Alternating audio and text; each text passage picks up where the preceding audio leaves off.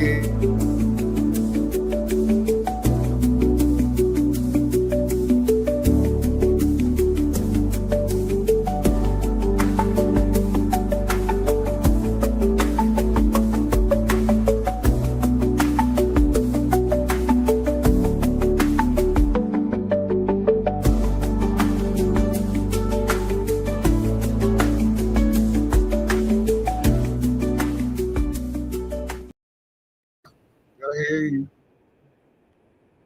Welcome to Damu Kiwe Conversations.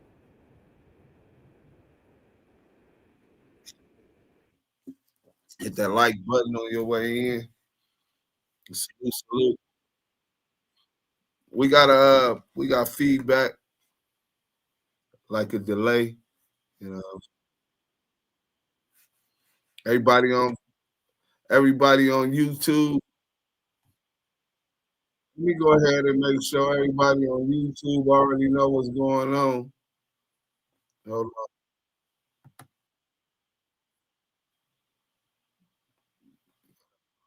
What the hell we at?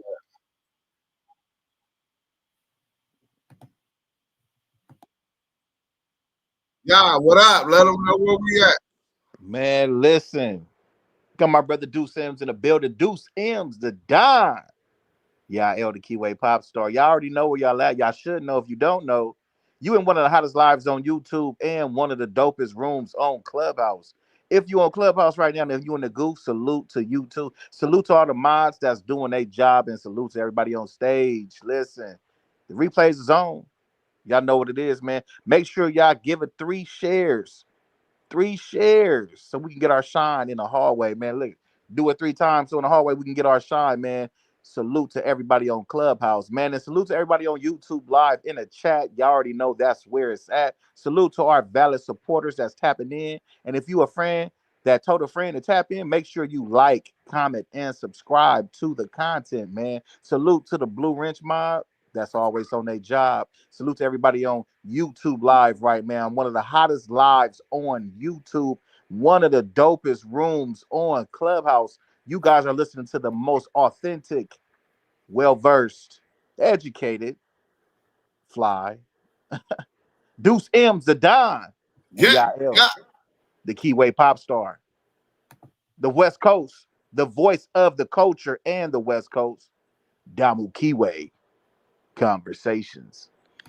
Well, salute to everybody. Hit that like button on your way in. Show a little bit of respect. We don't ask for much, but just help us get in that algorithm. Let your friends know that y'all fucking with some real ones, some real ends. I'm talking about Yael and Bremen them. You know what I'm saying? The Damu Kiwe Conversations. Salute to all our family on Clubhouse. Until it's backwards, free Big U. Salute to him. He got us here today. WACK100 is an agent provocateur, an assistant United States attorney in a Big U complaint is trying to taint the jury pool. Are we going to get into it? We going to get into it. I'm definitely going to show how they're trying to convict this brother before he even goes to trial, before he's even indicted. He hasn't been indicted. They filed a complaint. So a lot of that stuff, the grand jury, they have not found a grand jury as of yet to say that there's probable cause to charge him under federal law on any of those offenses. Not one. And the complaint was made by phone. By phone. In the middle of the night, which means this wasn't strategically done. This was done, should I say, in sort of a panic, in a rush.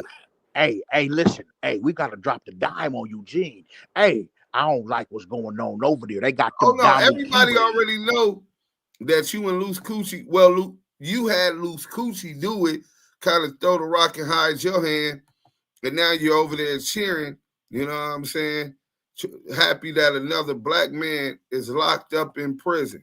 What you mean? I didn't say nothing about Eugene.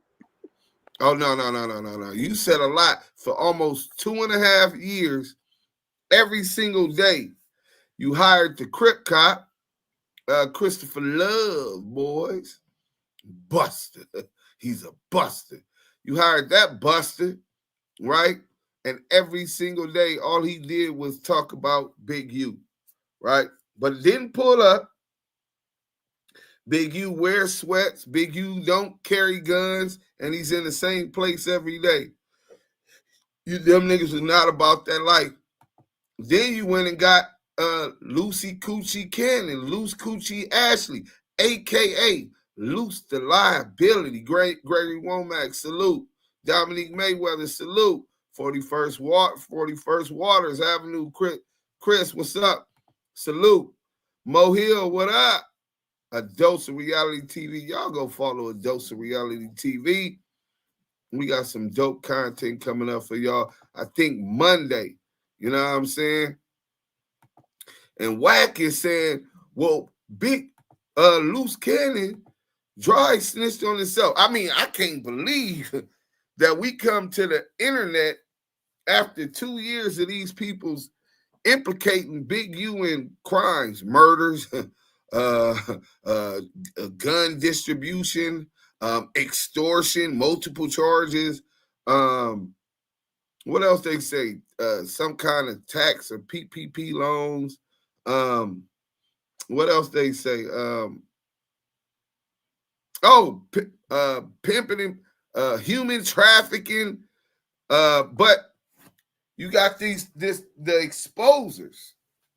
That's what they call themselves in the 100 EBT side, and all of their minions and the platforms that are proxies utilized by them for this disinformation and defamation.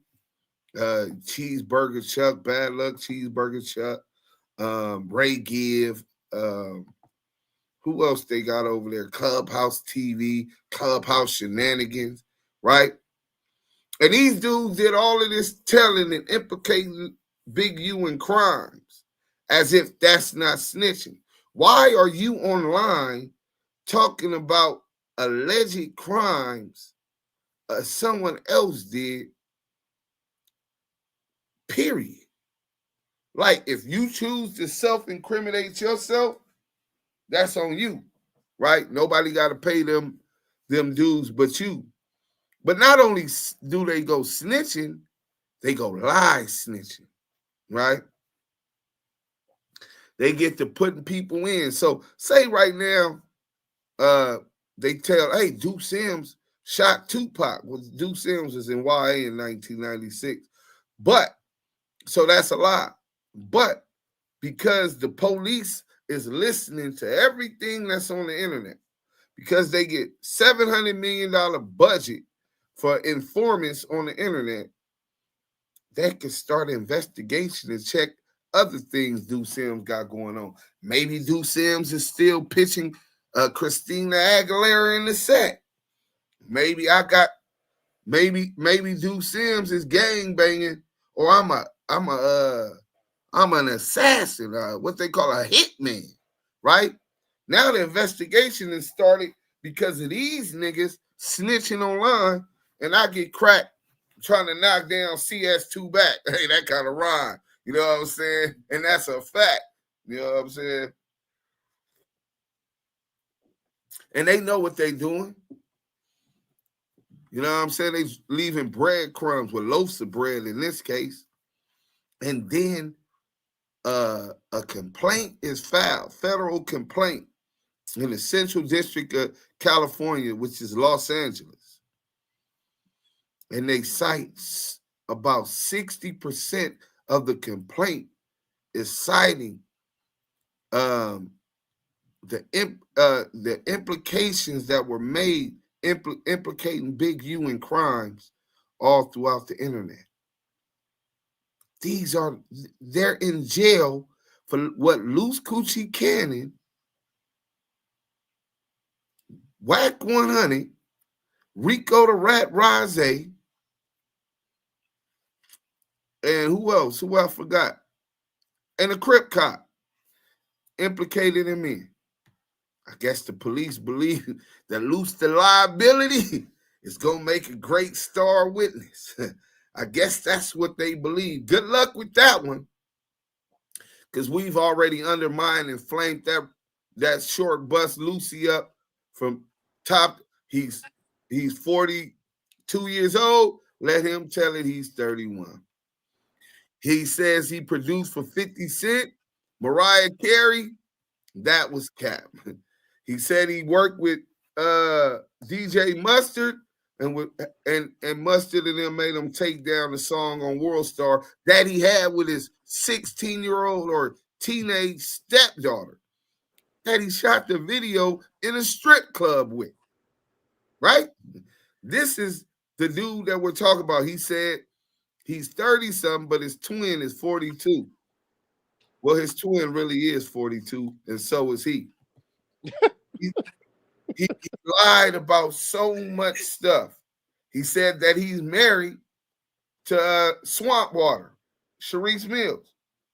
That was a lie. Not just that.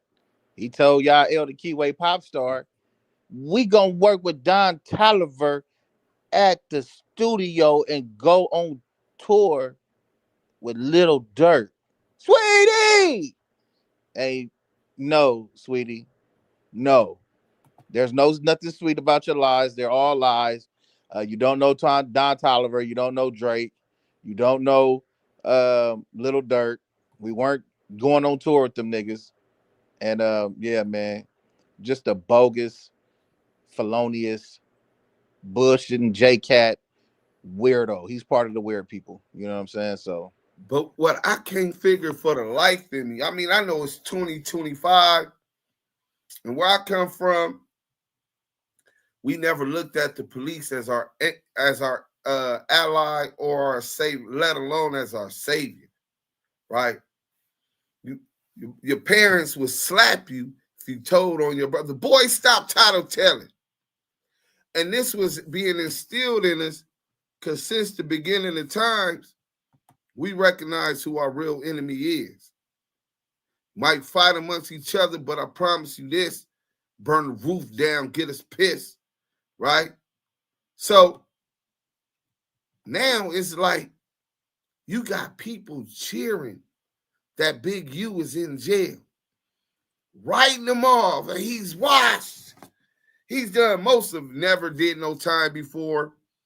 Not even lay litigators. They don't understand the law at all, nor do they understand the procedures of how the federal government has a 97% conviction rate, right, during trial. Well, if out of 1,000 cases, 90 of the cases plead out, that means the 10 that do go to trial, if I win 7 of them, I'm gonna have a 97% percentile, right?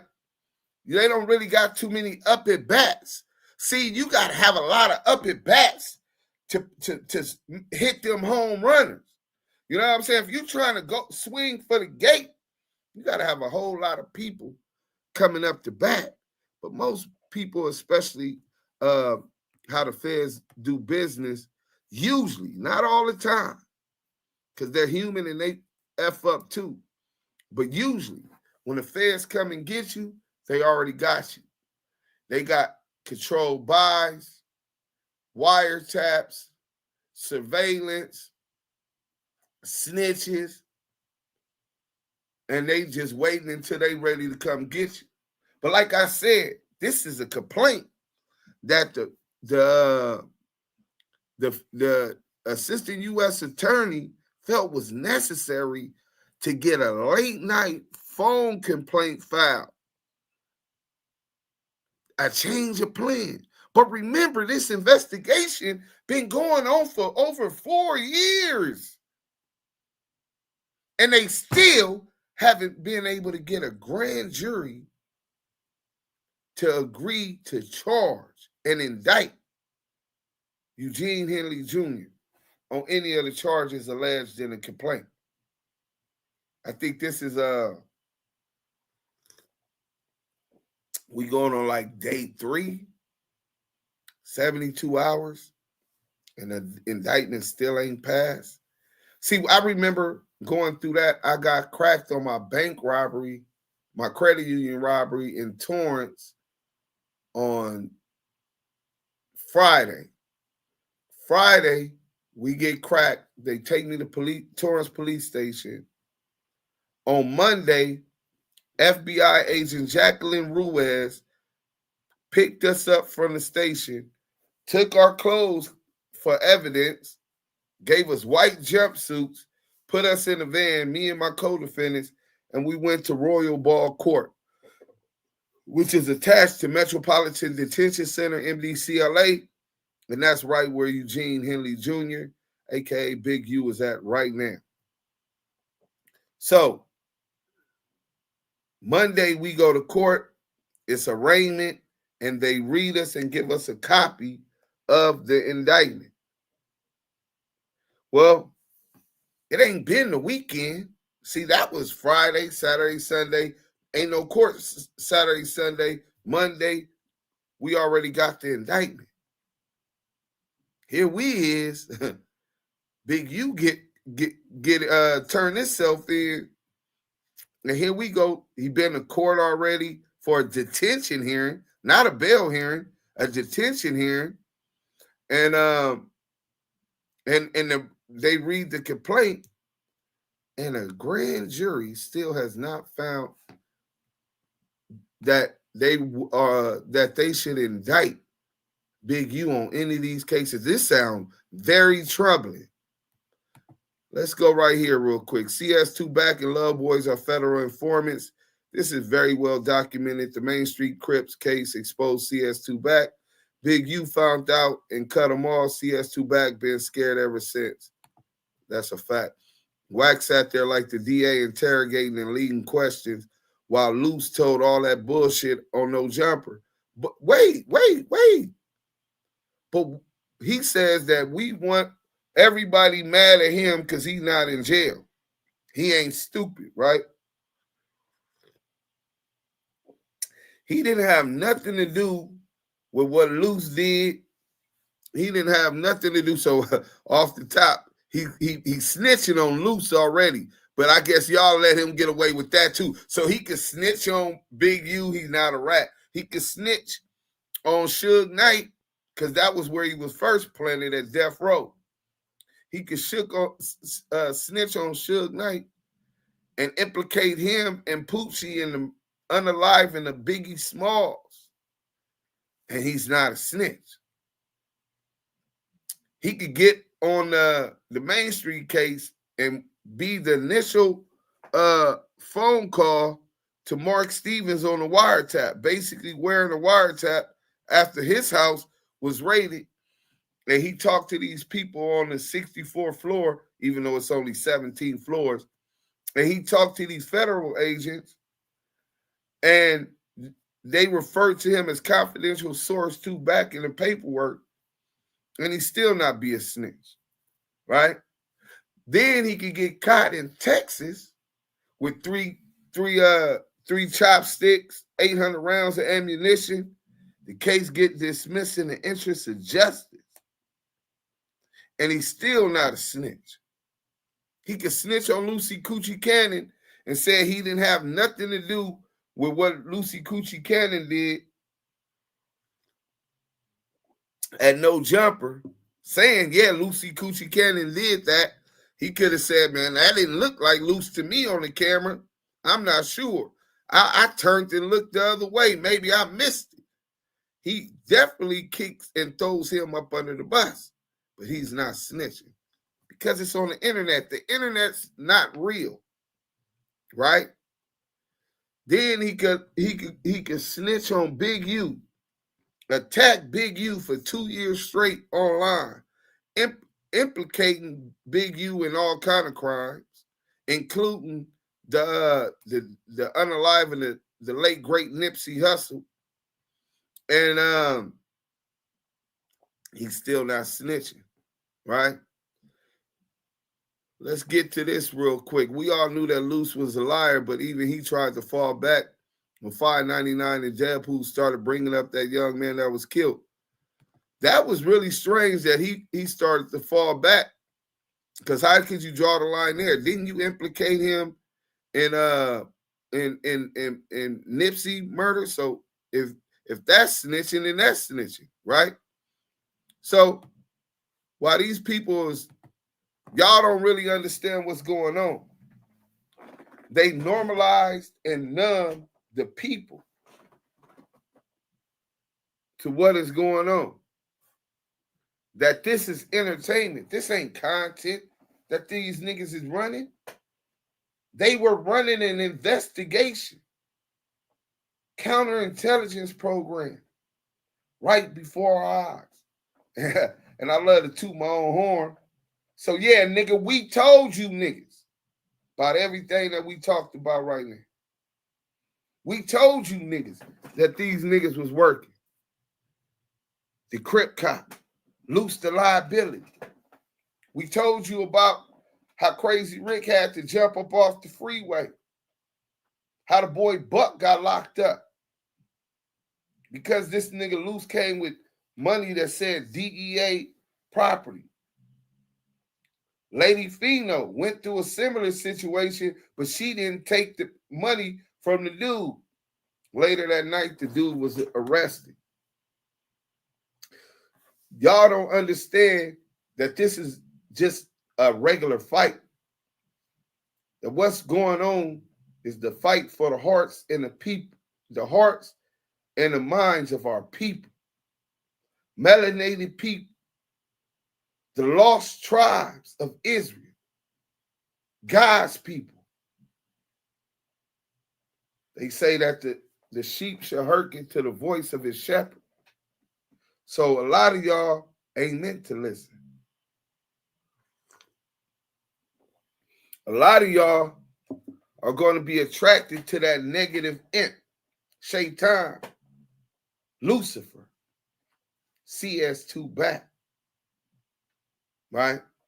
That negative, the dream he paint for you, the picture, the deception. You're going to be attracted to that because that's your father. He works for the beast, for the system, for the authorities that govern the system.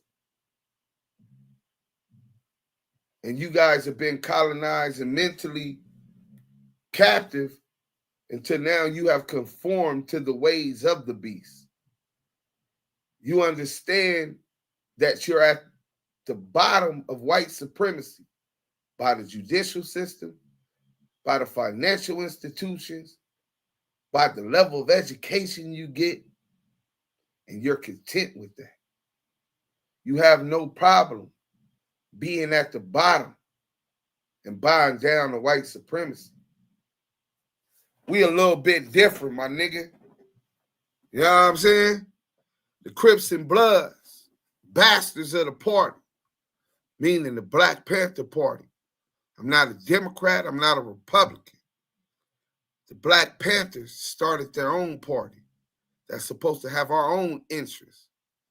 And for that, unification of Black people to stand for civil rights, they was targeted. All of their leadership, their financial support, their structure was targeted. People assassinated, wrongfully imprisoned. But we had leaders in our community, some that were part of the Panthers, that tried to pick it up. They didn't work with the government. They didn't work with law enforcement. In fact, in the 60s, you had the Watts riots. 1900s, you had St. Louis and riots all across the United States against the police in all ghettos of the United States. And you say, well, the Crips and Bloods are gangs. We're going to start off right there, man. Let's go. Since the Crips and Bloods is gangs. Damu Kiwe Conversation. Let me get this for y'all real quick. Hit that like button, man. We doing some exposing tonight too. They over there after all of that. These niggas over there in the room with the rats on Clubhouse. Like, that's cool. Like, that's acceptable. If these people put us back into slavery tomorrow,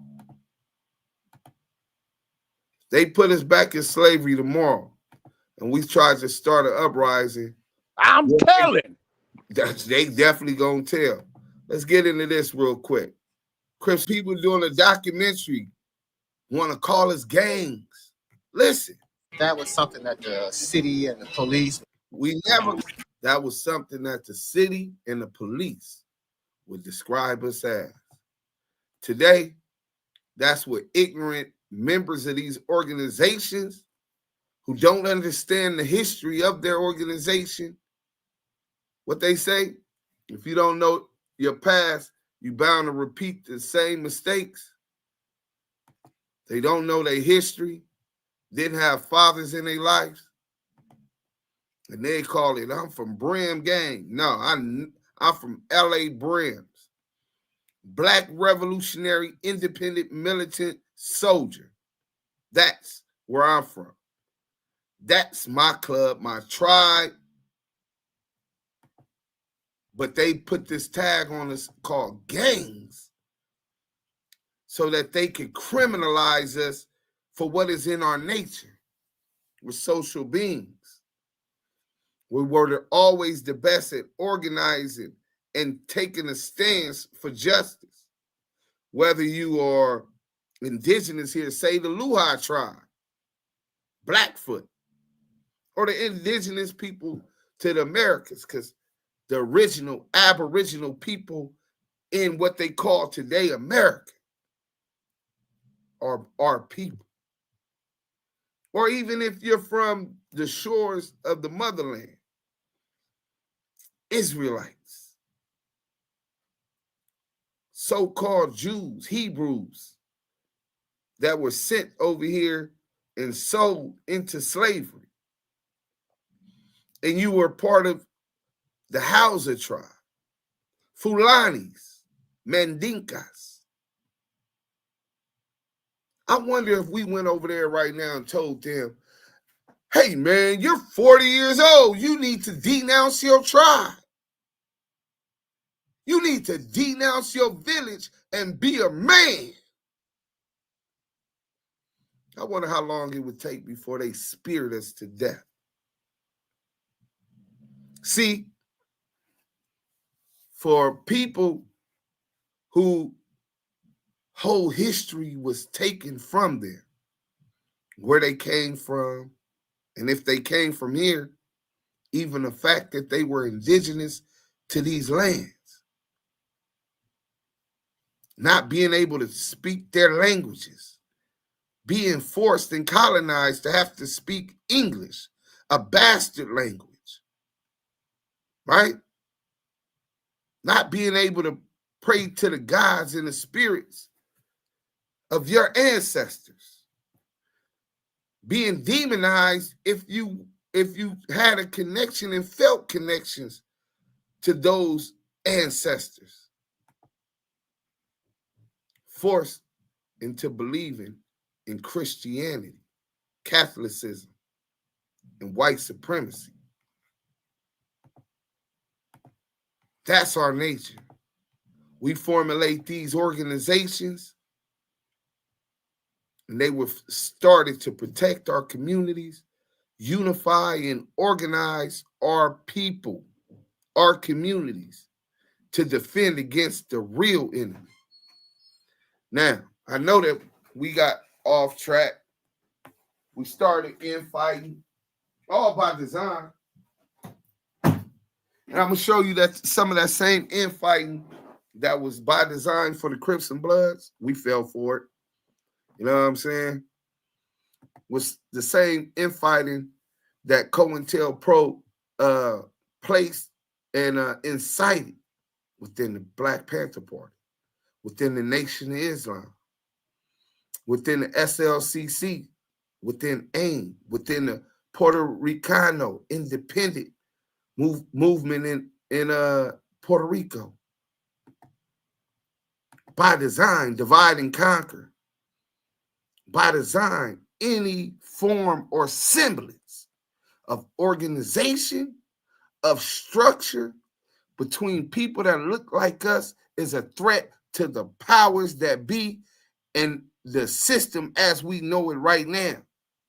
See, because change, which is the root word in revolution, and revolutionary, means that the powers that be can't continue to exploit. So they got this thing on Big U where they talking about extortion, right? Imagine this. All of the factories that our families who ran as refugees from the South and Jim Crow came and got those jobs, grandfathers, grandparents, right? All of them picked up and moved out, leaving economically deprived communities. They didn't care about us. They didn't care about making sure that these communities continue to flourish, right? Sent police to keep us out of their areas, right? You go on the wrong side of Firestone, them Peckerwoods will beat you. What you doing over here, boy? Right? So when the police stopped you or stopped a brother in the community, another brother or sister see that, they going to stand right there and make sure you good so they don't take you and beat you and drop you off somewhere. Just because we fell off the right trail, it ain't never too late to not jump back on that yellow brick road, back to independence, right? Back to freedom, right? Let me get to this real quick, and then we're going to get into some shit about my partner, Big U. You have an identity. This is what these organizations that they call gangs provided to young black men that couldn't get into the Boy Scouts, because the Boy Scouts was all people that look like this. You know what I'm saying? So we formulate our own, and they criminalize them, criminalize being black, criminalize organization among blacks, unless they can control it. Like the puppet governments they create and put into place abroad to exploit their minerals. Now back to this extortion, and then we're going to get into these articles. So imagine these people took all this economic stability up out of Compton, Watts, South Central, and the inner cities of Los Angeles and across the United States. And some dudes see, oh, wait, Leimert Park is a historically black place.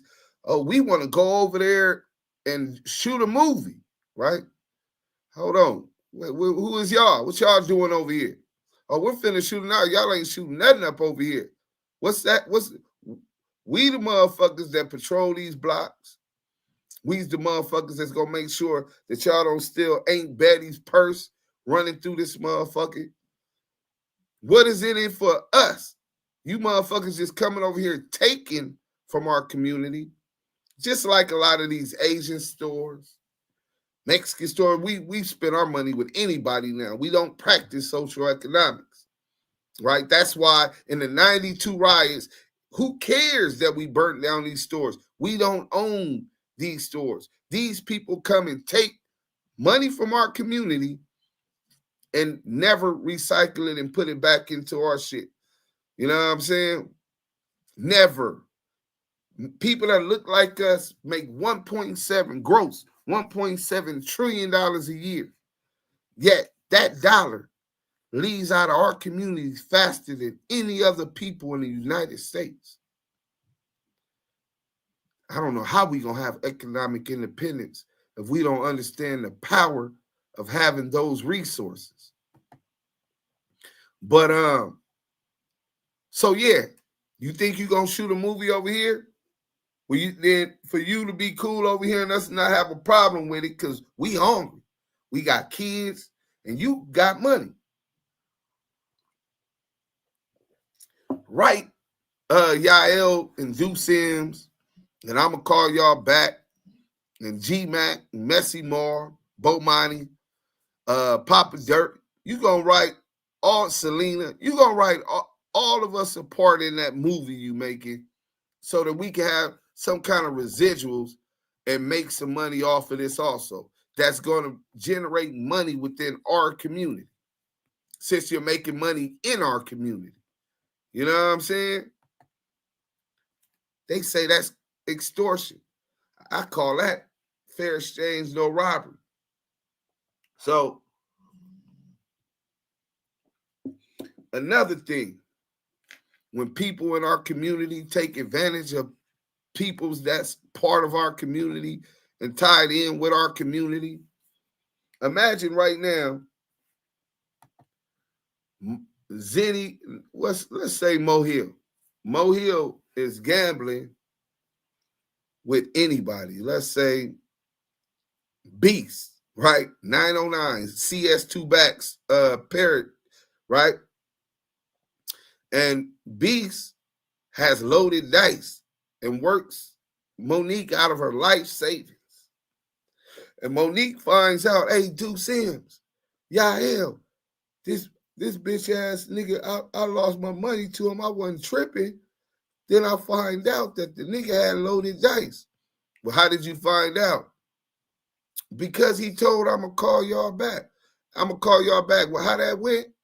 Yeah, this nigga told me he got her for $1.6 million, her whole life savings, and her whole life savings gambling, and he had loaded dice all the way.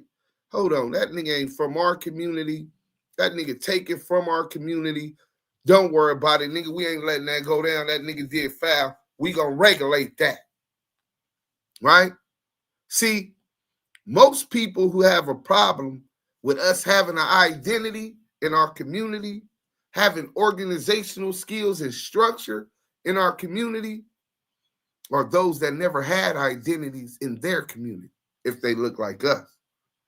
Or motherfuckers whose only identity comes through money and whatever luxuries and privileges they are given from their slave master, being subservient at the boot of white supremacy. So, okay.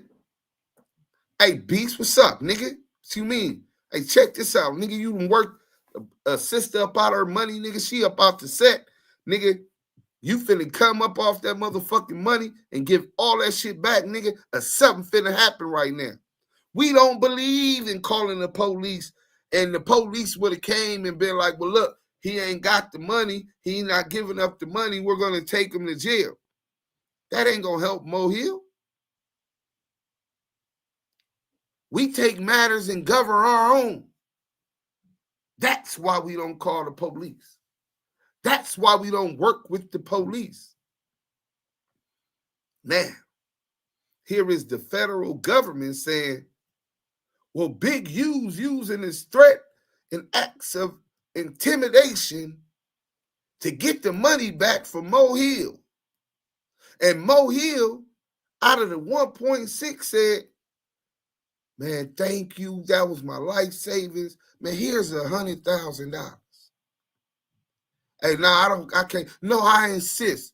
I wouldn't even have this if you didn't go press the line and stand up for your people and your community. See, that kind of strength brings upon a lot of love and following from your community. You know what I'm saying? But they call that extortion. They call him a gang member. See, right now, what they're trying to do is called buck breaking. And it's a common tactic, you know what I'm saying, used by these people during slavery. Let me go ahead and let's get into buck breaking, the public buck breaking of Eugene Henley Jr. because that's what they want to do. So when you got these strong silverback gorillas that can think, that have organizational skills, and I'm not saying he's an angel, for sure, he still deals with trauma. Me and him done shared the trauma that we still live with every single day. Since he was a child, since I was a child. So just off that, you're not always wrapped too tight. You adapt to and accept violence as a reality. Just going through what you've been through since a child, having to fight, right? So, but as far as his intent, that makes you a leader, strength. You're seen as someone with strength within your community. So this is what they do to those types. This was how they did it. They lynched you. They beat you. They raped you. Buck breaking refers to a brutal practice during the era of slavery in which enslaved African men were subjected to public humiliation, sexual violence, and dehumanization as a means of asserting dominance and control.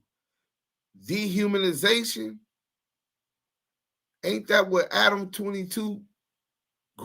Grand Master, Grand Mason, then he called Big Lucifer, a devil, calling a black king Lucifer publicly in front of 5 million subscribers.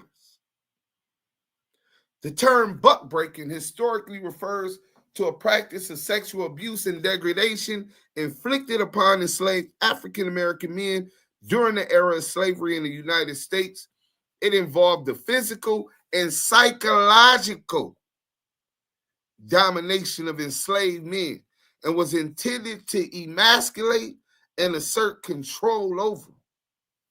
Psychological domination.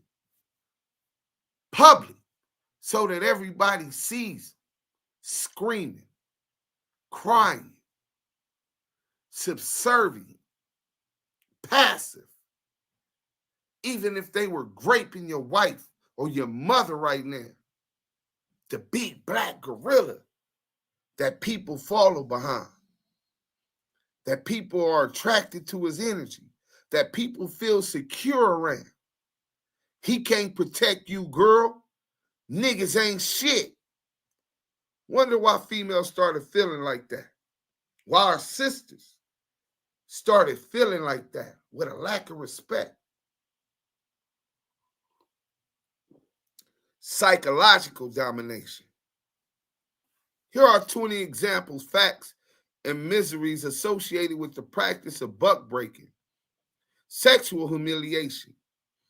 Enslaved African men were stripped naked and often forced to engage in sexual acts with each other or with white slave owners, overseers, or other white men. Public spectacle. Buck breaking was often carried out in public where enslaved individuals were paraded. Oh, we got him. He turned himself in. He's a fugitive, a runaway slave. Bulletins around. Here comes the slave catchers, which are modern day police. That's how they started. Oh, parade him around. We got him. He's on Good Morning America. Matter of fact, let me show y'all what butt breaking in 2025 look like. You know what I'm saying? That like button, man. We cooking. We got 300 people in here, man. We gonna drop some jewels on y'all. We told y'all that these niggas was working. We told y'all didn't listen. We told y'all these niggas was informants. Y'all didn't listen. We told y'all these niggas is online snitching and lie snitching, trying to get Big U locked up. Y'all didn't listen. Now I'm telling y'all, they trying to demasculate and buck break one of the leaders of Los Angeles, the Crenshaw district, a sign of strength in black men. I'm wondering if y'all gonna listen. Coming into our newsroom, 2 fugitives. Damu Kiwe FBI, including a Conversations. accused LA gang leader, now in custody tonight. Let's get right to Mark Robles, who joins us now with new developments live in the newsroom. Mark? Yeah, David and Ellen, good evening. We've been following this story throughout the day. Federal officers arrested more than a dozen members tied to the gang known as the Rolling 60s Neighborhood Crips, though its leader was on the run.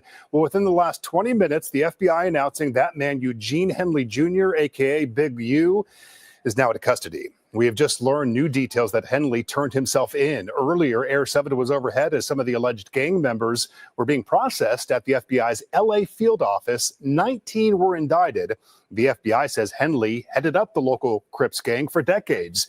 And investigators say that he painted himself as an entertainment executive who's been giving back to the community with various charities, but they say Henley is a violent criminal.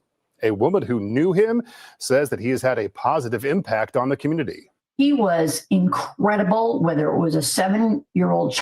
This is Georgia Lee for the School of Public Affairs. Now they're saying he was a gangbanger. He was a gangbanger. There goes that gang term again, right? When they want to criminalize you and paint you in a negative light. A gangbanger. One of his closest business associates is a LA brand. His rival set. Right? Hey, Rose, get your rat ass up out of here. Boot his ass up out of here. No rats allowed. Rico the rat, Rose. Remove that buster from the room. Nigga, we don't want to hear shit your ass say. We don't even speak to you rats. Nigga, you niggas don't even get to be in the same presence as some real niggas, nigga. Niggas don't deserve to breathe the same air we breathe, nigga. Weird ass niggas. Stalking, investigating. So they said that was a farce, that he was a gangbanger. But he embraced my father. That nigga embraced, and we're going to show y'all, since he's a gangbanger and a gang leader, is he a leader? Yeah, a leader of his community. But if you want to be truth, why don't you make sure that you let all the people know the inner workings and all the hating ass niggas in the 60s? These same niggas working with these rats because Big U wasn't feeding them niggas because they was foul, like Rose, who used to work for Developing Options. Nigga, I'll name all them bitch ass niggas. Working with CS2 back. Meeting up with them in Vegas. Meeting up with investigators. Trying to pin anything to get him up out the way because he getting $2 million a year to feed the people in his community that's trying to move forward. So he gangbanging. Shit. Sound like most of his beefs since I've been around being with niggas that's from 60s. Them been the biggest haters. Those been the biggest. Christopher Lovejoy said he from 60s. Never got put on. The Crip cop. He online, he got an issue. Rico the Rat Rose, he was from 60s. Never got put off. Parole from that S&Y yard. But he did some shit to his godson. Unalived his godson in the head of fade. And he know he can't go back because that was foul. People love Lil Dominique, who was named after him. His name is Dominique. He unalived his godson, who called him out for the fade because Rose had a problem that Lil Dominique and somebody else got up on Rose's gay cousin in the pen. Came up there in the pen claiming 60s, and we don't condone homosexual behavior, the Crips and Bloods in the penitentiary. So they DP'd him. Rose had a problem Lil Dominique called him out for the fade. They go to the back. He stabbed the dude in the neck, stabbed the dude in the heart, walked out, said, go pick your homie up. He bleeding out. How was he out of jail? This the same person that unalived Kato, Tupac Shakur. Remember Kato? Unalived him. This dude got 2 bodies. Finds parole on an SNY yard. Next thing we know, he's on the internet dealing with these confidential sources attacking Big U. Oh, don't think that the feds won't allow these agent provocateurs to unalive. So they want to paint him as a gangbanger. Well, first of all, he's a leader within his community. This man, 58 years old. Does he still have influence on what goes on over there? Of course, because he gonna stand on shit. Like the bully at the store he beat up a couple months ago. Yeah, Big U still get active. 3rd-degree black belt. Women couldn't even get into the store. This dude's being aggressive, aggressive panhandling and trying to bully people. Yeah, when you're willing to stand on that, there's people that's going to love you and going to follow you, feel protected by you. People that aren't alphas. Majority of the people in the world are not alphas. They're betas. So how you going to expect a beta to understand an alpha, commiserate and fully understand? It's impossible. But here goes this lady saying this dude was magnificent. The feds is saying this dude was a fraud and wasn't helping these kids and was stealing funds from these kids and not doing what he set out to do, not doing gang intervention. But 77 Division and throughout LA, because of the grid, because of developing options, has been on the decline in gang violence for years. And we're not happy. We're not happy that it's just where it's at. We want to do better. We want all of the senseless violence within our community to cease. But being truthfully, it's always been bullshit. It's always miserable people that's trying to take from our community, who don't love themselves, don't respect themselves. So how can we stop them from not loving and not respecting others and not loving life enough not to bring harm to one of our own? But we're trying to minimize it. Salute to all the interventionists in Los Angeles, those who put out fires, politicking, these organizations that are considered rivals, putting out fires, gang wars before they start. Diplomatic ties. Y'all don't see that. Y'all seen the 80s, 90s, 70s, early 2000s, gang wars. And people, y'all highlight that. But y'all don't hear, I don't know a person in Los Angeles with as many ties with other organizations that networks and to create diplomatic ties at putting out fires before they start. Now, just like a firefighter, sometimes they might get to a house or a location that's on fire and it's too late to save the house. And sometimes to even save everybody that's in the house. But Big U, they're not talking about that. Right now, they want to demasculate him, dehumanize him, right? Buck break him publicly and parade him around. So psychologically, everybody who looked up to him no longer sees that strength, no longer sees that wisdom, no longer sees that person as a leader.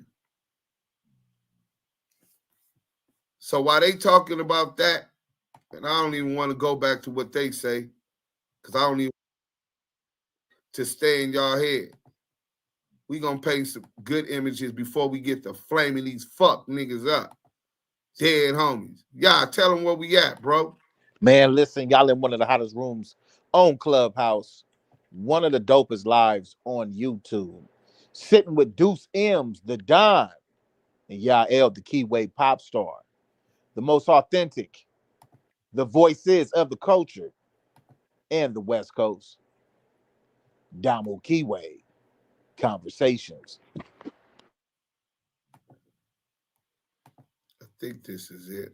Damn, I think I might have just closed the damn thing.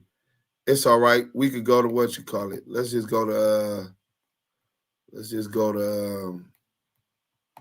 IG real quick. Let me show y'all some more positive things. Everybody want to focus on the negative.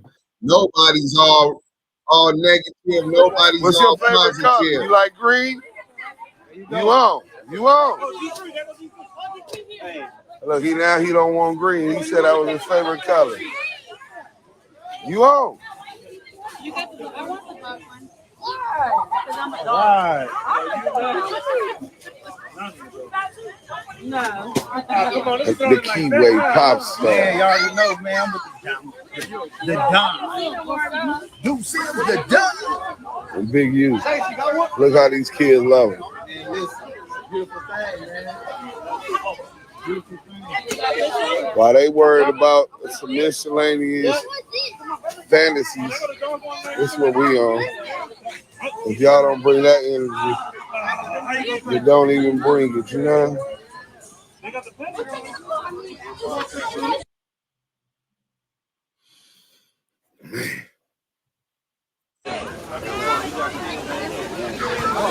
Man, how you grabbing all them bags, man? Oh, that Crick. Crick, get one for you and your brother.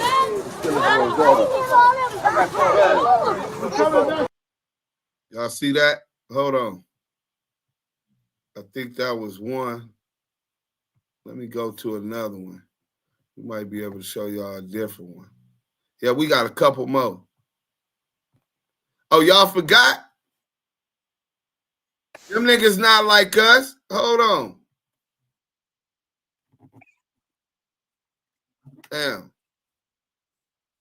Hold on. I don't know what happened. Let me stop that real quick. I don't know what just happened.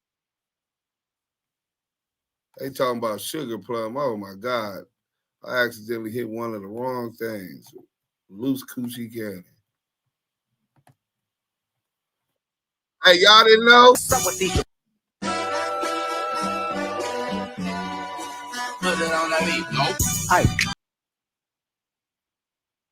Y'all forgot? Y'all thought we was just gonna let these niggas tell and rat on the homie and nigga, this Damu Kiwe Conversations, nigga. Show y'all some more positive of our brother, man.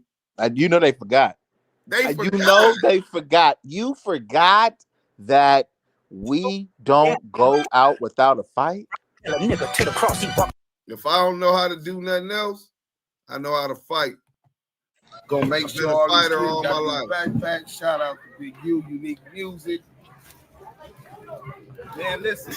Damu Kiwe Conversations is outside with Big U in the backpack giveaway back to the kids, man. Listen, Ubers is giving out bags to the kids. Y'all need to come out here, get your kid out here, come get one of these exclusive bags. Look at it. The journey begins. And it's right now with the Ubers, man.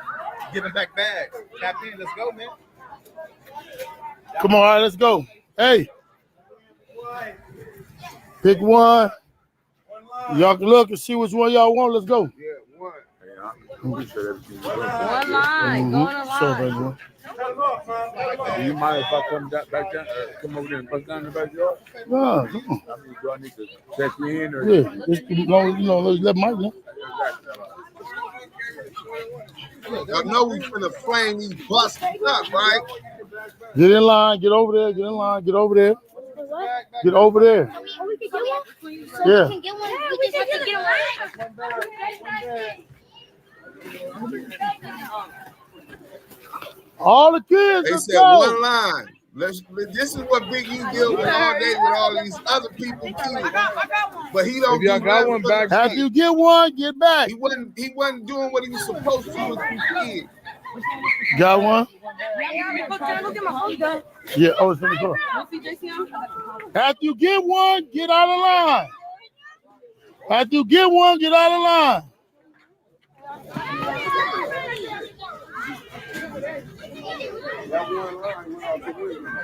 Yeah, it is.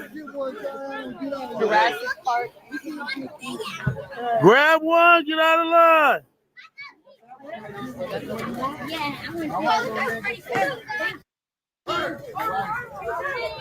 Dudes. Hey man, we have to step out, man. For sure, man. And do it where it counts. That's right, man. For sure, man. Big U did it, man. I'm already know that's I know that. Damu Kiwe Conversations. Free Big U. Grab one. You already got one. If you want another one, put that one back. Hey, it's more. You can go down the line and look.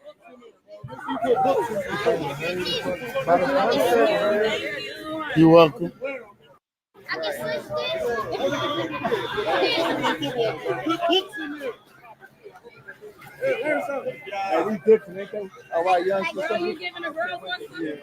We're doing everybody. We're gonna bring them. We're gonna everybody who didn't get one today. We're gonna bring some more tomorrow. I love you, man.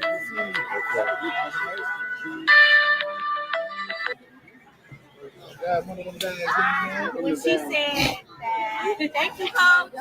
When she said that,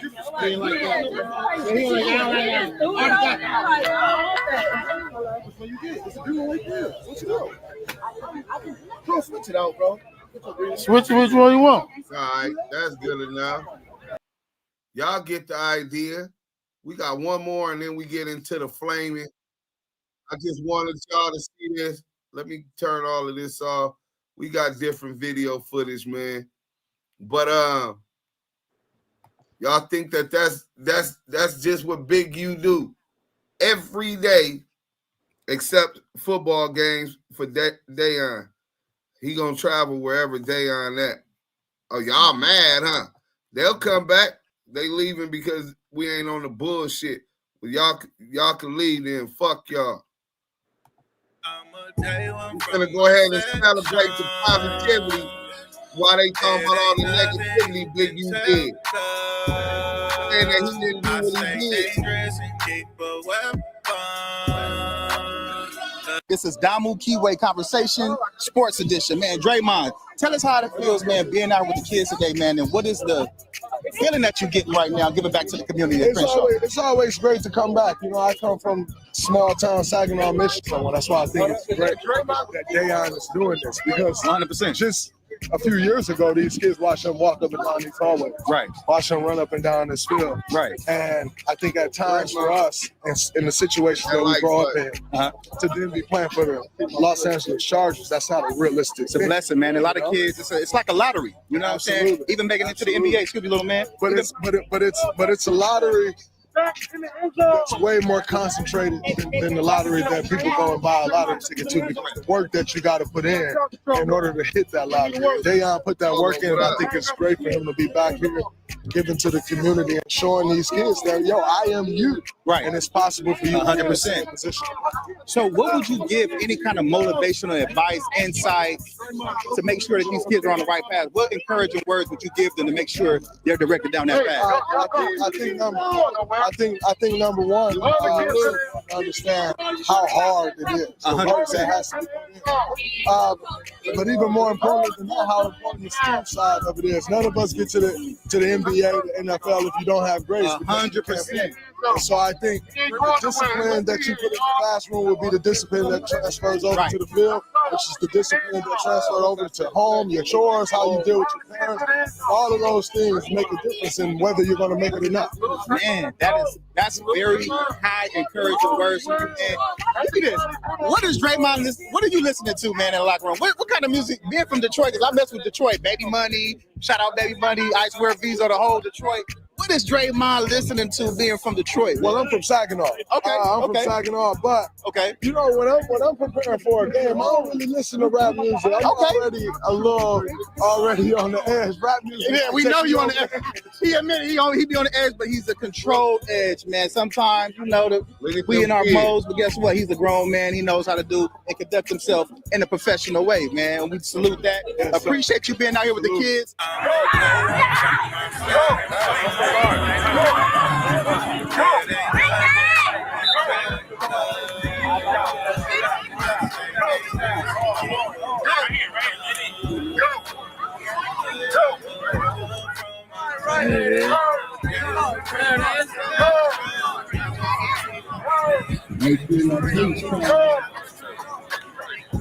Thanks, Duke Solo.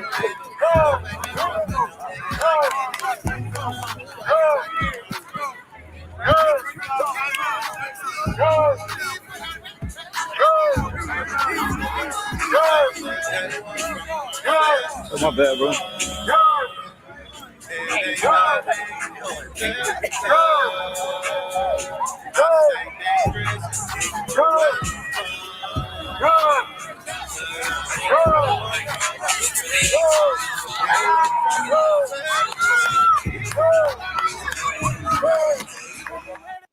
Damu Kiwe Conversations, man. We out here, special edition, sports edition, man. We out here with the one and only who? Deion Henley.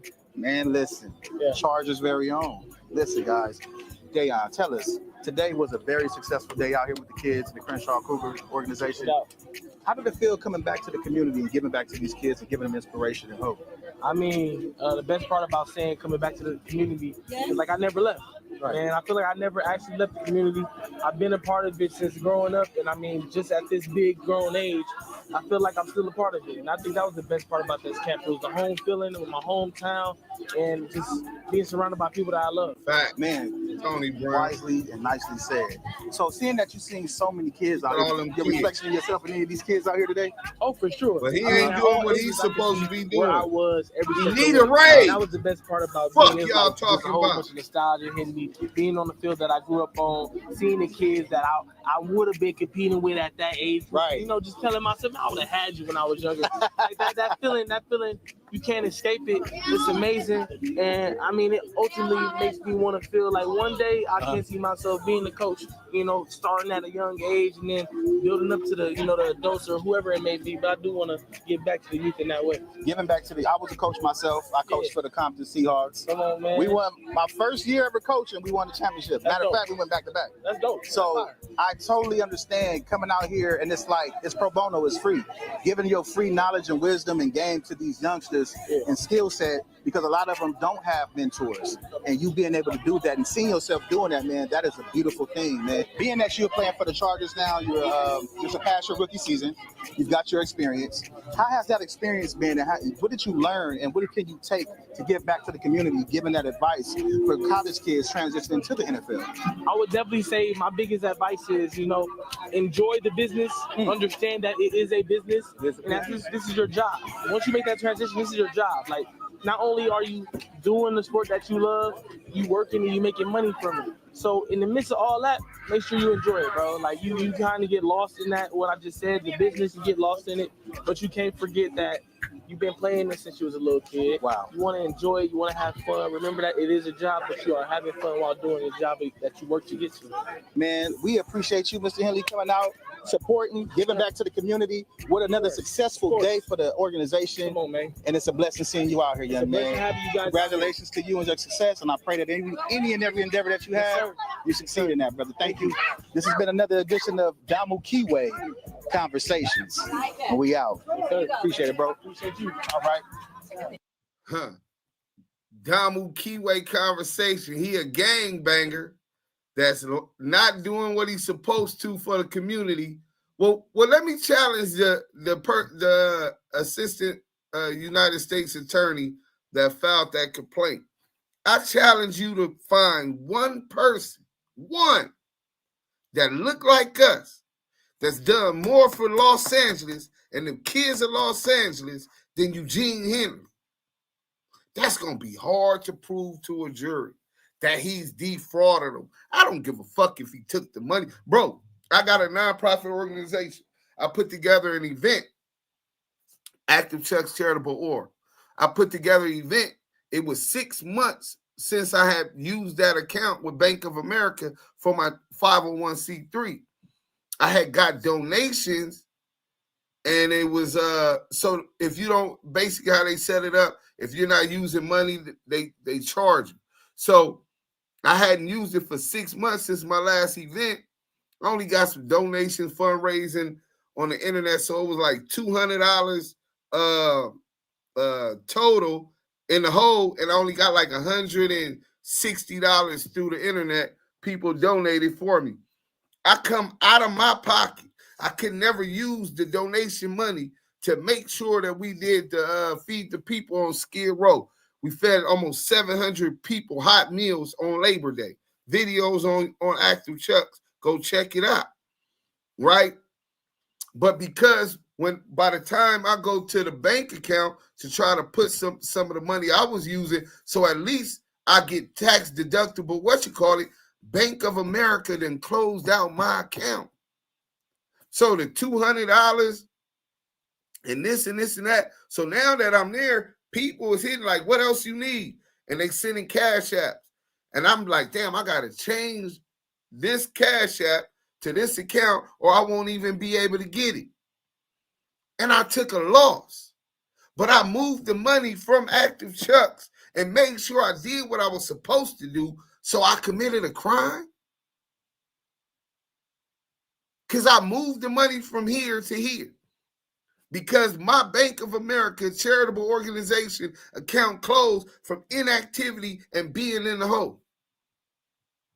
And y'all can suck my dick. Y'all ain't never had that many kids in your community and you did a charitable act. So if you ain't walked in them shoes, y'all can suck my motherfucking dick. Nigga, them niggas, developing option is the top. While we talking about developing options, let's go to this real quick. So, first, these bust-ass niggas attack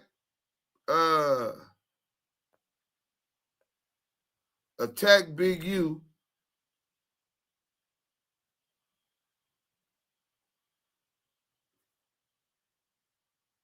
Talking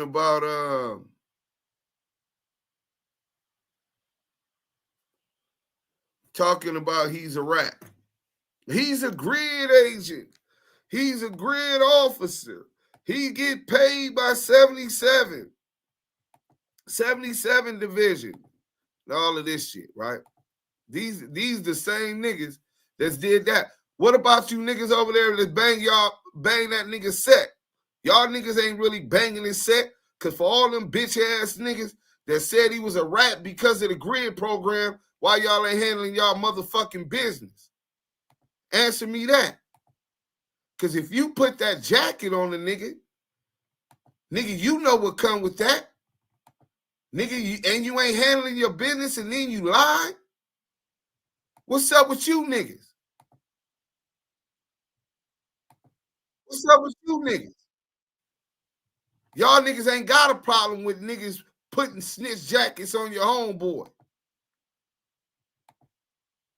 Saying that homeboy's plural, because it's more than one nigga over there that's working the grid.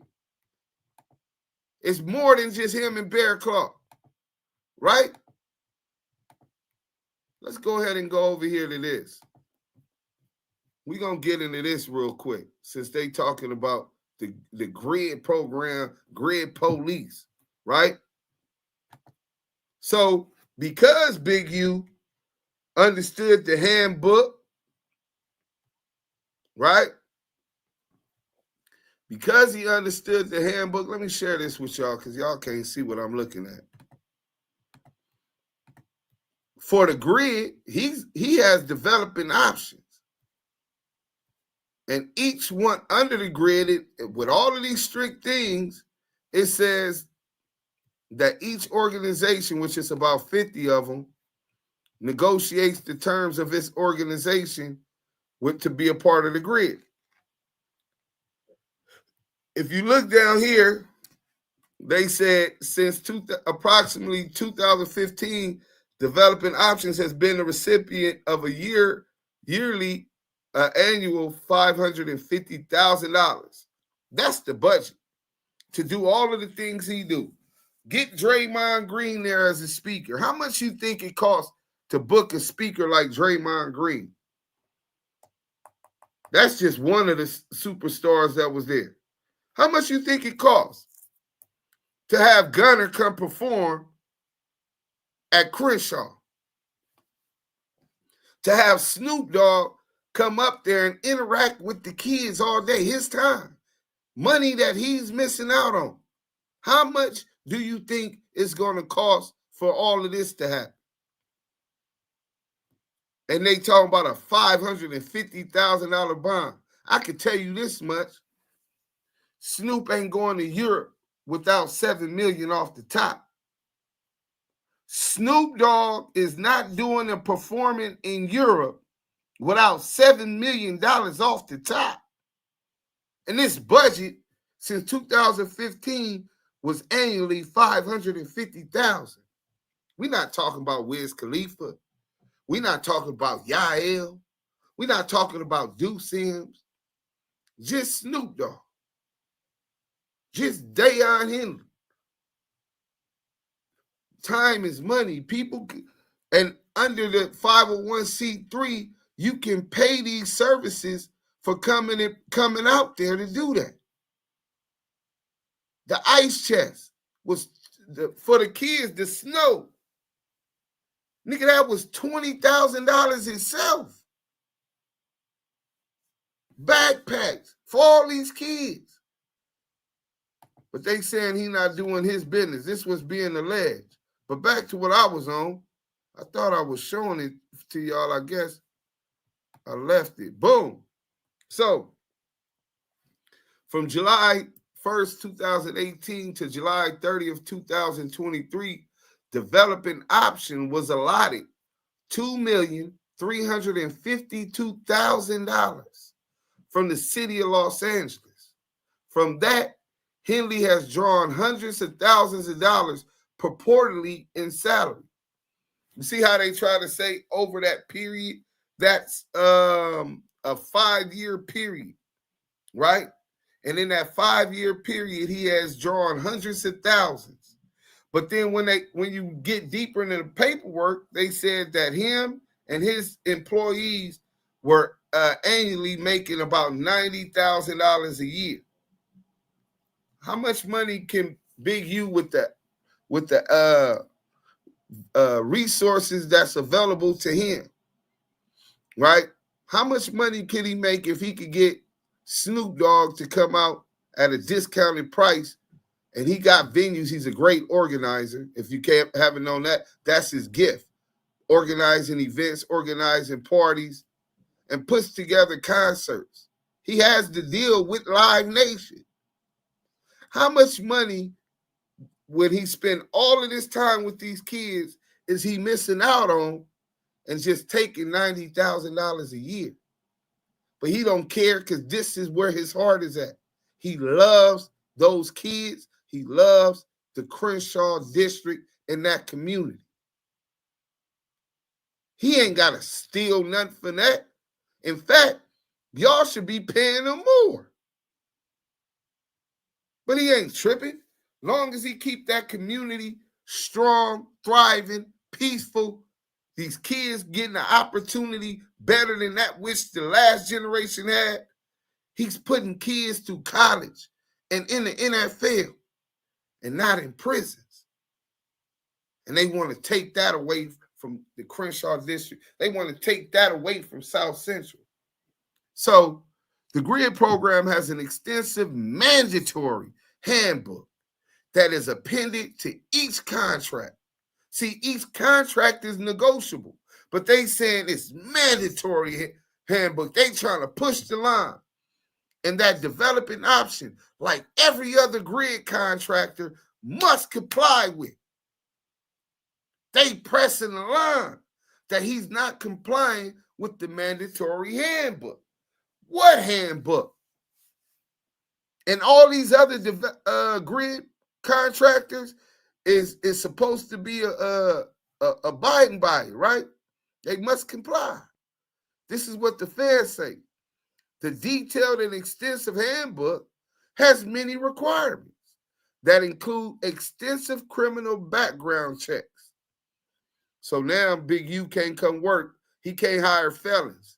They got a problem with him hiring people from within the community that's trying to change their life and giving them jobs. They got a problem with that.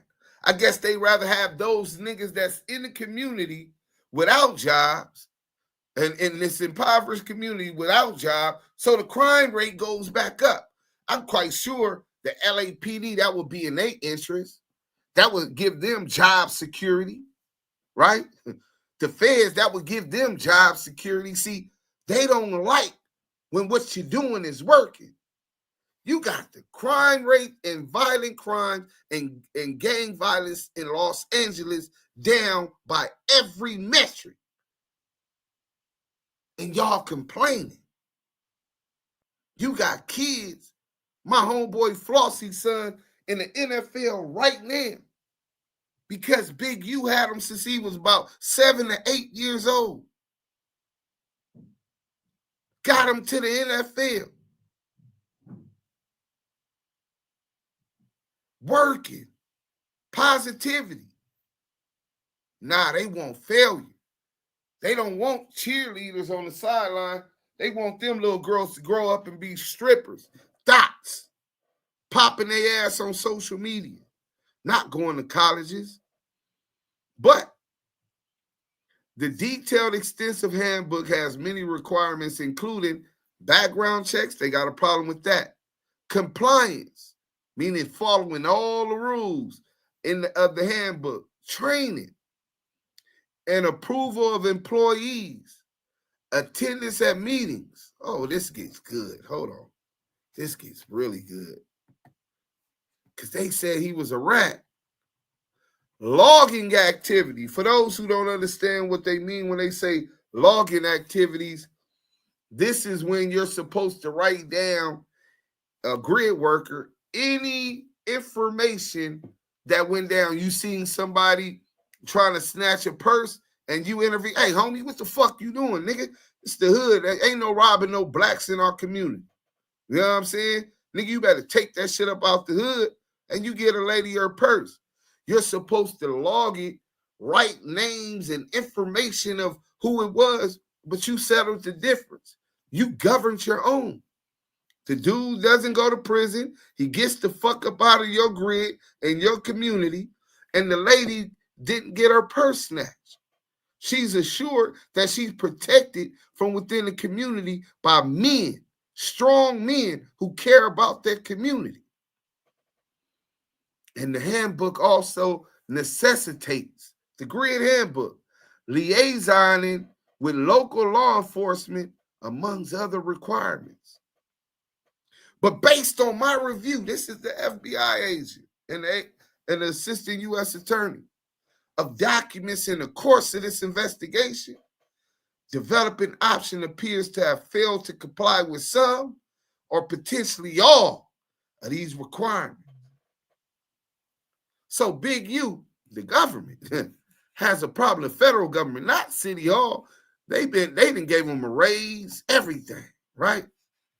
They ain't got no problem with him. He didn't delivered on everything he's supposed to. They didn't give him increases. He told him he's not going to be liaisoning and working with the police. That's out. When he got up in there, and these niggas said that Big U is a rat because of a contract that he failed to follow the grid handbook. He's in charge for not working and liaisoning with the police, bro. So Deuce, just to clarify, the contracts that they wanted Big U to follow, which would be working with the police and giving them information, Big U chose not to do that. So he did not apply and comply with the guidelines of that contract, correct? Yeah. Nigga, I'm doing it my way.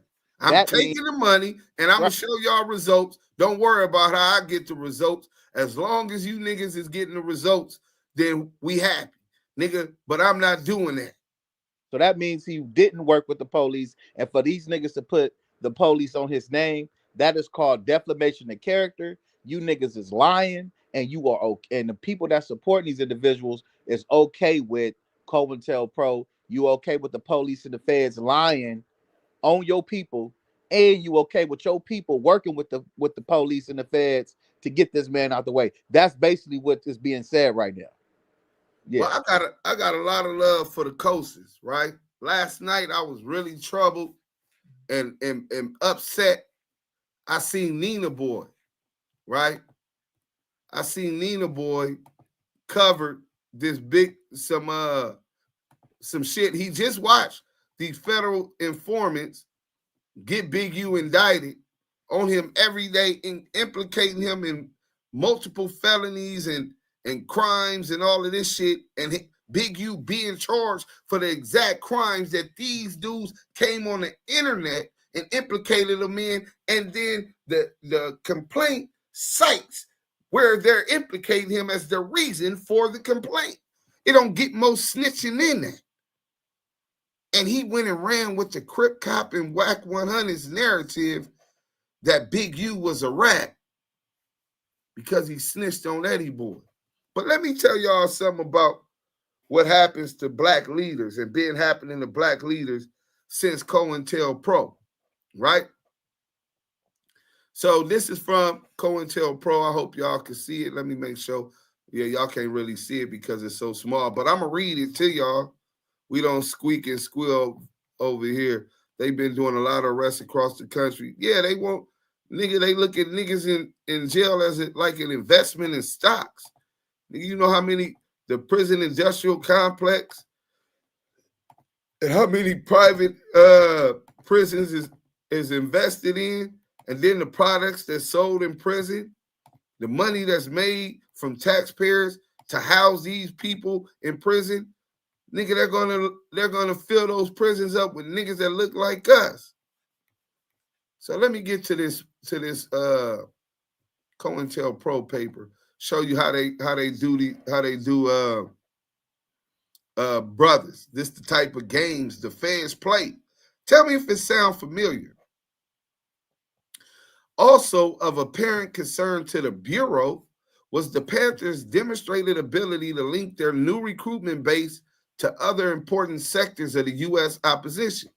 One of the party's first major achievements in this regard came when Chairman Bobby Seale and Minister of Information Eldridge Cleaver managed to engineer the merger of SNCC with their organization, an event signified at a mass rally in Oakland on February 17, 1968, when Stokely Carmichael was designated as honorary Black Panther Party Prime Minister, H. Rap Brown as Minister of Justice, and James Foreman as Minister of Foreign Affairs. As is demonstrated in the accompanying October 10th, 1968 memo from Morty's Defense to Sullivan, the FBI quickly initiated a Cointelpro effort to foster a split between the two most prominent Black nationalist extremist groups through the media. We can't have this unity, divide and conquer. This is the FBI. This is what they do when they see structure, when they see organization, when they see Black leadership. They target it. The SNC leadership was also targeted more heavily than ever. H. Rap Brown was shortly eliminated by being charged with inciting a race riot in Maryland. We're going to lock his ass up. Allowed to make bail only under the constitutionally dubious proviso or provision that he not leave the borough of Manhattan in New York, and was eventually sentenced to 5 years in federal penitentiary, not on the original charge, but for carrying a rifle across state lines while under criminal indictment. So the original charge, he beat that, but because he was under indictment for a crime he didn't commit and crossed the state lines with a rifle, He ended up going to the federal penitentiary for that. Stokely Carmichael's neutralization took a rather different form. Right? They'll incarcerate you and lock you up. See, they gotta stop and destroy that structure. Why you think these young niggas have a problem with structure? Because they've been trained and broken to think that unity is something wrong with that. That organization and structure, that there's something wrong with that. They learned that over the years, subconsciously implanted on their mind. So look, hey, Yael, so check out how they do our black leaders. Stokely Carmichael's neutralization took a rather different form. Right. Utilizing the services of Peter Cardoza, an infiltrator. That could have been 600. That could have been Loose Coochie Cannon. It could have been WACK100. Or any one of these other bitch-ass niggas who came up under draws, seeing what he got going on, and came as an agent provocateur, right? Who had worked his way into a position as the SNC leader's bodyguard. So Peter Cardoza said, look, Big U, I'm going to hold you down. I know you don't carry guns. I know you third-degree black belt. You got all the fades, but I'm going to be your bodyguard while you out here with these kids for developing options. You know what I'm saying? And the Bureau applied a bad jacket deliberately, creating the false appearance that Carmichael was himself an operative. In a memo dated July 10th, 1968, the SAT, New York, proposed to Hoover that consideration be given to convey the impression. This is from the FBI. This is their modus operandi. Convey the impression that Carmichael is a CIA informant. One method of accomplishing this would be to have a carbon copy of an informant report supposedly written by Carmichael to the CIA, carefully deposited in the automobile of a close black nationalist friend. So Yael, I'm a black revolutionary. I'm black nationalist. You kind of close to my what you call it. So the feds is saying, let's get a carbon copy of, I guess it's some paperwork of an informant report, supposedly written by me. So you get in my automobile, right? Or I get in your automobile and they done put this in your car. So I get up out of your car and go run up in the store. You searching for your lighter. You fill some paper. You grab the paper. And the paper is an informant report. And it say Lamonte Sims. Oh, damn. Right? For the CIA. You right? working. It is also suggested that we inform a certain percentage of reliable criminal and racial informants that we have it from reliable sources that Do Sims is a CIA agent. So not only did they plant this carbon copy, they actually got paperwork for the informant's paperwork. They just carbon copied it and put my name to actual paperwork. Put it in your car when I'm in there, right? So when I get in there and go in the store, you find this paper and it's saying I'm working. But they done passed it through reliable criminal and racial informants. Hey, yo, CS2 back. I need you to tell everybody that Big U's a rat because he's working for the grid. Hey, 600. I need you to spread the word that Big U's a rat because he's working for the grid. Hey, Nina boy, we need you to spread the word that Big U's a rat because he's working for the grid. That type of treason. Putting a jacket on a leader within our community is punishable by death. Death, nigga. So I'm going to go ahead and take a step back and gather myself, right? But I'm getting a little bit upset. because y'all know not what y'all do. Y'all know and have not studied y'all enemy. So these dudes ran this narrative, and for the assistant U.S. attorney to be arguing that Big U is the leader of the Crips and the leader of the Rolling 60s. Why no Rolling 60s had no problem with if he's the leader, and why wasn't a order or a hit sent out since he's the leader of the Rolling 60 Crips to hit these dudes who are obviously informants working for counterintelligence program trying to get Big U unalive.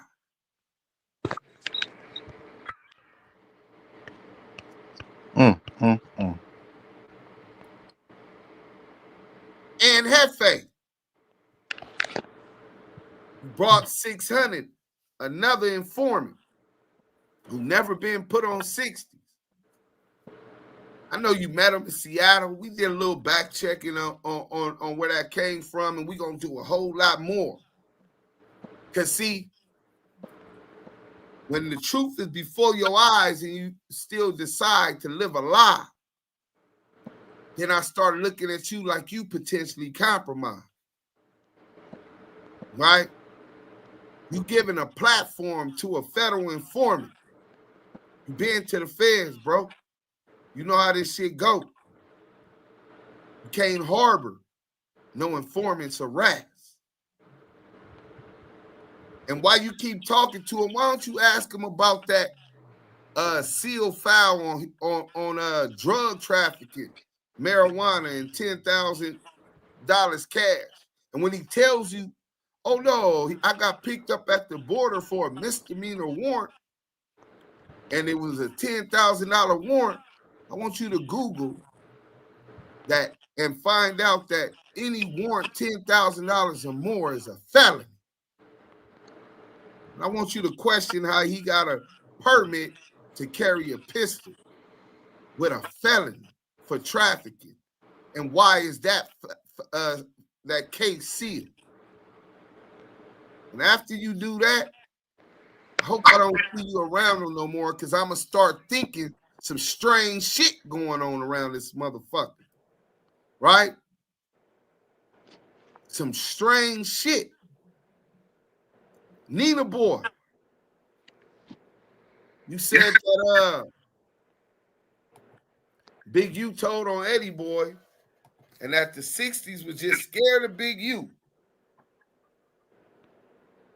And that's why they didn't ever expose that. Nigga, we exposed the Eddie Boy audio. It's online. Nigga, do your research. But maybe you ain't got a reason to do no research. Maybe you got another agenda, or you running the agenda of somebody else or some other people. Because that's what I'm starting to think, my nigga. Shit look real weird, nigga. We exposed the Eddie Boy audio where Eddie Boy said,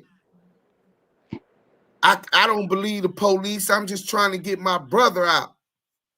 You a street nigga. You a Kiwe.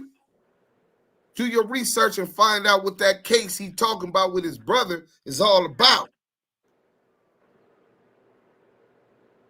Big U helped start what they call roller coasters. I got a lot of respect for the coasters. One of the most militant Crip sets, notorious for running up in the captain office and busting on correctional officers and CDCR. They don't fuck with no police, nigga. And I doubt that they gonna let a fuck nigga fuck off such a relationship with another huge Kiwe organization, especially based upon a lie. You might not know better, but you do need to do your investigation, Nina. Not only did we expose the Eddie Boy paperwork, the Eddie Boy audio, where he said, the police said that David Austin made a statement. This is in the appeal, a joint appeal, which means Eddie Boy and David Austin, which is an alias for Eugene Henley Jr., Big U, are on the same appeal. Do you know you got to get permission from the courts to be on the same appeal? Do you know that if Big U was making a statement against or snitching on Eddie Boy, it would be a conflict of interest, and Eddie Boy lawyer would have argued against a joint appeal?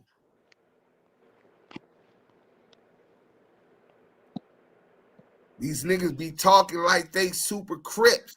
These niggas be talking like they really from the street. Your knuckles ain't scarred enough, nigga. You ain't got enough experience to speak on shit you don't know about. And that could be real dangerous, my nigga.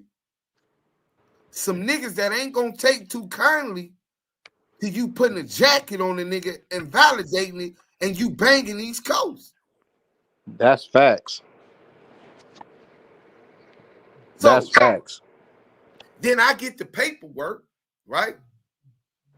And the nigga 600 pennies comes on Death of the Clout Chasers while we're live. We pull him up. He like, yeah, Big U's a snitch. He snitched on the dope case with Eddie Boy. I said, dope case? I said, bro, did you even read the paperwork? Oh, I don't need to. Eddie Boy told me, and this and that, Big U's a rat. I said, Big U's a rat.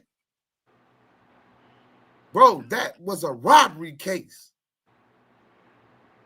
The nigga Big U pulled out the pistol to rob. It was a setup and a lick from the word go. And it was 4 niggas there.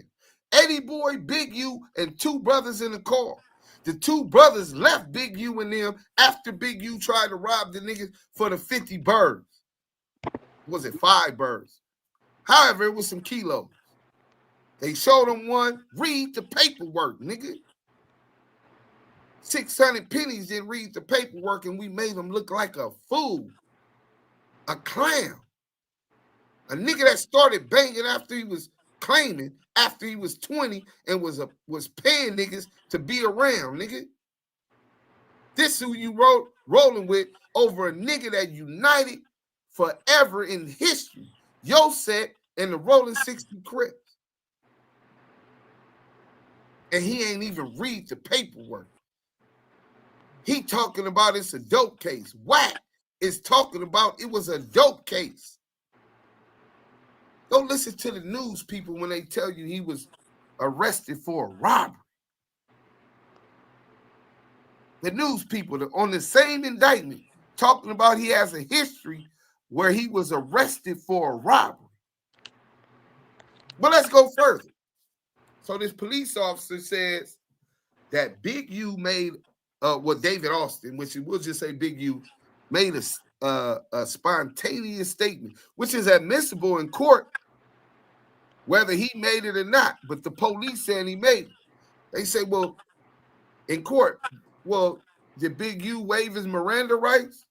Like, nah, he refused to raise his Miranda rights. Did he sign a statement? No, he refused to waive his Miranda rights. He never signed a statement. So who was there to corroborate that Big U made that statement? It was just me and him. It was just me and him. Nobody. So it's your word against a Crip word. The police word against a Crip word. And what 600 told us was he believed the police. What this nigga Nina boy told us is that he believed the police. I thought niggas was sharper than raised. I don't know who raised these niggas, my nigga. Hey, Deuce. Yeah. When you put jackets on niggas like that and you don't read the paperwork, that's your bad. And if you stamping that as a truth, isn't that eligible for a DP? Hey, listen, that's their business, but I guarantee I'm just saying, bro, because like, I'm gonna keep it a buck. A nigga put that kind of jacket on me, fuck a DP. You know what I'm saying? Nigga, you could have put a death sentence on me, nigga. These niggas and the feds, these niggas is informants. And they're the feds. They're working with the feds. We just witnessed that. And that the feds is trying to put this jacket on me the same way they did Stokely Carmichael in the Black Panther Party to get him assassinated, bro. They're trying to get Big U assassinated. So in this case, they trying to get Deuce Sims assassinated by a stupid nigga that don't know how to read paperwork. And a nigga could come knock me down because they believe this nigga got over 100,000 subscribers. Nigga, fuck a DP, nigga. Nigga, you playing with my motherfucking life. You playing with my motherfucking name, nigga. And I know it's a lot of niggas that's going to take it that way. I don't give a fuck if you meant it that way, nigga. That's how I'm taking it. So, this is the Cointelpro shit we've been telling y'all that was going on the whole time. Now, he said, Wack and what you call them did it. Nigga, you never take the police word over your homie word. No signed statement, no tape recording, no nothing. No waiving his Miranda rights, no nothing. And the police tell you your homeboy, a Crip, goddamn foul. Goddamn foul. And you believe him. I can see why the Crip cop do that, because he's a cop. But you believe in that, and this is what crushes him. After we flame Wack up, flame Eddie Boy up, disprove that whole shit. See, this nigga ain't even did none of his motherfucking background check. Eddie Boy get flamed up by Wack and Loose Cannon. I'm going to give y'all 14 seconds with Wack after pushing that false narrative that this nigga Nina Boy just put on Big U last night. This informant, a narrative that the feds is trying to put on Big U to get, hoping somebody knock him down because they trying to get him out the way, right? And once we disprove it, this is Loose Cannon and WACK100 confronting Eddie Boy on Clubhouse, saying exactly what we said from the beginning. No nigga in the street ain't gonna take the police word over their homeboy. Where's the paperwork, nigga? And this, he had already shown the paperwork this nigga was talking about. Let's go. Tell you what, the police report is needed because what the police said is never gonna fly nowhere in the streets. Now we need to see what he said to the police. Hold on, let's get all the way into that. Hey boy, are you the legal? Hold on, we finna pull it all the way back. We want y'all to have proper context of CS2 back and Loose Coochie. If you already had that, why would you pay your attorney to get it? It's been 30-something years, bro. You think I got been home 17. You think I'm gonna keep that, bro? Come on. The jig is up. Wack is too smart for you. Wack already, the jig is up. Wack already know that you've been lying. Okay, so I'm lying in your face. Well, at the end of the day, here goes the thing. Wack already know you've been lying. I'm gonna tell you. Listen to Loose Cannon. Listen, let's break. Loose Cannon is telling them Wack already know you lying. If you already had that, why would you pay your attorney to get it? It's been 30-something years, bro. You think I got been home 17. You think I'm gonna keep that, bro? Come on. The jig is up. Wack is too smart for you. Wack already, the jig is up. Wack already know that you've been lying. Okay, so I'm lying in your face. Well, at the end of the day, here goes the thing, Eddie Boy. I'm gonna tell you. Wack, no. Listen. Let's break it down. Look, let's break it down, right? All right. The thing is, it's been like, I don't know, 5 months, 4 or 5 months, something like that. All right. Okay. I did my due diligence and went and pulled the part to show that the AKA you say he was on your case is Eugene Henley. I did my end. So do you have the case number? Yeah, I got the case number. Okay. If anybody have the case number, well, hold on, bro. 3 months. For 3.5 months, your legal has been I don't know about bullshit. You've been saying it's coming. I told 600 this one on him because he brought it to the table. Donate your furniture, cabinets, and appliances to Habitat Restore East and West to support both the environment and your. I did my part and went and spent the money and showed that the AKA he allegedly totaled you under is in fact Eugene Henley's AKA. I told you that the police report is needed because what the police said is never gonna fly nowhere in the streets. Now we need to see what he said to the police. Eddie boy, are you the legal? Nah, bro, I'm not no legal. I'm not no legal dude, man. No, It's starting to sound like you the legal and you took 600 money, man. Okay. So I just So he also said that it's not his fight to prove the paperwork or anything like that. It was you and 600 fight. And they might me and 600 fight because Eddie boy, the information was brought to me from 600 from you. So he said he don't give a fuck about it or showing the paperwork. It's you and 600 want to do that. Boy, he never told me that. That's what you said. That's what he just said. No, he didn't say Wack. He said 600's camp. That's 600's campaign. More so Nah, than you can't say that because he's saying he been feeling the same way. Hold on, let me. And 600 saying the nigga bullshit. He said he been feeling the same way, so you know. What's the name of your legal, Eddie? What's the name of that lawyer? Anthony Kidd. Anthony Kidd? Just made that up. Just Google him right quick, brother. Let's keep our made that. So if I reach out to Anthony Kidd in the morning, he gonna know who you is? Probably out of Albania. Yeah, he knows. All right. I do know that you went to several places months back, and you told me they was sending it to you. Yeah, they was giving me the runaround on that. First they was you didn't tell me. You said they was sending it. Yeah, they gave me the runaround, bro. Remember I told you I went down there to the Lennox? Yeah, but what I'm saying, if you get the runaround, you know that versus somebody saying they're sending it. They're not going to tell you they're sending it if they redirect you elsewhere. At the desk told me he was like, give me the case number, and I gave him the case number, and he said, okay, man, once I get everything going, I'm going to send you an email. Newsflash, nobody believes you. Wack is not stupid. I don't care. Wack is not stupid. Hold bro. on, He's so playing with you. Okay, so I'm just putting the facts. You know, I work on work, period. Like, so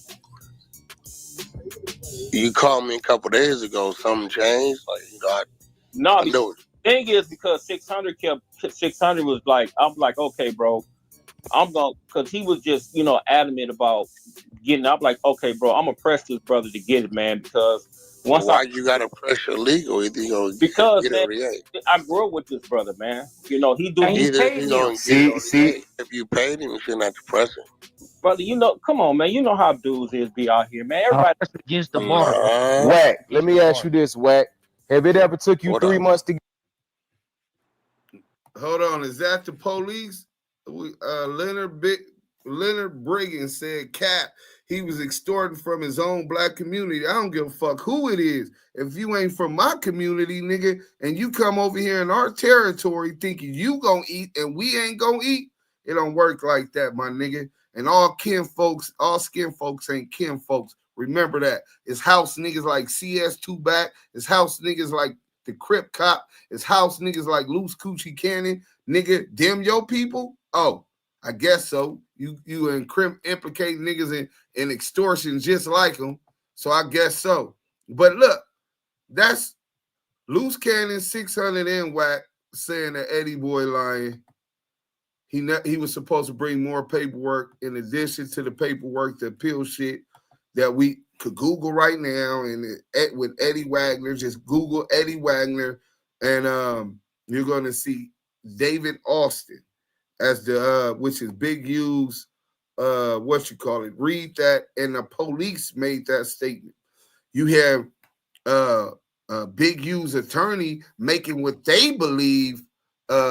David Austin's attorney making what they believe is their strategic arguments or whatever. That ain't got nothing to do with statements made, nigga.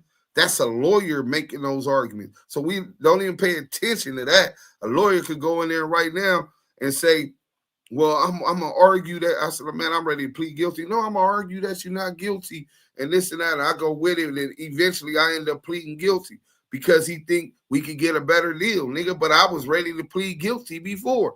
Nigga, attorney, you have say so, you can fire him, but you guys got to meet. You guys got to confer, right? But anyway, so there you go, Nina Boy. Everybody at Nina Boy, make sure you see this. And I expect a public apology or, hey, it is what it is, bro. You gonna stand on that, you gonna stand on that wrong, you stand on that wrong and whatever come with it. If I was wrong, and I was wrong about the grid program, and I was ready to lose my life if that's what it came to, but I apologize publicly to Big U. You know what I'm saying? Once I learned that each corporation negotiates its own terms, once I realized that just because the federal government and grid, necessitates this as part of the contract, doesn't necessarily mean that LA City Hall is going to go hardcore on every one of those obligations, especially when it's in their interest to get crime down, especially when they got an election coming up that they want to win, and they want to make sure that it shows that crime's down, and they know that Big U is connected to all of these other sets, has relationships with all these other sets, and intends to put fires out before they start. You know what I'm saying? So we're going to get into some other shit while we on this. Let's go back to this. Let's go back to more about these Cointelpro shit, right?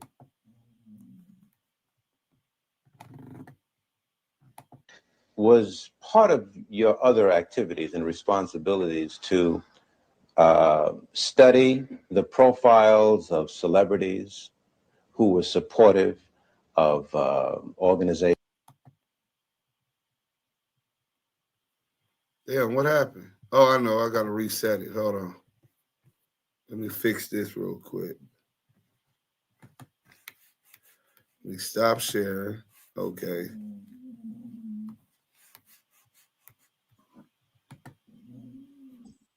There. Now I could be able to share that one for you.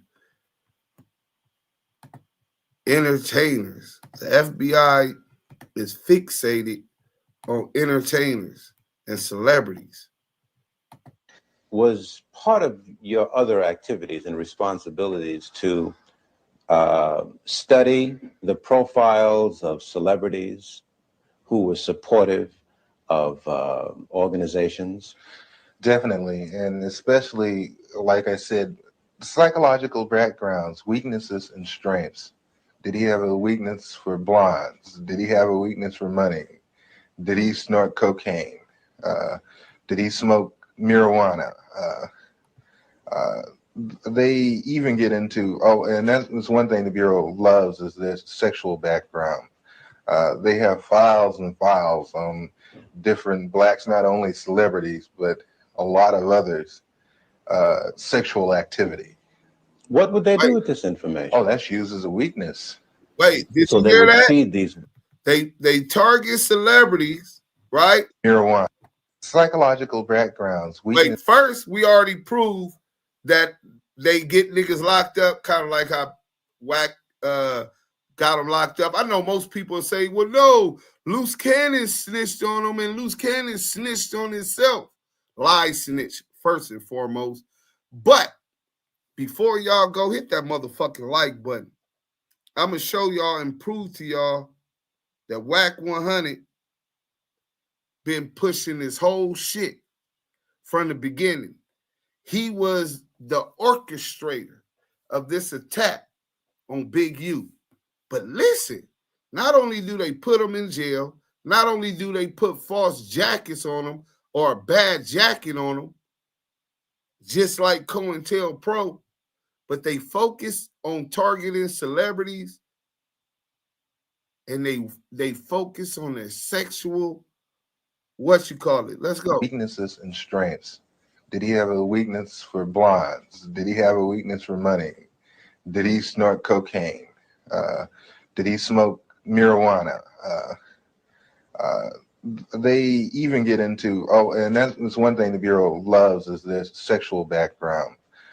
They have files and files on different blacks, not only celebrities, but a lot of others, sexual activity. What would they do with this information? Oh, that's used as a weakness. So they would feed these weaknesses? Yes. Did you see that happen? Oh, yes. Was part of your other activities and responsibilities to... So, sexual activity. I got a Nipsey Hussle sex tape. It was gay activities. Studdabox and Shaquille O'Neal. I got the Shaq sex tape. Right? Always got the sex tape. Oscar De La Hoya. I got the Oscar De La Hoya sex tape and extorted him for $800,000. Right? Who is that? That sound familiar to you, y'all? Y'all got to see the setup. Yes. They've been gentrifying. They want to indict all the gangbangers. I think, what's the difference between gangbangers and gang members? A gangbanger is somebody that's actively out there pushing the agenda of their set, warring with other sets. Correct. Right? Correct. A gang member could be a dude that grew up in the neighborhood that fought against some Crips because they tried to jump his brother, who also is a gang member or was a gang banger, right? And they might have got a job, changed their life. You're still a member to the day you die. Blood in, blood out. So when people say get out and all of that, like I said, go tell the Mandingas, the Zulus, the Hausa, and the Fulanis, y'all too old for that shit. That's their village. That's their culture. That's a part of them. That becomes their identity, where their love is at, their memories is at. But if you ain't from that, you won't understand that. Oh, it's fake. You end up dead in jail. We all end up dead, period. I ain't met one to beat death yet, ever. And in jail, shit. Nigga, they put Martin Luther King in jail. He was nonviolent. He was protesting, which is his constitutional right to peacefully protest. And he was put in jail. Nigga, if you allow the threat of anything to make you a slave, to keep you dormant, to keep you passive from standing up for your rights, you's a bitch. We can't even have this conversation. You know what I'm saying? Okay, we finished the buck breaking. So let me see where else we going. So let's talk about this this Cointelpro shit where they defame you. They try to they buck break you. They try to tarnish your reputation, the trust that the people in your community have in you. Let's get into this first, and then I'll go to that. We got almost 400 people in here. Hit the like button, share, tell a friend. Let me get into the chat, see what some of these people saying so they can stay interactive and go in right. Mike D, I got a Cash App real quick. Hold on, let me shout out that Cash App. My bad, I was cooking so much I didn't even say nothing. Z Moore gift, $20 Cash App. AZ Moore, we really appreciate anything given to the Damu Kiwe Conversations. We really appreciate all that you give. I mean, and we appreciate your support, period. Just here while we up here cooking and brewing this stew. You know what I'm saying? It's a whole lot of different meat and bodies that's finna get chopped up and ate up in this stew. You know what I'm saying? These niggas is weird. 2025, man. Big Charles, 3796 South, Norman Die, Chef Dude, salute. You already know we cooking. They want that grid contract. That's what it is. That's why on that video, it's viral too. The news, Good Morning America. Hey, listen, man, when we do it, we do it. But the videos that Big U sent us that he recorded before he turned himself in, he said that. So which one of you bitch ass niggas is gonna try to take over that grid contract? Who's going to try to take over for developing option? Because if they're mad that I wouldn't cooperate and work with in a liaison with the police department and the feds, then that means whoever comes after me, they're willing to do that. You know what I'm saying? So that's what they're going for. But you don't gotta believe me. You ain't gotta believe Big U. We going after them contracts. Hold on, everybody on Clubhouse. I'm finna read this, but while we on here, let me tell Scandalous to send me that video where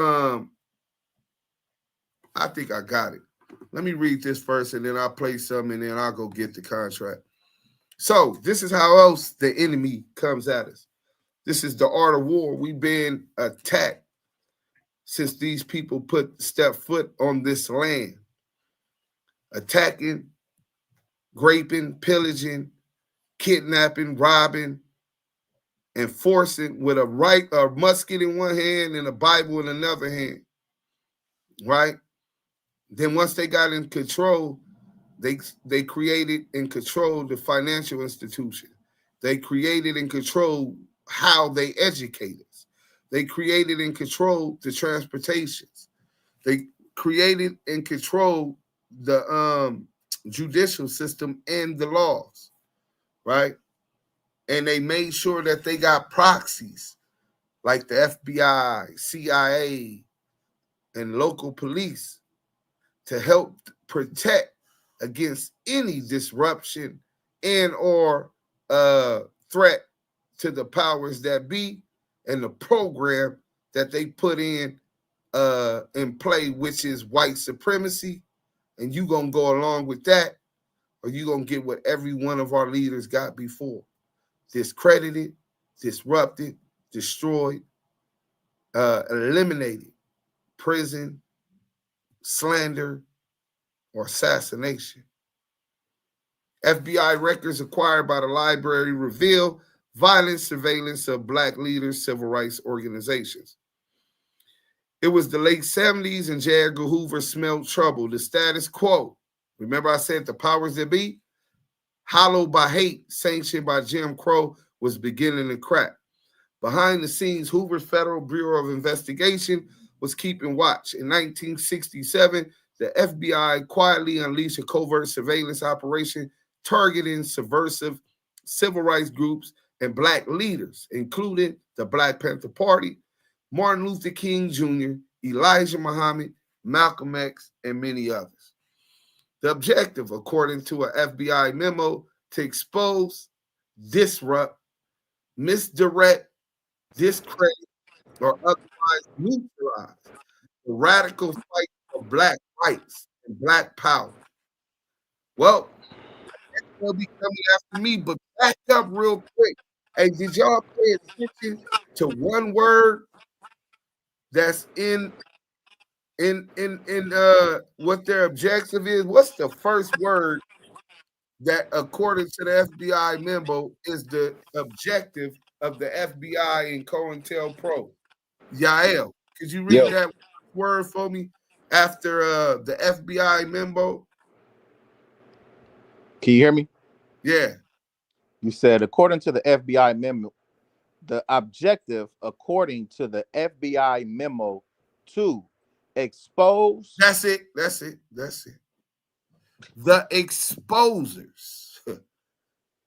The Crip Cop, WACK100, Lucy Coochie Cannon, been dropping hints the whole time. The exposers. The same objective. of the FBI memo from Cointelpro. Thank you, Yael. I just wanted to make sure that you caught that part. But Deuce. Yeah, go ahead. I gotta read this chat real quick, brother. Go ahead. LA shot caller, salute to you for this chat. Salute for this. WACK100 gave Little Rose 30,000. He gave him that much purposely.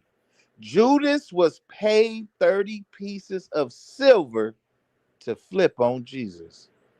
And you niggas think all this shit is just about some religious horse cock.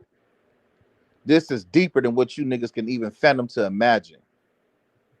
If you're a black man in Khalid, they coming for you. Yeah, especially when you're a black nationalist like me. But I'm bull.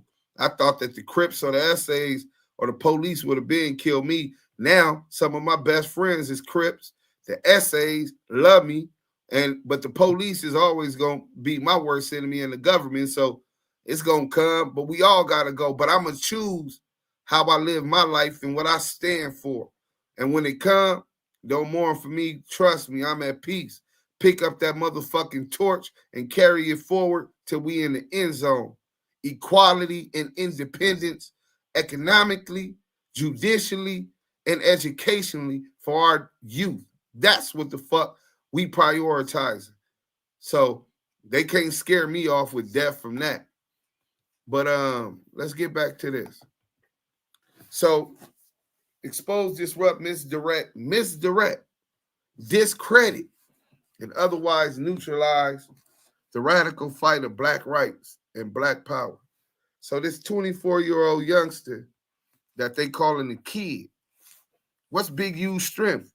We started by showing y'all those videos, what he does every single day of his life, unless he's out of town on business or going to go watch his son play football.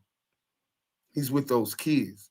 And even when he's not at the school, he got 12, 13 kids in his home every day, taking care of them, teaching them how to use and set up the sprinklers. Kids that don't have fathers, kids that didn't even drink out the water hose.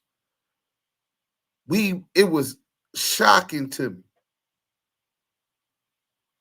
So that's his strength. And they try to turn it to his weakness. He killed the boy. Discredit him. And now we finna get into this case. We don't even got to go more into that. To neutralize, which means to stop the fight for black rights. Stop the right for black power. We're going to go ahead and get rid of that one. We don't even got to read that no more. So you hear these niggas with an interview with someone who they claim is his mother, right? And if it is his mother, I get it. You know what I'm saying? She's in mourning and all of that type of stuff. But they came, it's more than coincidence. That lady came on an interview with CS2 Back and the Crip Cop, and they claim and brought to the internet an open pending murder investigation, but this is what they do anyway, right? Y'all already numb to it because they've been doing it already for a year and a half, 2 years, right? So y'all got no problem with the snitching on the internet. In fact, a lot of you bitch-ass niggas like snitches. In fact, a lot of you bitch-ass niggas is cowards. So anytime you see somebody who don't give a fuck about going to jail and they stand on business, knowing they're going to go to jail, or they stand on what they believe and they know they're going to go to jail, you say they stupid, you wave because you bitch-ass niggas ain't got the kahunas. You niggas don't stand for nothing. You niggas focus and point fingers at each other within our community so that you don't ever have to grow a pair and stand up against the oppression. Stand up against the suppression that continues to be put upon us, specifically economically in this economic pyramid, buying down to white supremacy and staying at the bottom of the economic pyramid. This country was built on the backs, the sweat, blood, and tear of our ancestors. Fuck y'all talking about. I ain't just talking about the work, the labor from slavery. I'm talking about the insurance company, Barclays, Wells Fargo. Do your history. Do your research. All of these million-dollar financial and billion-dollar financial institutions offered insurance policies for slaves. Do you even understand what the fuck that means? You could buy a slave for $200. Let's just throw that out there. $500, right? And because you could get an insurance policy for $5,000, it incentivizes you to work him until he's dead. It incentivizes you to beat him till he's near death, heightening the demonstrity and pain that a slave endured. Inhumane, right? And that wealth beget more wealth, and invested that wealth to beget more wealth, right? He gonna beat their ass, especially Rap 100 talking that crazy. But y'all like these rats, man. Y'all good with them. 6ix9ine, WACK 100, Hassan Campbell, Charleston. Well, he already admitted he's a rat. You're not exposing anything. Shit is crazy, bro. So tomorrow, Trump say y'all niggas is going back into slavery. Your people that's in jail is going into slavery in Venezuela, where they just got paid $6 million to house them. How you gonna check on your family? How are those people gonna ever get visits and stay in their kids' life? Those people will be released back into society. What about those kids and families? They made mistakes, but y'all believe in second chances, right? But what if Venezuela got them down there doing enslaved? And we say, fuck that. We bucket. That's my father. That's my uncle. That's my son. That's my nephew. They done put them in slavery. WACK 100 gonna tell on all of us before we even think about doing it. Loose Cannon gonna 600. This is the culture that you guys have chosen. Y'all pick y'all poison. Y'all live with it. Fuck you niggas. Let's get into this real quick. Close that out.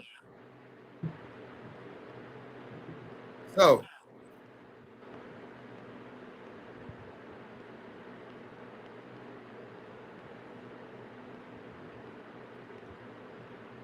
the man who armed the Black Panthers was an FBI informant.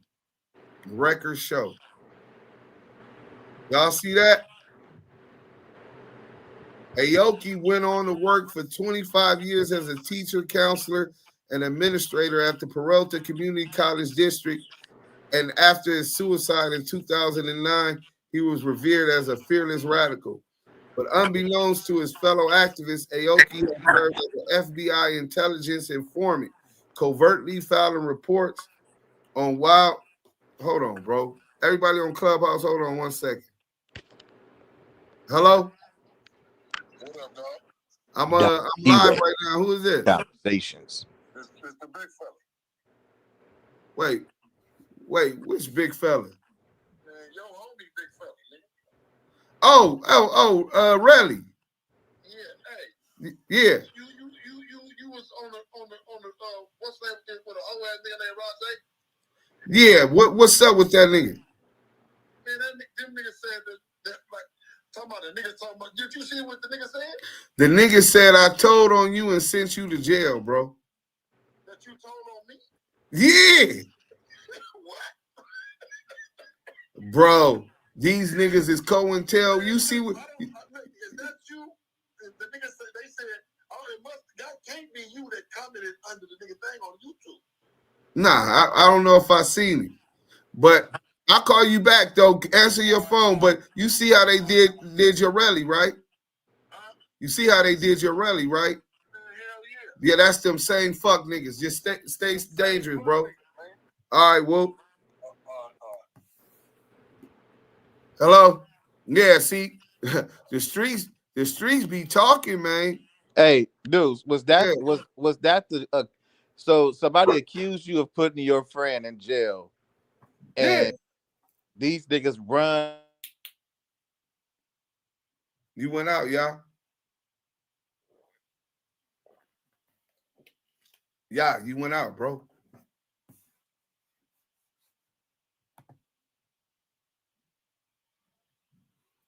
Yael went out.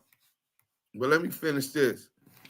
Unbeknownst to his fellow activist, Aoki has served as an FBI intelligence informant, covertly filing reports on a wide range of Bay Area political groups, according to the Bureau agent who recruited him.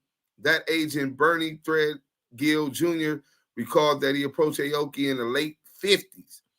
About the time Aoki was graduating from Berkeley High School, he asked Aoki if he would join left-wing groups and report to the FBI. He was my informant. I developed him. Threadgill said in the interview he was one of the best sources we had. And he supplied guns to the Panthers, BLA, and any other organization that was left, leaning to the left, and was active in the 50s and 60s. So we finna get into this. I wanted the video. Let me tell Scandalous, the one CS2 back talks about his 4-step plan attack against Big U. Good looking out, Scandalous. Appreciate that. All right, so let me get to this real quick, and then we already got that shit lined up.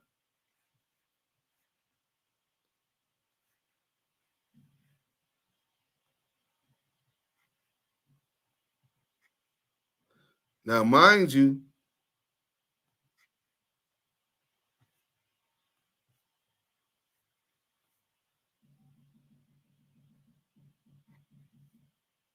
bear with me, bear with me, bear with me.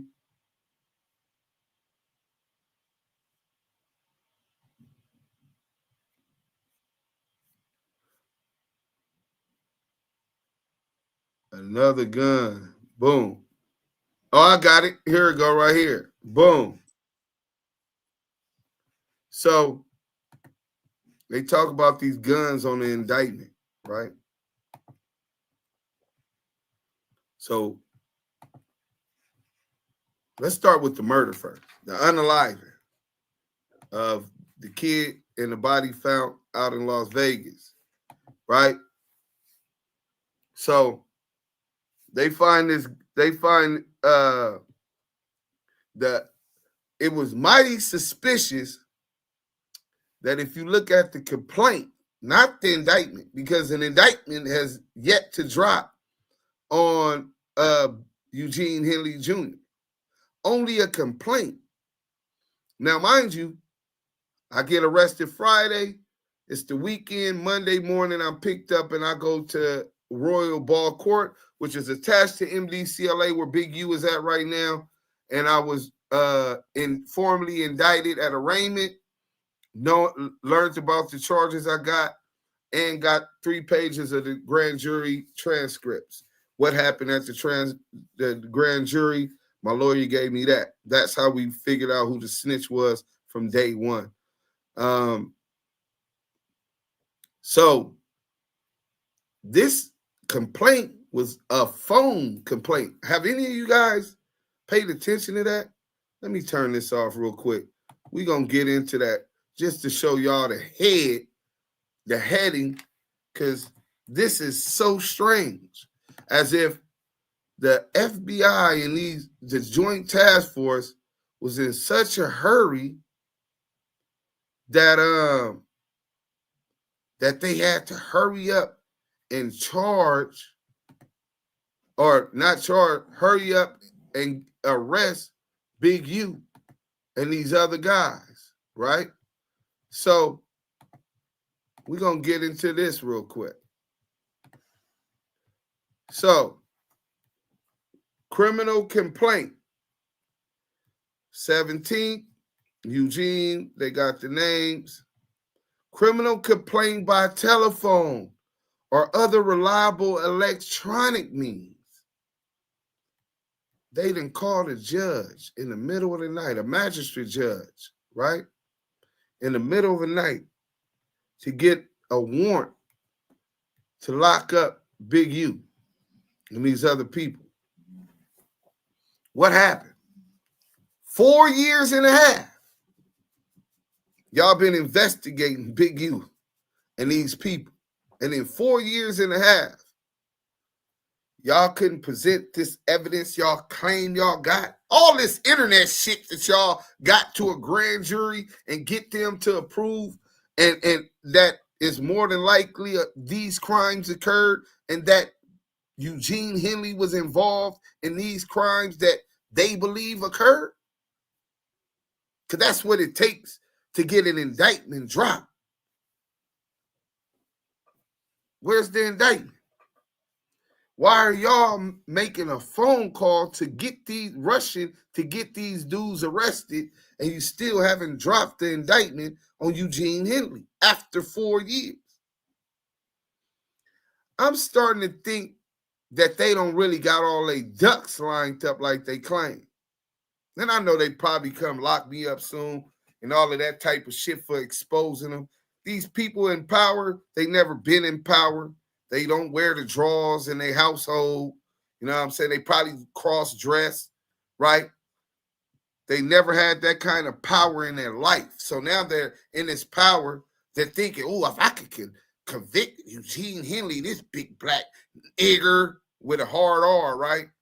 This big black nigga, if we could convict, I could get a promotion, right? I might be a judge, right? If I take down this one, I'm going to lynch him.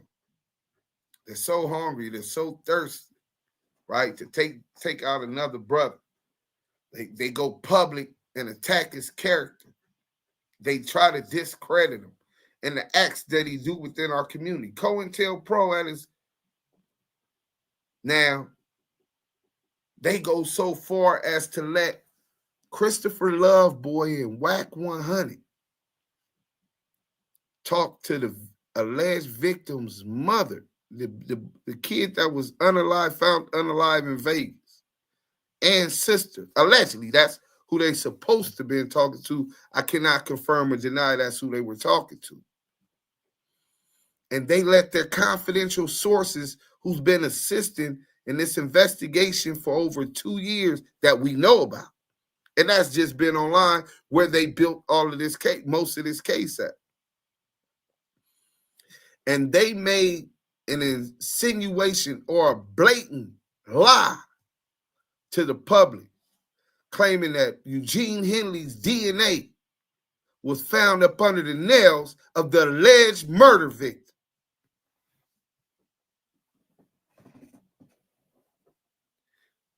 Big U's DNA was found up under the fingernails of the alleged murder victim. This has been put all over the internet. Wack is on his snitching campaign. Christopher Lovejoy is on his snitching campaign. Lying snitching. Let me correct my terminology. Lie snitching. You want to know how we know that he's lie snitching? Let's get back to that damn report real quick. What page was that? Tell y'all right now, it ain't gonna take that long.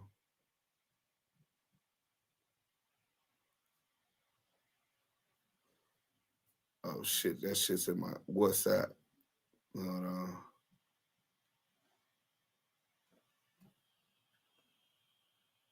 Oh, okay. Page 37. Okay. So let's go back to the work. I got the work. And we're gonna go page to 37. My favorite number in the whole wide world, right? Page 37, right?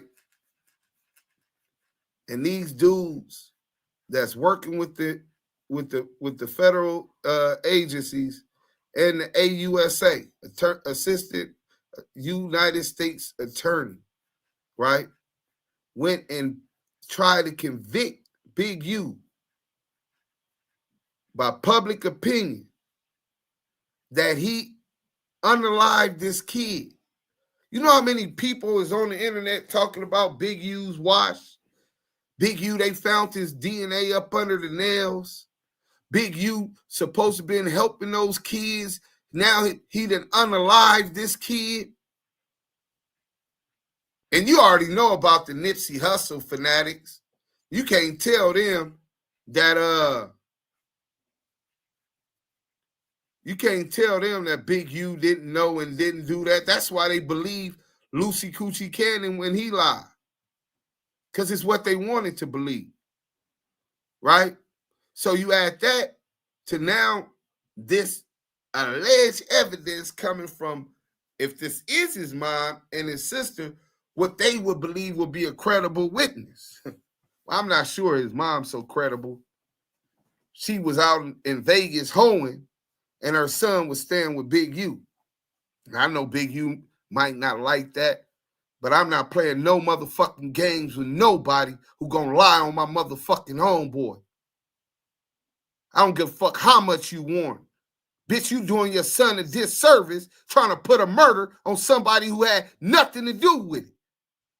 You the worst type of bitch. Fuck, I ain't here to be motherfuckers' friends and be the nice guy. I'ma shake shit up.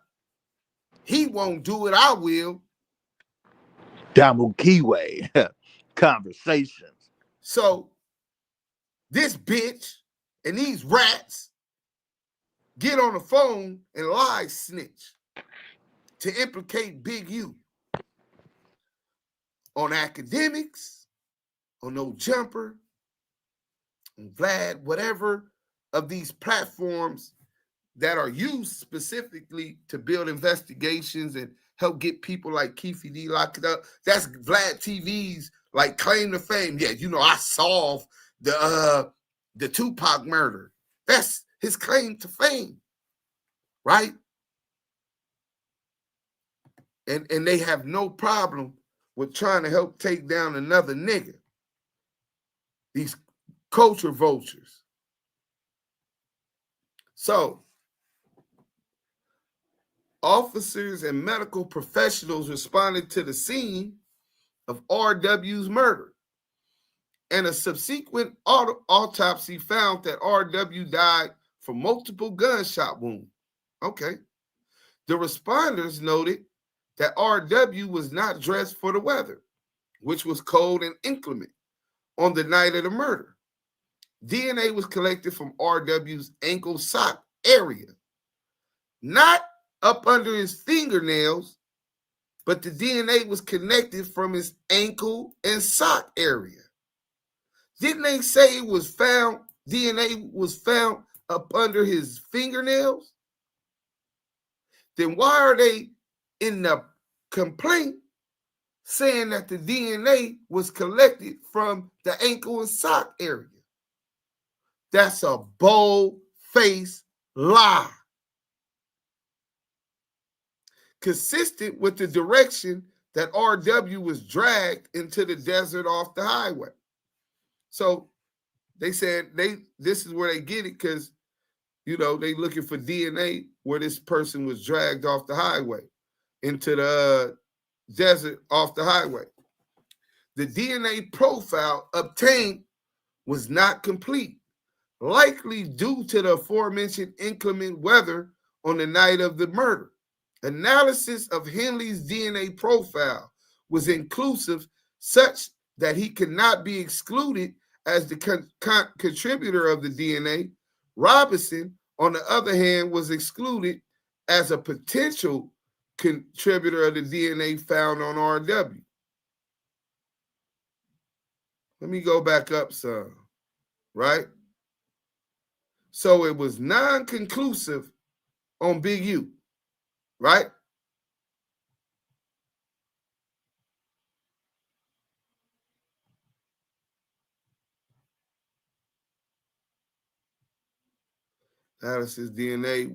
Analysis of Henley's DNA profile was inconclusive,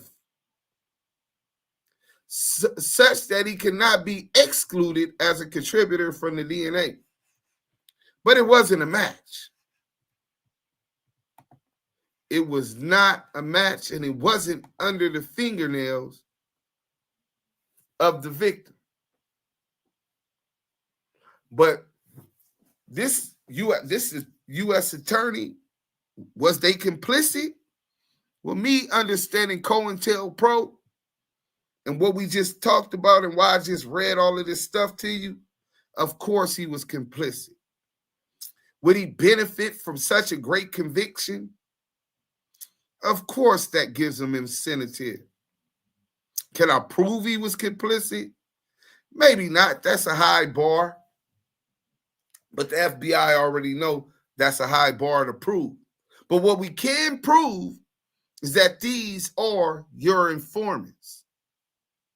CS2 back and the Crip Cop and Loose Coochie Cannon. What we can prove is that they came to the internet with two other people, the victim's alleged mother and alleged sister, claiming that this DNA was found under the nails, helping to convict Big U in popular and general consensus, because that's very incriminating. And this shit been all over the news, all over the internet. Remember we was talking about buck breaking? Attack a man's character. Take him away in his masculinity, emasculate him. He can't be the father and protector to his family and his kids, grandkids, the kids in his village, in his community that were crying at Crenshaw when they found out that he wasn't going to be there the next day. That's what that bitch did. She took away from them kids. Unexcusable, despicable. But what else could you expect from a Vegas prostitute? So that's your witness? That's the USA's witness? No wonder they ain't got no grand jury to drop an indictment yet. Then you got Loose the liability. Oh my God. He says he's 30-something with a twin brother who's 42. He said his name's Loose Cannon when the real Loose Cannon is from New York, produced for Nas and all of these big artists, 50 Cent. He claimed that that was him. He said he's married to the swamp woman, Sharice Mills. But technically, he's still married to Gigi, who's been looking good. I don't know how he downgraded to Sharice Mills off of Gigi, right? His wife and baby mother. He just lies and lies and lies. Claims he's from Rolling 60 Crip, but he can't name two people that put him on. He can't tell you what set he from. Is he from the fronts? Is he from the Overhills? Is he from Bryanhurst? He can't tell you where he's from. He's a plant. His dad was a rat. Nutty boy. That's one of the reasons y'all heard him clowning and attacking Eddie Boy about not by lying about Big U snitching on him and not bringing the paperwork. Because the paperwork on that appeal shit, it's only going to show that the police accused that Big U made a statement which would be incriminating to Eddie Boy. But nobody else said that he said it. Not no other police, not no other people, not no written statement, not no recorded statement. And he came trying to smut Big U out after doing an appeal with him, after being on a prison yard with him. And 30 years later, now he's saying, I want my brother out of jail. Big U's a rat. Right? That's why Loose Cannon went on that. Because you know who ratted on Eddie Boy brother? Nutty. Loose Cannon's daddy. So he already told Loose Cannon that nigga Big U didn't snitch on that nigga. It's a dirty game. Youngsters out there, if you ain't in that game, stay the fuck away from these weird ass niggas. These niggas got no loyalty. They selfish. They scandalous. They'll unalive you. At least I was able and fortunate enough to grow up in these communities when they had symbols of organization, symbols of what we call blood love, symbols of a village or a structure that put it in my heart enough that I would have died for it, then put my life where I could have died for it 100 times over and would have been proud to do it. It's not that no more, bro. This shit you see is a facade, but I'm showing you the wounds of how ugly it get. These rats, the Compton Pyru, ain't not one nigga from Compton Pyru talked about WACK100 being a rat. And fuck that nigga, since the homies from Rowles Records denounced them, said they not protecting them no more. Where is the solidarity in standing on the representation of where we come from? Seemed like niggas put that on the back burner for some crumbs. For the bag. Yeah, what bag? Them niggas getting crumbs, bro. Nigga get a nigga car out the shop. Niggas getting diapers. Bums, nigga. Not even diapers though. Bro, my YouTube check is more than these niggas get. Dead homies. $400 a month. Nigga got the nigga car out the shop. His own family told me that shit, bro. And nigga standing in front of CS2 back house in a car every day, all night while this bitch ass nigga sleeping because he's scared and paranoid that niggas finally gonna get at him. He way out in Vegas, bro. When he in LA, he need a nigga outside in the car all night. And all he did was get the nigga car out the shop, bro. $300-$400, $500. Hey, Deuce, real quick. We got super chats in the building. I'm gonna call y'all back with the $4.99 super chat. Get them MF likes up. Salute, heart, chucks, heart, and the stars. Then I'm gonna call y'all back with the $1.99 super chat now with the salute. And then we got another $1.99 super chat with the face. Hey, listen, anything and everything that is given to the Damu Kiwe Conversation team is highly appreciated. I'm gonna call y'all back. Salute to you, your family, and your tribe, sis. So this is what we dealing with, right? Let's get to let me see if Scanlon sent me that other thing. I'm quite sure he did. No, he ain't sent it yet. Well, we'll get to this. But back to the murder. Back to the Taint and jury pool. So imagine Big U goes to trial. It's been all over the news. Right? This leader fall from grace.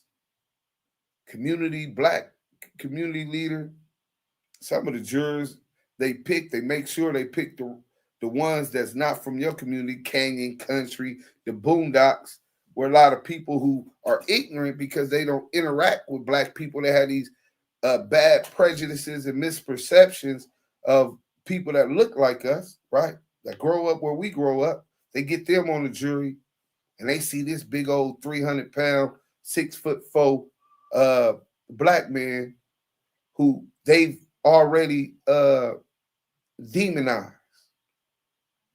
Even on No Jumper with 5 million subscribers, they play audio that he was from Loose Cannon alleging that he had something to do with Nipsey Hussle's or knew about Nipsey Hussle's untimely demise. 5 million subscribers. They heard someone that looks like them, Adam Grandmaster, right? Grand Mason, right? Say that his name is Big Yusufer, right? They demonize him. And he unalived the kid. The DNA was found up under the nails of the victim. This is the man. This nigga, we ain't never letting him back on the streets. We ain't never letting him back on the streets so he could do that to our kid. This is already in the subconscious mind of the people. He deserved to be washed away and locked in prison forever. He's an animal. Then you got like the bitch Alicia, whatever, SKG, Suge Knight Girl, failed rap artist. Her career was over before she started. On the news, said, I know he has something to do with Nipsey Hussle. I grew up in the 60s. This and this and that. He's a monster. Dehumanize him. So people have no empathy.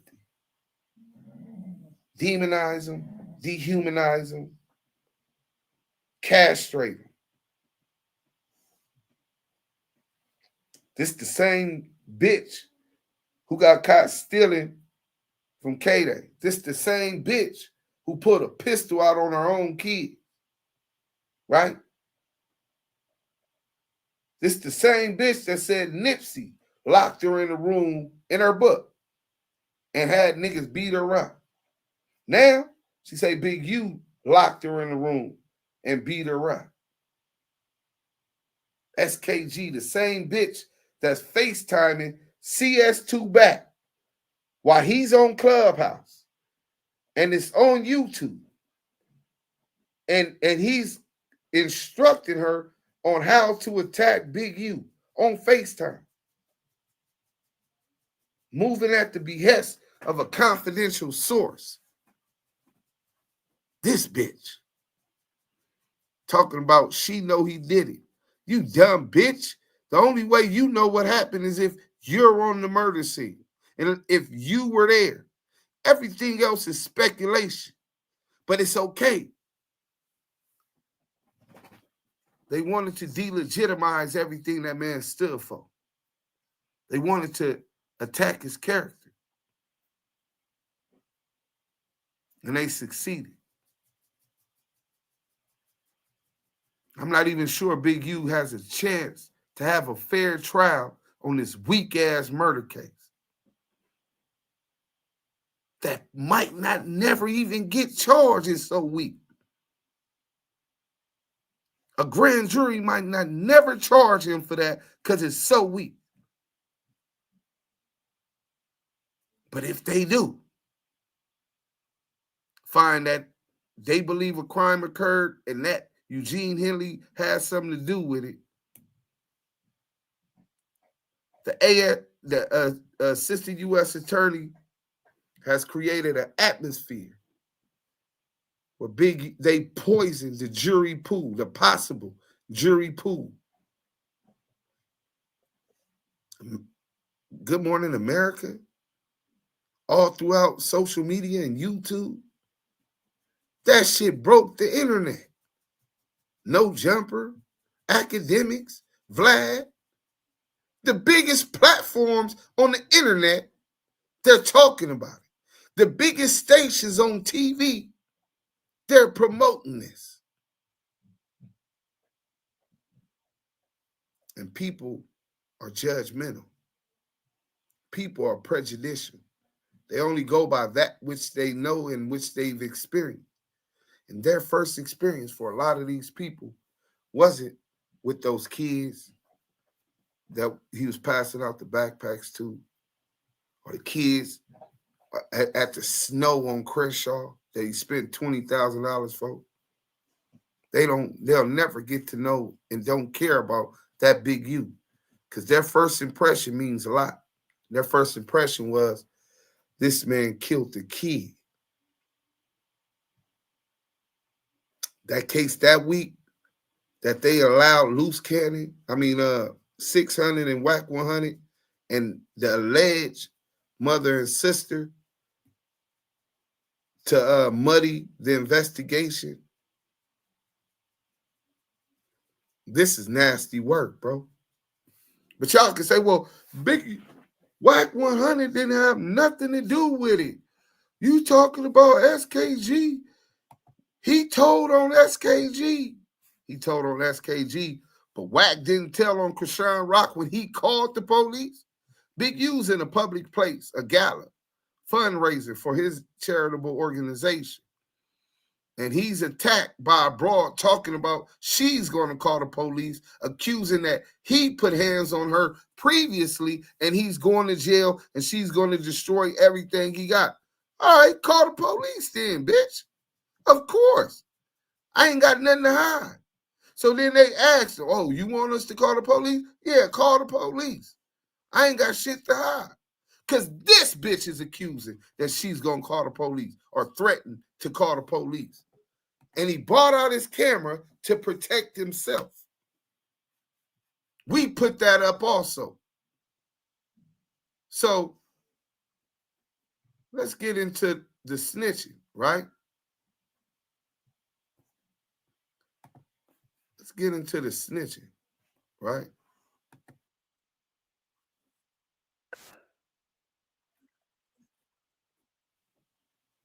Damn, I got to do that.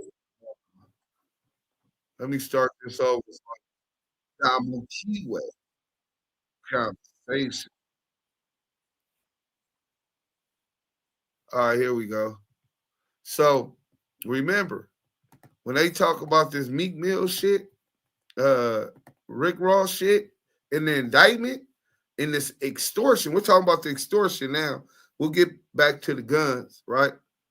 But with the extortion and the guns on No Jumper and academics, listen to this, who academics said, because remember, Loose Cannon he's not even a one-hit wonder. We don't know no song that was played in the club that was getting them booked in shows or anything, right? No radio rotation, no MTV, no nothing. He's a failed rapper. He say he's a producer. He doesn't produce beats. He's a fraud. He's a nobody. Academic tells you why he interviews him right here. Let's go. But the hood, but he wasn't feeding Big U. That shit stopped a long time ago. He implicates him in Nipsey. See, that's why I don't understand. I be thinking since Big U, I'm looking at Big U like El Chapo, like Pablo Escobar. So everybody fold up on him. Whatever money they make, they got to give a little percentage to him. Like, all right, it's like tithes. You got to give you 10%, 20%. 10%? He was taking more than that. But you more? No, listen, you have to really think about it, right?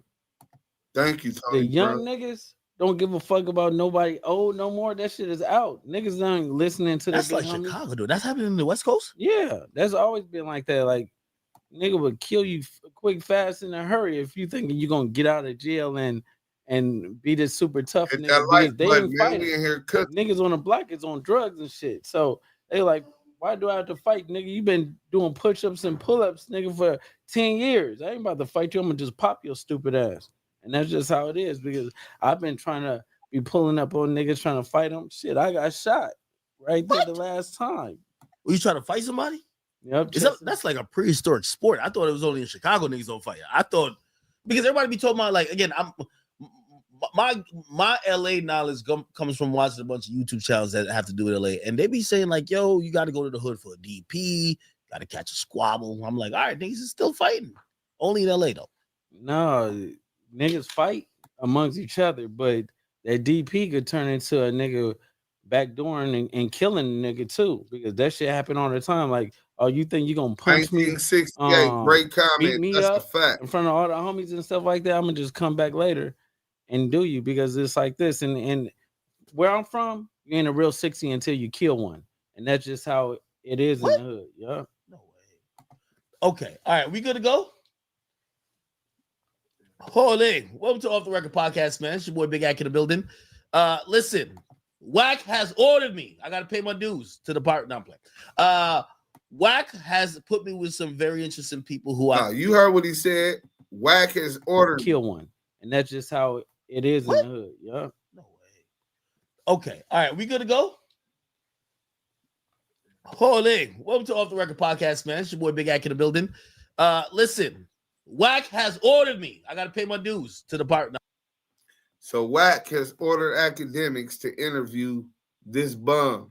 Wack has ordered me. Right. And this is Loose Cannon exposes Big U. He implicates him in the Nipsey, knowing about the Nipsey murder. He talks about kidnapping and implicates Big U in extortion and kidnapping of Meek Mills, or attempted kidnapping of Meek Mills and Rick Ross, right? So let's talk about this case on Big U. To date, Meek Mills and Rick Ross have denied this had ever happened, right? In a court of law, before a charge can be pressed forward, the prosecution would have to establish corpus delicti, right? Corpus delicti is the body of a crime. The body of a crime in this case meaning a victim, right? That you got to establish this crime actually happened and that there was a victim, right? If Meek Mills and Rick Ross have denied that this ever happened and that had people come on Clubhouse and confronting Loose Coochie Cannon and for lying and trying to smut them out like they just pussies that's getting taxed and getting kidnapped and robbed, right? How it kind of makes a lot of sense why a grand jury hasn't prosecuted or dropped an indictment on this charge. Y'all see how they got all of these stacks of charges. Once you really get to delving through the facts and evidence that's on the case, it looks real weak, just like the murder case, right? So you talking about corpus delicti. Where's the victims? How do you know that this nigga ain't just lying like he lies about the Nipsey Hussle thing? I mean, Street TV proves that was a full-fledged lie itself. Shout out Street TV, one of the most reputable journalistic YouTube pages. Let's go on there real quick. Street TV, Loose Cannon lies about Big U. Let's go.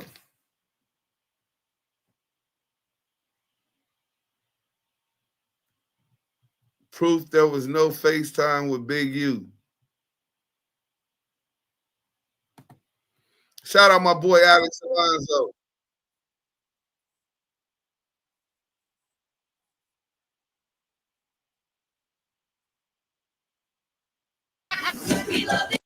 Did you consider releasing the footage on like social? So this man lied on Big U on I think a couple murders. Hold on. Wack had him lie on the Nipsey, right? I don't know if he's lying on Big U on the Vegas one. He's an informant. I'm sure that he is behind closed doors, but I'm talking about publicly. I don't know if he's lied on him on that one yet. And then Let me see. Yeah, I think that might be the one of the only murders he's accused Big U of participating in. But let's go to this. Social media and stuff, even if you couldn't put it in the actual TV show, or are we just never going to see this footage? No, Adam, you are never going to see this footage. You know why? Because this footage does not exist. There is no such FaceTime video call between the fake loose cannon and Big U. And in this video here, I will show you how that FaceTime video never existed, and I will be able to prove how the people pushing this narrative, people pushing the existence of this video, WACK100, Sharice Mills, and the fake loose cannon, have been lying to you all along, only to promote their mediocre reality TV show and to drag Big U's name through the mud.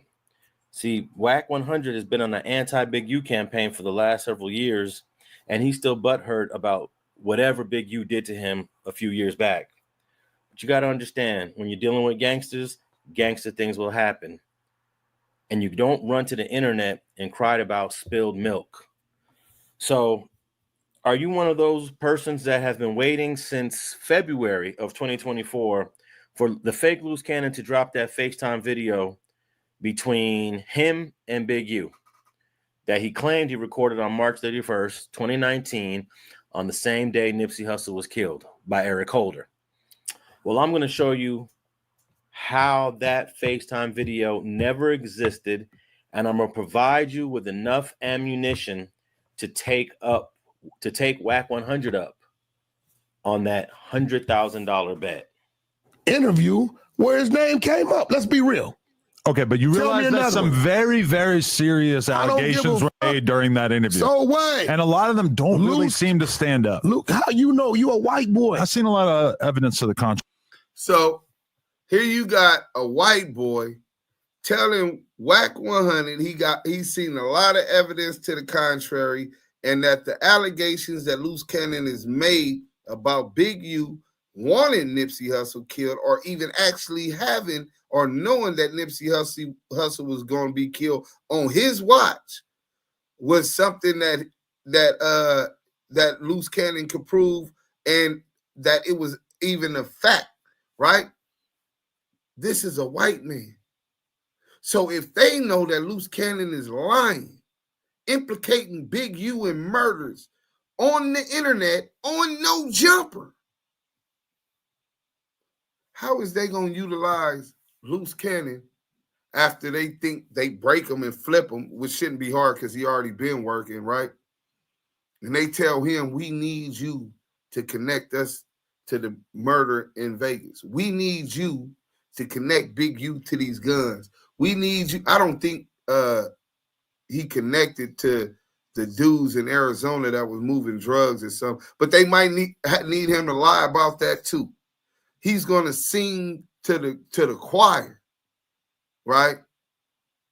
And to the moons in the heavens above to get back home to Swamp Woman and his kid, his newborn kid. He's not cut like that. This nigga ain't no gang member. This nigga's a degenerate. You think he's not going to rap? He's going to lie snitch just like he lied snitching here, right? So what you think he going to do in there? Then imagine being a juror and we come in here and they say, well, Loose Cannon, how old are you? I'm 40 something. Well, we got you online saying you 32. Oh, that's just my persona. Oh, and you lie about a lot of things online? Yeah, I lie about a lot of things online. Oh, okay. Well, would you ever lie? Oh, it's just trolling. Okay, it's just trolling. Yeah, it's just content. I make money doing content. Okay, well, that was good to know. Now, how we know that you're not trolling or just trying to make money? Well, have they offered you anything? Yeah, they offer me immunity. And in return for that, what you have to do? I have to tell them that Big U was selling dope and methamphetamines and whatever drugs they got on the indictment. I gotta tell the truth how we extorted Meek Mills and Rick Ross and kidnapped Meek Mills. And I have to connect him to stealing money from Crenshaw High through developing options and the murder in Vegas. And okay, so you take that seriously. You do understand that you could be denying actual justice to this woman's son and to the family and closure if you lie and this really isn't the truth, right? Well, yeah, I wouldn't do that. You sure you wouldn't do that? No, I wouldn't do that. But then why would you do that and implicating Big U and claiming to have evidence and Big U's knowledge of the murder of Nipsey Hussle before it happened? What's the difference between then and now? Oh, I was just trolling. It was just for content. How many Nipsey Hussle fans, and I'm a Nipsey fan too, but not a fanatic. How many Nipsey Hussle fans do y'all think be up in Big U's DM, his family DM, long live Nipsey Hussle, because of the lie that this nigga Loose Cannon told on No Jumper? The death threats that his family get. Let's get back to the content. But this white man right here beside Street TV exposing it was fake. Wack said he bet $100,000 to Adams he could prove it's true. Alex said, I take that bet. Wack ain't responding. I wonder why. Contrary You sense. seen what? What you say? Just I tell you what, Adam, you're a wealthy man. I'll front the 100.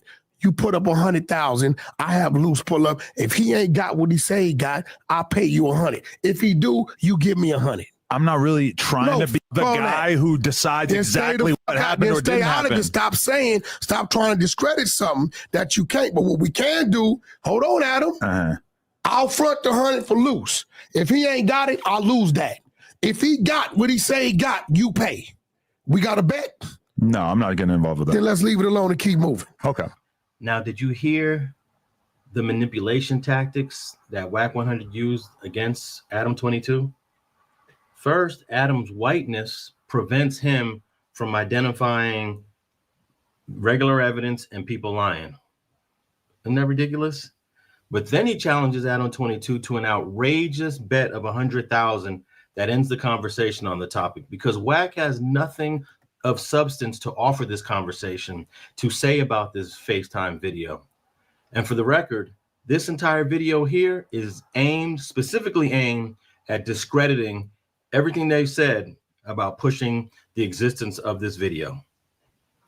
Now, this guy, this fake Loose Cannon guy from Fontana made these weird and outrageous accusations and claims on this No Jumper interview that aired in January of 2024. I believe it would have been episode 23, but that video has since been removed off the platform. He claimed that he was going to air the Big U FaceTime video during the airing of his reality TV show in February of 2024. And then it's like we were doing a TV show like a while back, right? And I'm on a phone. He FaceTimed me. So he FaceTimed me and stuff like that. He was like, Nipsey just got killed. I'm like, 6-0. I didn't hear that. So I hang up with him. I called Nipsey and I'm like, Nipsey, what's up? He was like, oh, what's up with it? Nipsey answered. Nipsey answered. He answered the phone. And I was like, I love you, cuz, or whatever like that. Did you tell him the call you just got? Or you didn't even mention it? I didn't mention it. And that's what fucked me up, because my cousin is Nipsey baby mama. You get what I'm saying? So it was like, real quick. Questions. How do you deal with the vastly shrinking black population in Los Angeles County that is rumored to be around 8% right now in 2025, while surrounded by Mexican cartel with no help, 1968? Well, first, I'm not in Los Angeles no more. I moved to Madison, Wisconsin. My family's still all out there, my dad, all of them, right? But, well, I'm a blood, so we were always outnumbered. And besides that, the Mexican cartel has never had a war with that I heard of with the Bloods or the Crips. The Paisas and the Mexican cartel are not enemies to blacks. The blacks beef with Southern United Raza Gang, Sul Trece. Not all Mexicans, bro. Now, even though they might kill all black civilians, whatever, when they come in its own, we don't necessarily get down like that. Not saying some people haven't, but that's typically not blacks get down targeting civilians. We get our man.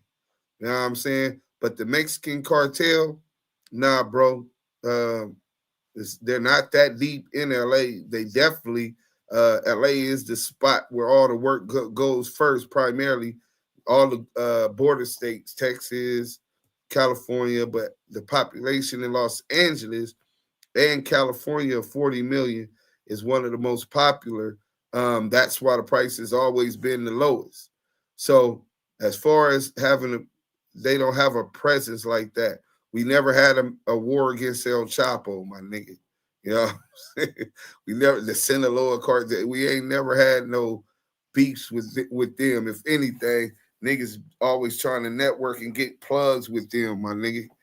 Now, with the gang banging Mexicans, a lot of hoods that had tensions, and some of the hoods have squashed their beef. Shout out to the Florencias and the East Coast Crips, who found ways to have diplomatic ties and squash their beef after years and decades of beef. You know what I'm saying? So, yeah, all Mexicans ain't our enemies, bro.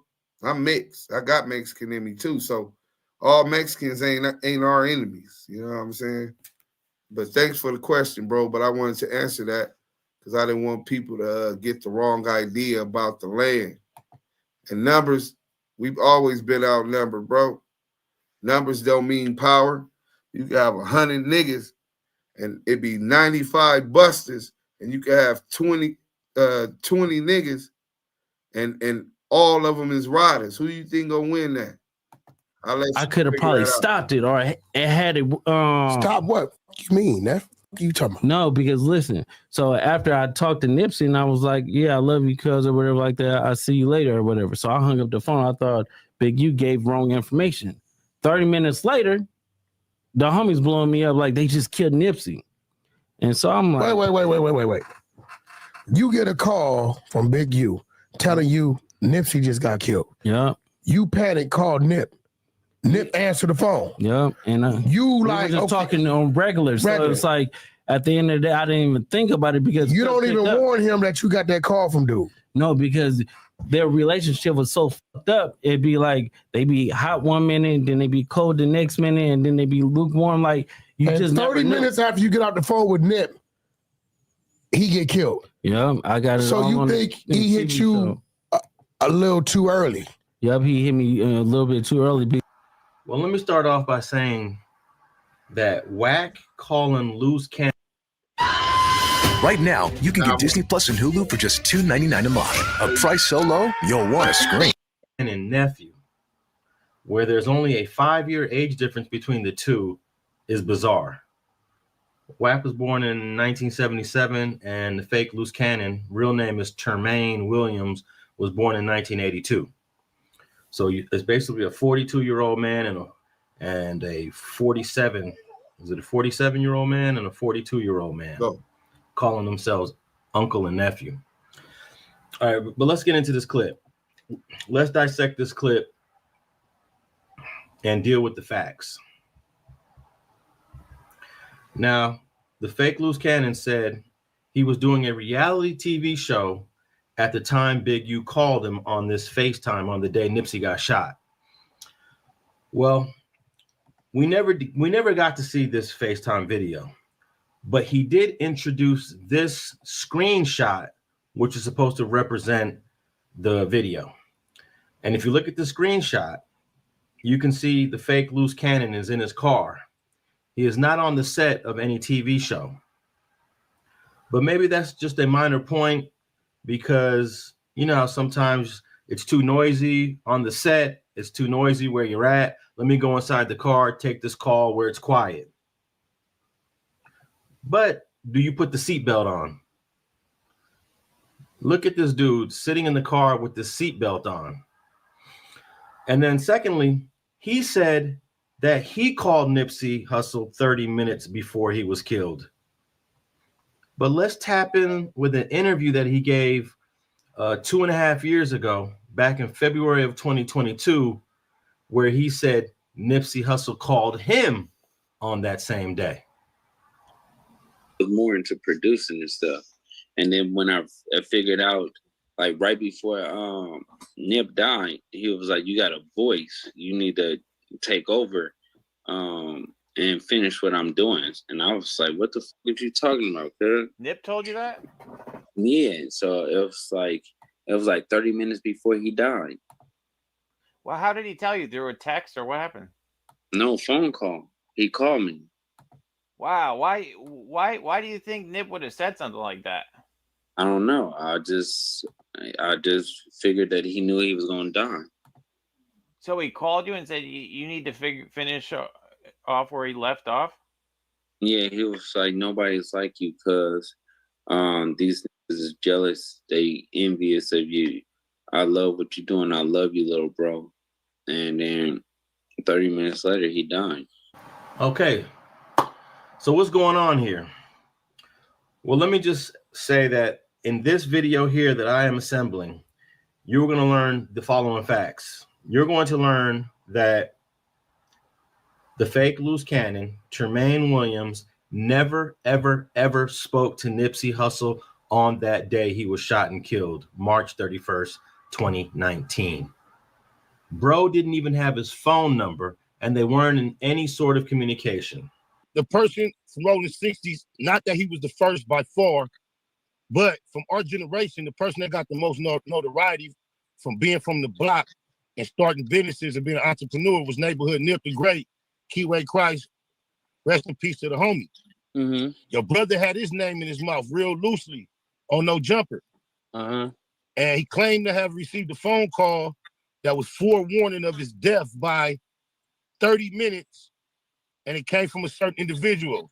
Mm-hmm. I personally happen to know at that time in Nipsey's life, your brother couldn't get in touch with him because he was trying to get in touch with him through me on some with negative energy. So therefore, I didn't patch it in. I didn't even let Nipsey know that he was reaching out because your brother was like, "You better holler at me." Woo, woo, woo. Mm-hmm. I'm like, "Yeah, all right," and never passed the message on. Secondly, on that day, right now with US Cellular, when you buy 2 business lines, you get 2 lines and 4 premium phones for free. That's like buying a... The fake loose cannon, Tremaine Williams, was at home with his wife, Gigi, in Corona, and that's where they received the phone call. Now, you were with Tremaine on the day that Nipsey Hussle got shot, March 31st, 2019. Yes. Where were you guys at on that day? 2980 Garrettson Avenue, Corona, California, in the bed, laying down. And when we were preparing for we were having a pool party at our house that we were staying at currently during that time. And do you know if he was in communications with Nip at that time? No, Nip had never been around us. We had never been around Nipsey Hussle. So who we did know was his baby's mother.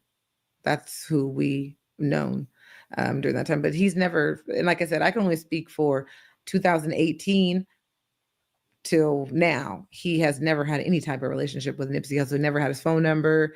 He's never been around us. We never been around him. He's never went to the studio with him. He didn't do any music with him at all during that time. I was there when he did the first interview with the lie that he said about Nip calling him. That I just found out about this Big U thing thrown in, but that wasn't the original story. The original story was, Nip called me 30 minutes before he died, and he told me, I think his exact words, Nip told him, continue what I'm doing, be great, because people are just jealous of you. I think that was, yeah. I mean, if anybody knows Nipsey, I don't think that he would, I don't even know how that sounds like him. That sounds real weird in itself. I mean, let's be serious. Nobody's ever heard of this guy, but Nip told him, continue my legacy because you're great and people are jealous of you. And let me just add this, that Gigi is still this guy's wife. They're estranged. Gigi lives in a whole nother state. Bro lives in Las Vegas with Sharice Mills, but they never finalized their divorce. So technically, he is still married to Gigi, and The girl Sharice she's just, I don't know, a girlfriend, a mistress. She's with a married man. That's a fact. But I digress, and let me get back to the third fact you're going to learn in this video is that that's good. It was Termaine's twin brother. So just that easy, we proved that this dude is lying and implicating Big U in the murder. He lies snitching on Big U. So when he say the nigga snitching, oh, if he's Big U said he's snitching, I put this on. My shit is hurting and that air is getting to my shit. But from the AC, in case anyone doesn't know, war has been declared on us brothers and sisters right now, right here in America, 2025. We are under attack in every direction. Bro, we've been under attack since them people came on the shores of North America and South America, Central America. But back to what I was saying. So that's going to be a hell of a thing. First, Big U need to file a motion claiming he can't get a fair trial on all of these charges. Then we talked about the weak-ass murder charge. Obviously, they have nothing to link him to it because he had nothing to do with that other than he knew the kid. The kid was one of his artists, and he seen the dude before he left. Oh, well, he turned his phone off. Listen, bro, I talk, and they got all our wiretaps.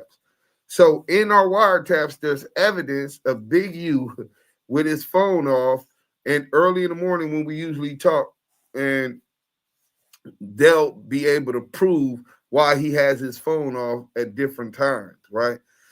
We ain't gonna put his business out. That's not my place. You know what I'm saying? Second of all, now you didn't your one of your star witnesses of the exposers, Cointelpro, the hip hop cops, right? Is Lucy Coochie, the liability, who also said Big U was distributing guns.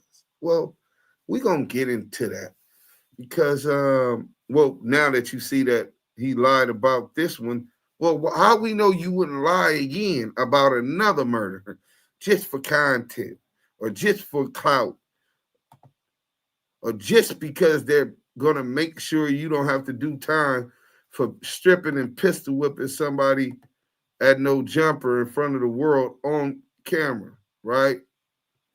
Let's get to this real quick. Since we're gonna talk about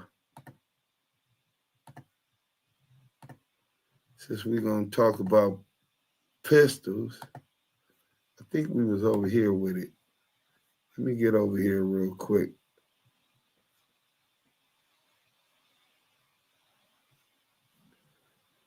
So let me get down here. I think we got it. I gotta get it back in order, y'all. My bad. Hit that like button, show a little support.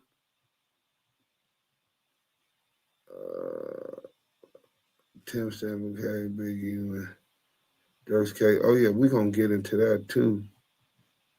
So 600 also said it was cool for Loose Cannon to say Big U sold 20 guns and claims he was writing down the serial numbers, insinuating that he was working for the police because he was a grill worker, which we know also was a lie because he wasn't working with the police. That's in the complaint. Street 600 replies. Boom. Big court. Oh, Yael is back.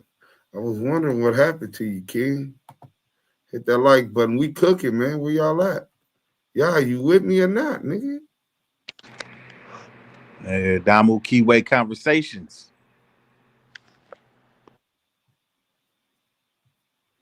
All right, let me get to this real quick. Instagram, what is this? Oh.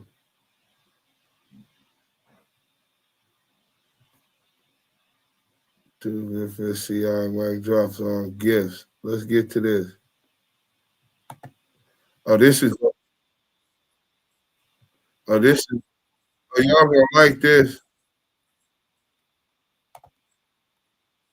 We talking about. Shout out JTRT podcast. WACK 100 be the hammer connect, distributing hammers to the rolling 60 Crips through Big U. And it's not me just making up these thoughts and all that, right? WACK 100 was on a phone call with Hassan Campbell, and he said, yo, he gives guns or he sell guns to the Crips. Not the Pyrus, not the Bloods, not the Hoovers. He sell guns to the Crips and watch them kill each other. Who's the Crip that he's selling the guns to? Who was he connected to at that time? I said it was Big U. Let me let a little bit of this play before we get into this, because this is the type of content where I say it's some content where it seems like, yo, somebody might be snitching or they telling. No, niggas ain't telling, niggas ain't dry snitching or nothing. These dudes is saying things out of their mouth. He said on the phone, blase, blase, blah, and then what I'm going to play next is going to show you that it's these dudes that's exposing themselves, but they think they being slick. But let's let this play, man. Right, Trevor. Audio that Hassan Campbell released with WACK 100. Yeah, he needs to argue WACK in 100 was traffic. saying how he sell guns. I mean, he get the guns, he sell them to the Crips, the rolling 60s, most likely because he was tied to Big U at the time. He get the guns, he sell them to, allegedly, he get the guns, he sell them to the Crips and watch them kill each other. Now think about that, right? WACK 100 is a bag. He bringing in the artillery. This is all alleged. Just walk with me. He bringing in the artillery. At that time, he was close to Big U, tied with Big U. Big U was probably the Crips, the nigga he giving the hammers to, that's dispersing the hammers through the hood. These niggas is the old niggas distributing the hammers and all that, right? So I was thinking about this, right? Real quick, let's just play this loose cannon clip so y'all can talk about. Doing like real police shit. I seen a nigga get like 20 guns, and when he got 20 guns, he's selling them to the homies. But I'm like, why you writing down the serial numbers? So it's like he was doing like shit like that, and I didn't catch on. So it was like, I'm waking up now. You get what I'm saying? Because I'm his right hand man. You get what I'm saying? So when it came down to like dirt and stuff like that, I'm gonna get it. Stop it right there, right? Y'all could go and watch that blog, that upload I did. Hassan Campbell, WACK 100, leaked audio. I sell guns to the Crips. Big U gave Eric Holder them 2 guns? Question mark. Allegedly, we don't know. So I want y'all to go check that out, right? Now, I want to get into a comment that somebody put on that video because we about to get into something else. But let's get into this, right? So somebody said, so WACK is part of Nipsey Hussle's murder? I said, nah. If WACK getting the hammers for the 60s, he don't know what 60 is actually getting which and what hammer. You know what I'm saying? So I don't think it's nothing that could be tied back to WACK 100. And when it comes to what I was talking about when I said, yo, you know, WACK 100 getting the hammers for Big U in the rolling 60s, Big U, you know, somewhere down the line need Eric Holder to go put in his work. He gives him 2 of the hammers that came from WACK. WACK don't know. WACK just know I'm dealing with this nigga. You feel me? We don't know. This is all alleged. We just talking, right? But listen, this may not all be alleged. You feel me? Let's get into this clip right here. And I want y'all to listen close. Properly. So you got to remember, Luce, the side of him y'all don't see, I see on my couch. The side of y'all did see what y'all thought it was him was really being empowered by me by the time he got back to y'all. So when y'all thinking he giving you something, really, I'm the one giving you something, nigga. Listen to this. We don't know. This is all alleged. We just talking, right? But I listen, empower Big U. This may not all be alleged. He's behind all of this shit. Let's get into this clip right here. Point the finger I'm trying to at listen Big U. close. This is crazy. Alleged. So you got to remember, Luce, the side of him y'all don't see, I see on my couch. The side of y'all did see what y'all thought it was him was really being empowered by me by the time he got back to y'all. He'll pop up on 59th and Crenshaw with a bunch of gifts, right? But the whole time it's looking like this him, but in his head, he know where them gifts come from, right? So he know what the capability is. He know what that is, right? So you know Luce when you know him up. Now, this is just talk, real talk, place for real thoughts and real talk. You can't spin me. And think about it. If it's a policeman somewhere, you can't spin him. Now, did you listen close to that conversation? All y'all heard was something about a nigga laying on the couch, right? Loose Cannon was talking about a time that WACK 100 went off on Big U. And he said he hold them out. Fuck your mama. And WACK 100 was saying, because when you seen that, you seen what I see every day on my couch. What you see outside is after I empower him. So when he come to the hood with gifts, what gifts is he talking about? chickens and turkeys and all that, coats, go back to school gifts and all that. Listen to what he's saying. When he come back to the hood with gifts for the hood, I'm empowering him. He come back. Yeah, man. So, but you got Big U. I mean, you got CS2 back, federal confidential source, saying that he's giving gifts, whatever that's supposed to mean, to the hood, to Big U, and to the hood. And niggas think Big U is the one that supplies these in the hood, but it's really him supplying these gifts, empowering Big U so people believe it's Big U, but it's not really Big U, right? So we gon' talk about what they say. I think Tanner just called it that. What you call that shit, Tanner? Entrapment. Great question. Entrapment and cohesion. You know what I'm saying?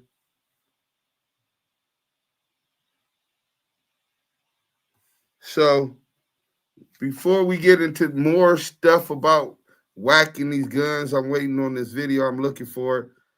To get the highway patrol dash video, you need the officer name and the date of the arrest. I don't know the date for Wack's Texas stop. It's in the paperwork. AB, didn't I send you the paperwork, bro? I think I emailed you the paperwork, bro. It's in the patrol officer's name is in the report, and the date of the arrest is in the report, bro. You gotta read the paperwork. It's in there. Let's get into who really had Loose Cannon, because everybody's saying, yeah, Loose Cannon, he snitched on himself. He self-snitched on himself. Well, you heard academics say that Wack ordered him to interview Loose Cannon, right? Let's hear about Adam 22 and what he tells Vlad, right? Nasty work, bro. The Loose Cannon interview that brought some conflict.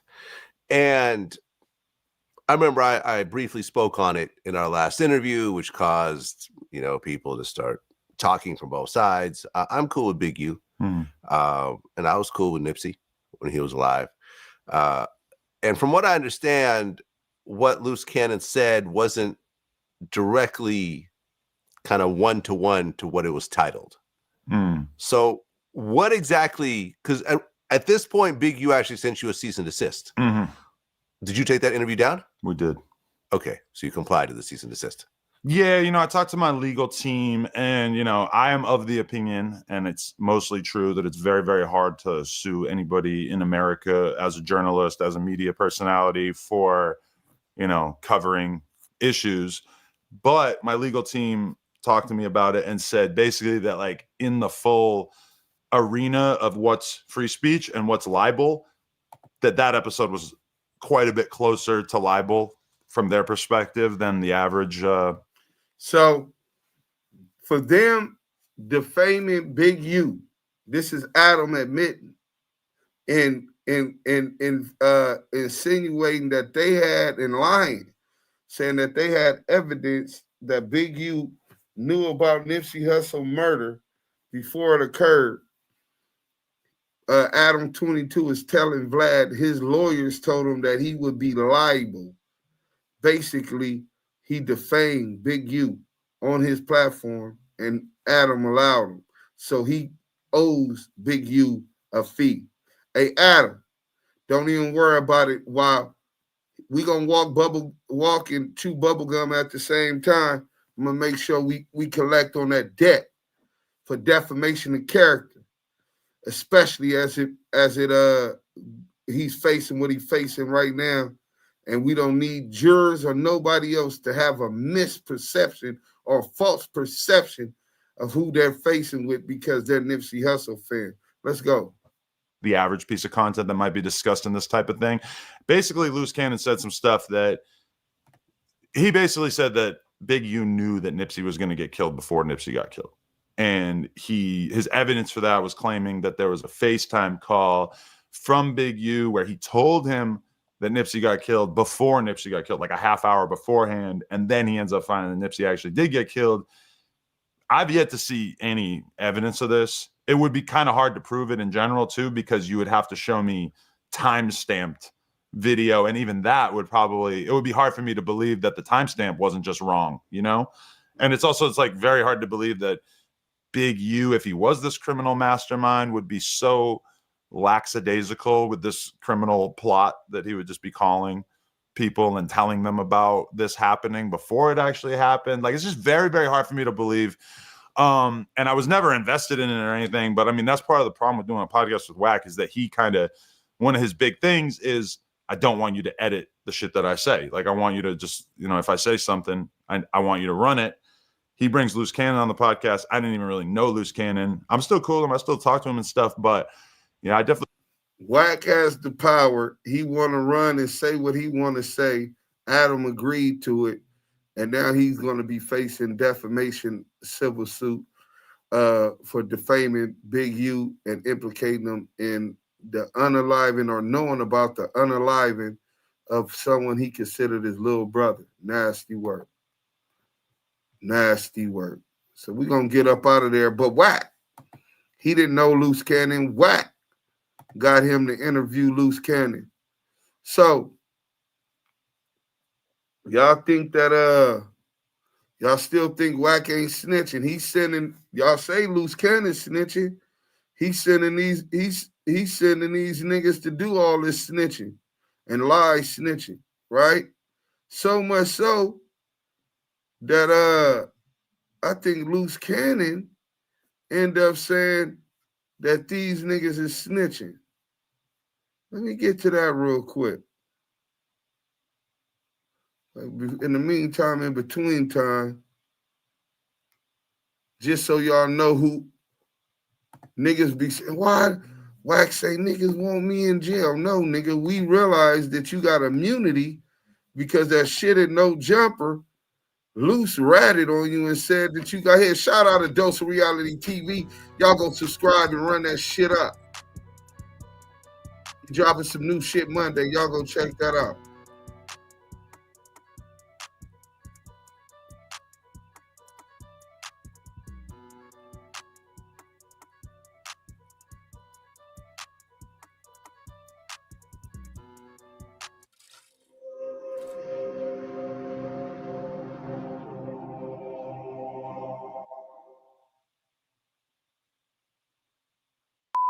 Welcome to A Dose of Reality TV.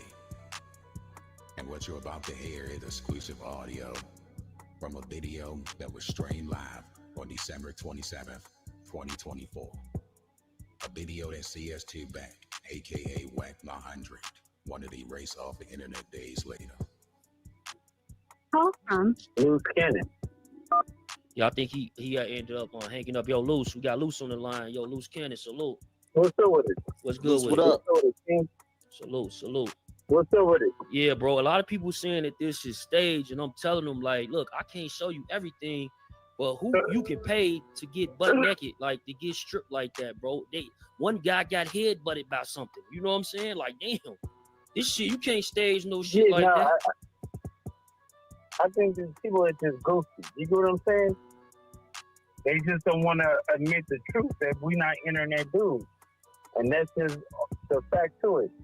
And it's like when they come playing, we're going to show you. And unfortunately, somebody, like, they got caught, doing it. They try to come up to Wack on some goofy stuff. Wack said, nephew, let's make an example. And that's what we did. Did y'all hear that? Nephew, let's make an example. And that's what we did. Let's back that up real quick. Wack told Loose Cannon, let's make an example. We're going to show you. And unfortunately, somebody, like, they got caught, doing it. They try to come up to Wack on some goofy stuff. Wack said, nephew, let's make an example. And that's what we did. Wack said, nephew, let's make an example. And that's what we did. Wack said, nephew, let's make an example. And that's what we did. Thank you for tuning in. So Wack is calling shots over Loose Coochie Cannon. Wack said, nephew, let's make an example. And so I did it. And so I did. So now he calling shots over Loose Coochie Cannon in this assault and robbery. In fact, CS2 Back later comes on No Jumper with a watch that was taken off the victim. And the police is supposed to be watching No Jumper. Y'all don't remember when Reggie Wright Jr. said, my law enforcement people is watching No Jumper. I think that was when Brick Baby and DW Flame over the cigarette, and then the boys came up there looking for allegedly looking for Brick Baby, the boy 4 Extra and Sporty Face, right? So they come up there looking for Brick Baby, but Brick Baby and them recording at the time, right? And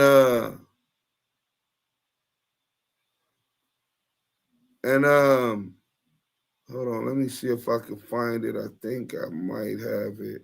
Well, while you searching for that, man, we got some super chats. I'm about to shout out these super chats. Appreciate that, brother. Man, we got Drew Guard with the 199 super chat. Salute King from the BX to the NY. Keep your foot on the gas. And then we have Peach Just Me with the $2 super chat. Keep going, bro! Exclamation point. Loving the vibes here with the triple hearts. Hey, listen, Drew Guard and Peach Just Me. We appreciate any and everything that is given to Damu Kiwe Conversations team. Bless you, your family, and your tribe. Okay, I got it. Veggie wrong. Old pork butt was warned him. I told you, dudes, don't be fucking with Veggie. I'm gonna strike your page, nigga. You nigga know I'm a make a nigga kiss the ring for Veggie, right? Veggie always right. Nah, bitch, nigga, you're wrong. Oh man, this nasty work. Let's go. Brick Baby kind of went off, and he basically just says that, in his opinion, he feels like the live stream should have cut off immediately once that happened. Let alone it shouldn't have been reposted and highlighted and all that stuff. But that he feels like kind of like safety protocols should have never allowed him as an employee on a platform to kind of make threats like that on video. I wanted to get your thoughts on it. Did you see the live stream? Hearing Alex's opinion, do you agree, disagree? What are your thoughts? Oh man, I saw that particular live stream, and whoa! I told y'all, 2 weeks ago, I said that shit's about to blow up over there.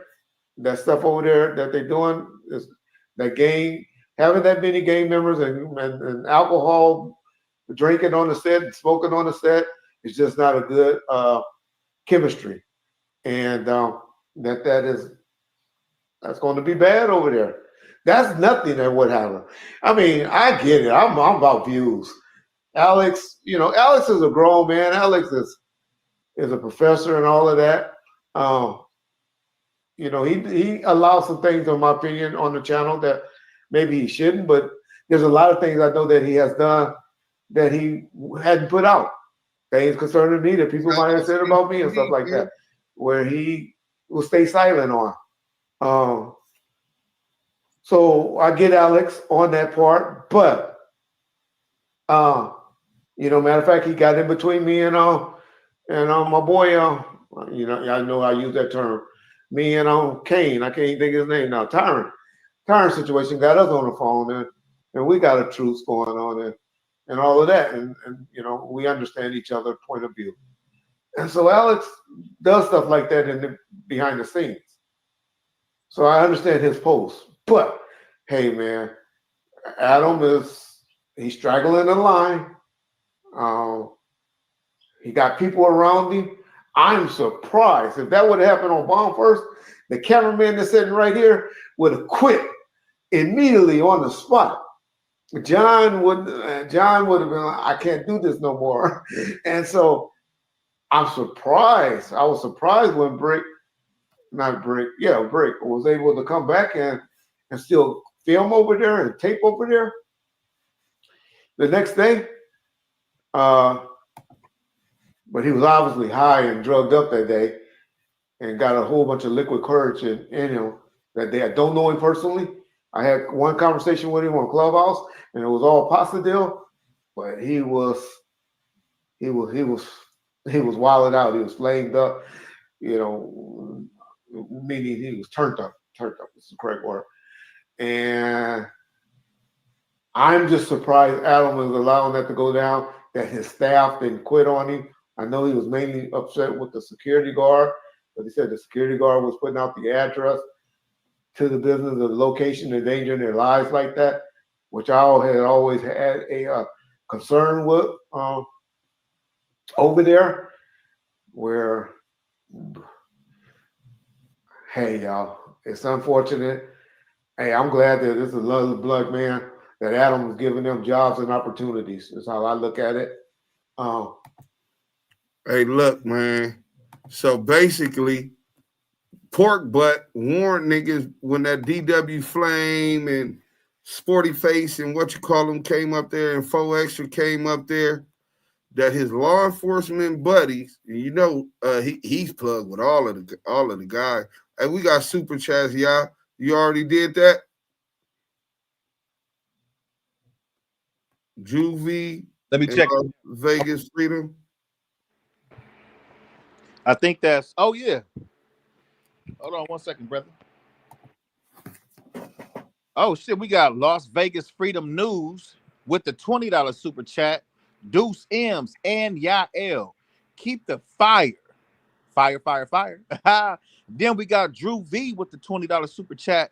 Brothers Deuce M's and Yael. Keep one foot on Cointelpro's neck and the other foot on the gas. Much peace of mind and respect. Man, to everybody, man, thank you, Las Vegas Freedom News and Drew V with the $20 super chats, man. Anything and everything that is given to the Damu Kiwe Conversation team is very highly appreciated.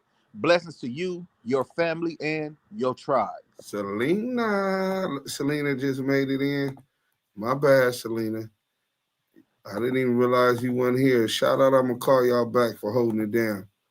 But Salute, I'm going to call y'all back.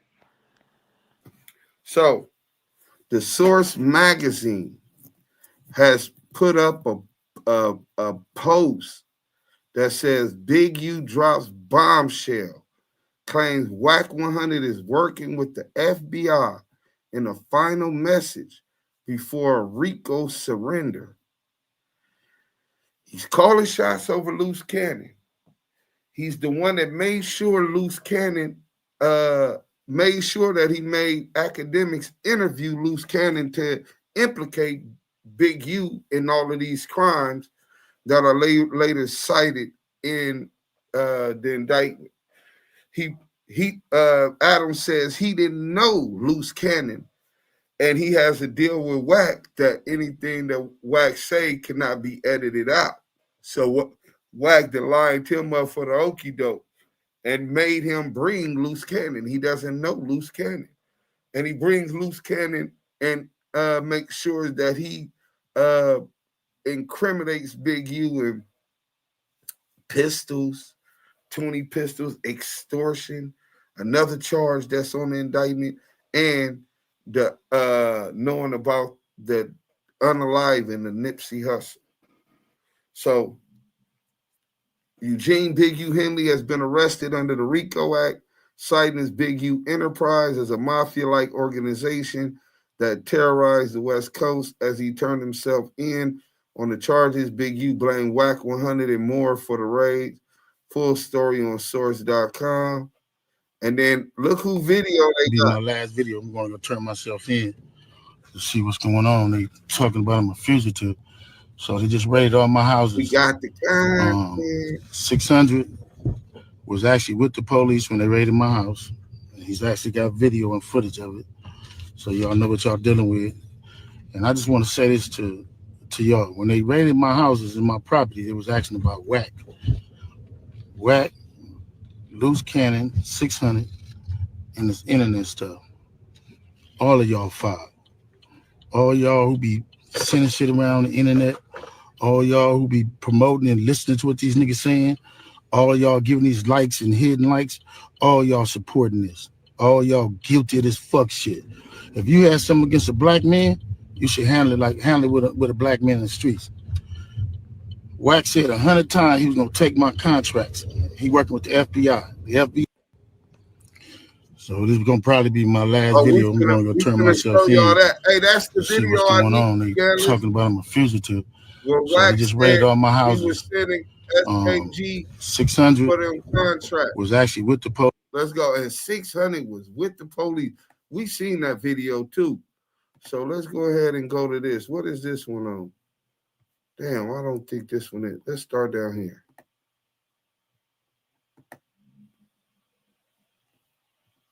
So y'all don't believe CS2 back is CS2 back, huh? Well, let's go ahead and do this. That air is still coming through. I'm cooking though. Pain in my mouth.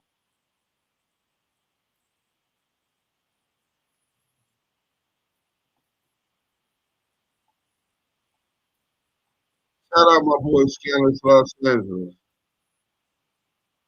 Feds are concerned with. Welcome back to Scandalous Los Angeles TV, where we expose the exposers. CS2 back slipped up during an interview with Vlad TV and inadvertently admitted that he works with the feds. While discussing the kinds of things the feds are concerned with, he used the word "we," implying that he's directly involved with them. This slip of the tongue raised eyebrows, as it revealed a deeper connection between Porky and federal authorities, one that he may not have intended to expose. But then again, you know how the feds work. We don't care how many chickens or turkeys you pass out. Yeah. We don't care how many book bags you done passed out. We don't what care. We care about is these wiretaps. Yeah. We care about these confidential informants, and we care about your actions within the means of the law. That's all they care about. Did y'all hear that? Yeah. You want me to play that again? It's only a minute. Shout out Scandalous Los Angeles. You know, we don't care about. We don't care about none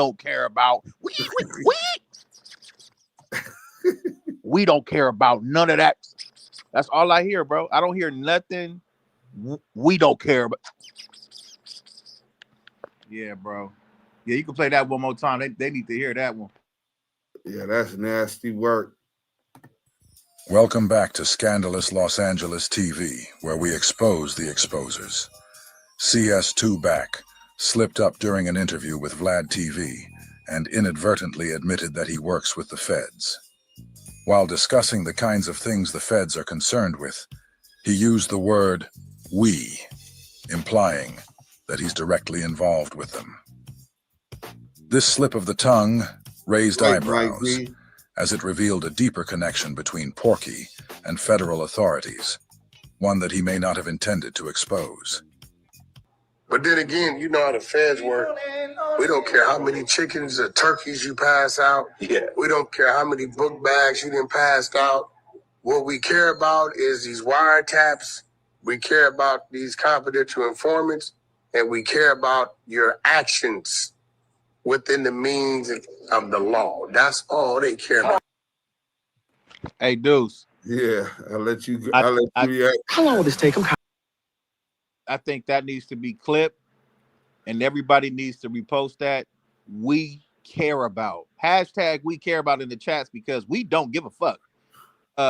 But he do. Him and the feds, him and his flapjackets, they care about everything he just said, and what they care about is putting the innocent man in jail. So let's get that clipped up, because that's important. That people need to hear this man speak on the way he's speaking. You know what I'm saying? Yeah, that's a fact. Come on, we're gonna start running through these and knocking it down, because I know you get late, you gotta work tomorrow. So we're gonna We're gonna go over here. District media. No, we need to come down here. Loose cannon tells on itself. We got a Yeah, go ahead before I start. We got G for Vendetta, $4.99 super chat. I'm with y'all, Deuce, and the whole DKC. This y'all brother Jimothy from Florida. Wack and his lackeys got to be held accountable for their decency, for their degeneracy.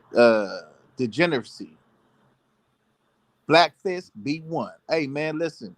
G for Vendetta with the $4.99 super chat, man. We appreciate you. Anything and everything that is given to the Damu Kiwe Conversation team is highly appreciated. Blessings to you, your family, and your tribe. Let's get into this real quick. Welcome back to Scandalous Los Angeles TV, where we expose the exposers. Lucy Coochie Cannon continues to be the gift that keeps on giving. This time he records himself and his homeboy Glitter beating and stripping another man completely naked at the order of his handler CS Tubac.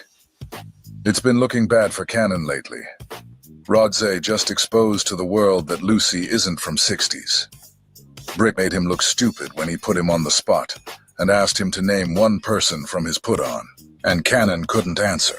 Then just the other day, when Porky took Lucy Coochie to do an interview with him on Back on Fig, T-Rel completely finished him off by dissing him in his face during a live show. Lucy doesn't know that Porky lined him up for that either. Lucy Coochie felt he had to do something to distance himself from his recent run-ins with embarrassment. I guess telling on himself was his way of doing it. Listen, I know you're all thinking about the footage that's going around, what happened at No Jumper. Y'all have to understand this, right? I don't run fake plays. I really believe there's some trolling shit going on. I don't run the imaginary content that y'all be thinking that somebody's going to just run and try to set somebody up and pay somebody to take a Hey, Mike D, I That was was some stunt man that they hired. It don't work like that with me. Hey, hold on, bro. Hey, Mike B, look, bro. I swear to God, I was just telling the team today that I heard 600 slip and say that Wack told the mother that Big U DNA was up under her son's nails, not the other way around. And he said Wack is the one that told him. He didn't tell Wack about it. Listen, bro, that's what I was telling the team today. I couldn't find the clip. Could you please clip that and send it to us? Bro, that would be the direct link to this rat-ass nigga. And then we gonna, and besides that, Loose Cannon already saying they rats. Not saying that he's not, but he even saying what they doing is ratting, a lie snitching or whatever. Let's get back to it though. Lucy Coochie Cannon, man. Let's go. For me, I'm raw, I'm authentic, I'm real. I am sometimes too real. See, when y'all be cloud chasing and acting like y'all really want a problem, I'm gonna give it to you. I ain't gonna lie. I'm gonna give it to you. I'm gonna give it to you. Sweetie! Sweetie! This is what happens when people clout chase. Lucy is literally talking about himself. People record themselves committing crimes, then upload the videos online to incriminate themselves when they clout chase. So let's go from the beginning. We were doing the Adam and Wack show. Adam is leaving the building. Adam FaceTime Wack. Hey, Wack, it's two people that's, wandering around the parking lot.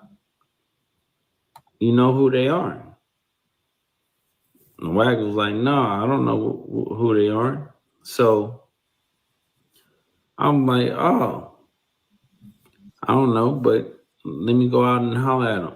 So I walk out, right? I walk out with the dude, and he was like, man, I got a problem.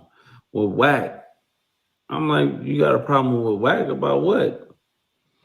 Yeah, I just got a problem with him. I'm like, you do? So I called Wack over there. Wack, come over here. Dude was like, man, you running this type of content and stuff like that. And Wack was like, what content? Wack pulled out his phone. Once Wack pulled out the phone, he was like, oh, this content? And then the dude was like, everything is not content. I say, you right. So, y'all see the results. Smack. So Lucy just admitted on camera that he assaulted, robbed, and stripped a man out of his clothes for his handler CS2 back. I guess Lucy felt that if he got to go to jail, so does his handler. The exposers are telling on each other now. Let's get to it, right?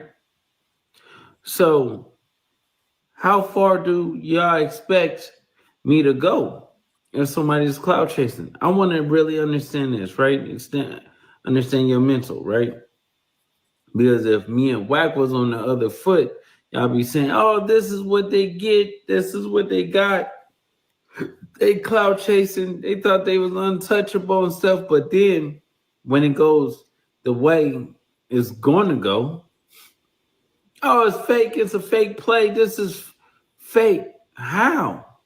I told you guys from the very beginning about the liability Lucy Coochie Cannon. This guy is begging to go to jail.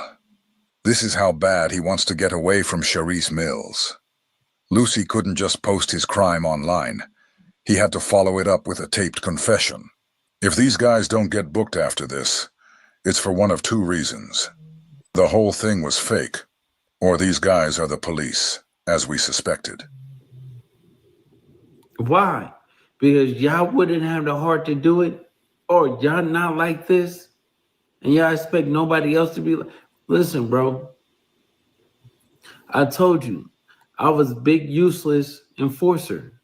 Why do the Cointelpro Crips keep bringing Big U's name up? What does Big U have to do with the stunt these clowns just pulled? So now Cannon's using this planned pack-out as a way to verify his previous status as Big U personal hired hitman. I think everybody watching can agree that the best thing Big U could have ever done was get the fuck away from Porky, Lucy, and Lardass. I kept him safe. I kept a lot of people safe. They're at home. It's like, I don't seem like I'm the toughest. Y'all be saying like, he don't look like a killer, but what a killer look like? Because I stand on everything I say. Because I'm not a marshmallow, sugar plum, soft sugar cookie, mayonnaise, yogurt, cottage cheese. Soft. This is what they are. They are Hawaiian rolls. Soft. They not like that. A peeled banana. Soft.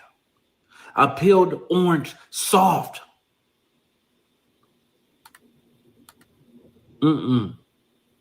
See, it be make-believe with them. So I'm going to show you a little clip.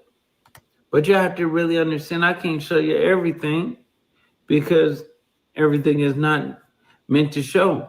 But it shows you enough to let y'all understand, keep playing with me. Keep playing with Wack. Keep playing with 600. Listen, we don't play around. We move militant. We don't move like how y'all move. What you thinking, like, oh, you're going to have 5, 10 people? No, I'm going to have 30, 40, 50. Intended to expose. All the time.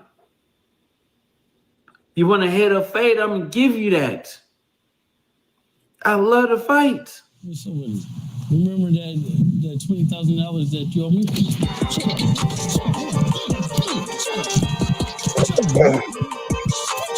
Get your ass up, nigga.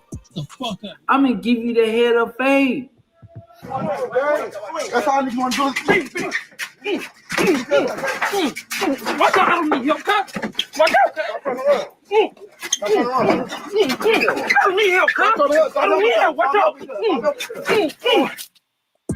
Bitch ass nigga walking down this long ass hallway. Lucy Coochie and Porky have a weird infatuation with naked men. After I knock you out, then don't be mad when the homies pounce. When we see sheep, we gonna pounce. So why y'all get mad? This is an example of stop cloud chasing. This is not what you want. I can't help it if I'm the realest in LA on the West Coast. I can't help that. I can't help it. What I say and what I preach is real. What, you mad at me? Oh, you thought I was a buster? I'm gonna turn down something? I ain't turning down nothing. That's why you see me wear t-shirts. Dead homies. We ain't gonna do this, this fairy tale stuff and like make believe and y'all thinking that, yeah, like y'all, these YouTubers get it messed up. I'm not one of them. Sorry, sweetheart. I'm not you. Y'all always be acting like, I'm not going for it. It could have went a lot worse. But you're going to jail, dude. So, sweetie, here y'all go.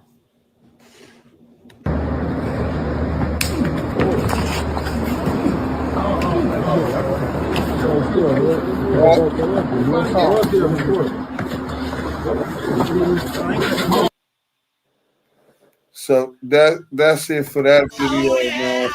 Like what you was gonna say, I see you over there laughing.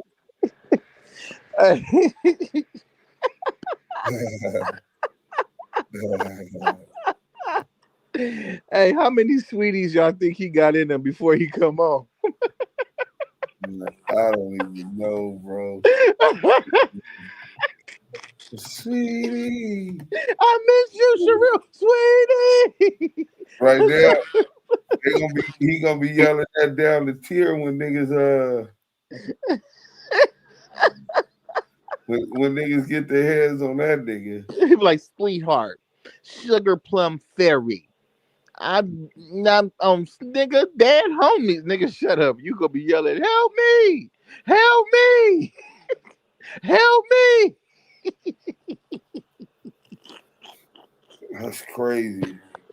Oh shit, bro. Hey, did I share this? Hold on, let me make sure. Oh my gosh, bro. Oh, yeah, you can see it. Let's get to the content. Hit that like button, man. We cooking this. It's only For what? 2 minutes. Because I'm just simply going over the things he said. You know what? You're Kendrick and he's Drake because you're putting all these unfounded allegations on him, and then you don't have any apologies once they don't pan out. Which one? All of them. He lied. About you what? seen the work, right? No. He came on it. First of all, the most dumbest thing he did was even get in the box and let me ask him questions. Right. Stay away from Well, me you with invaded academic stream to harass him. No, I asked questions. Okay. He told us, right, that he had a DA reject in Compton Court for the AK-47. Mm-hmm. So you know what I did? I called Mr. Reggie Wright. Reggie, he said, Wack. You see, so Wack is admitting that he had he calls Reggie Wright for information. Wait, that's when you know a nigga is working. You call Reggie Wright Jr. for information on a nigga case. Wack, I got a few. Oh, he did go to the box. What's going to happen? They're Not that they're going to quick. deny it. Focus on the belief. Oh, that's when he implicated Big Mo again. Would change this case. Eric. No, I don't know. Oh yeah, that shit was garbage. That was all I wanted to let y'all know that he gets his information from Reggie Wright Jr. Now we're gonna get into this one. Y'all say that it wasn't snitching. Well, even this rat ass nigga is saying that them niggas is snitching. Let's go. Look, You niggas we in about to jail get into telling the y'all truth. this niggas is snitching. So And y'all we still ain't over gonna there do no hanging with them. sugarcoating. We ain't gonna do none of that. Sweetie! Sweetie! Here we go. Right? Let's start off with 600. Come on. Oh, we could indicate Wack because they said that they're not messing with me. They was the exposers before me. Right? No. I start peeping a lot of tricky shit. A lot of stuff that I don't deal with. And let's go to the last incident, right? So we got a mother on the phone grieving about her son, telling you what the cops is saying. How about they saying certain situations or whatever. I don't know what it is. I'm not going to go into details about the situation. Then you go into saying the content is what it's supposed to be. Starts repeating certain things. Right? Then I'm on the phone with Wack. Like, Wack, I don't agree with this. 600 is doing this. That's not right. That's telling. He's giving me different excuses. So I'm looking at it as like, nah, I don't get in like that. So I'm going back and forth, talk to Six about it. He tell him, like, F him. I don't care. I don't do that. So I'm thinking to myself, like, well, if you don't care and you putting that stuff out on the internet, that means, bro, you telling, right? But the moral of the story is this.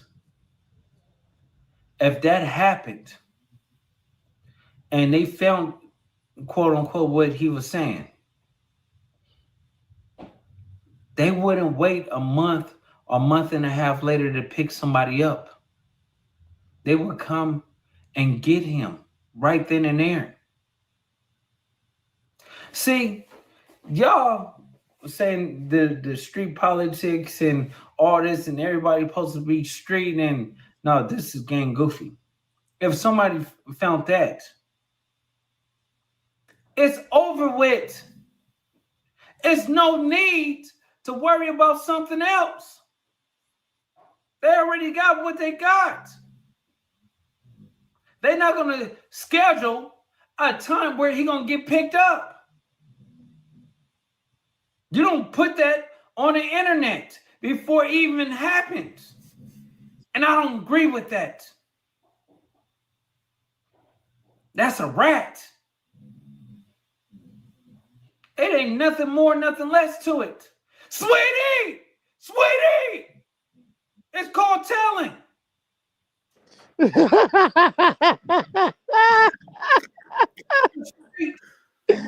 Oh, shit. You know, y'all All we some got real is his name. busters. Let me pause. He got Go ahead, y'all. You know, y'all some real busters when Loose Cannon, the biggest gangster in your crew, huh? Bro, Loose the liability. He over there yelling at Sweetie to his nose flare up and his veins in his neck pop, bro, because he know he don't even believe all that. Sweetie, nigga, you were the sweetest one telling, okay?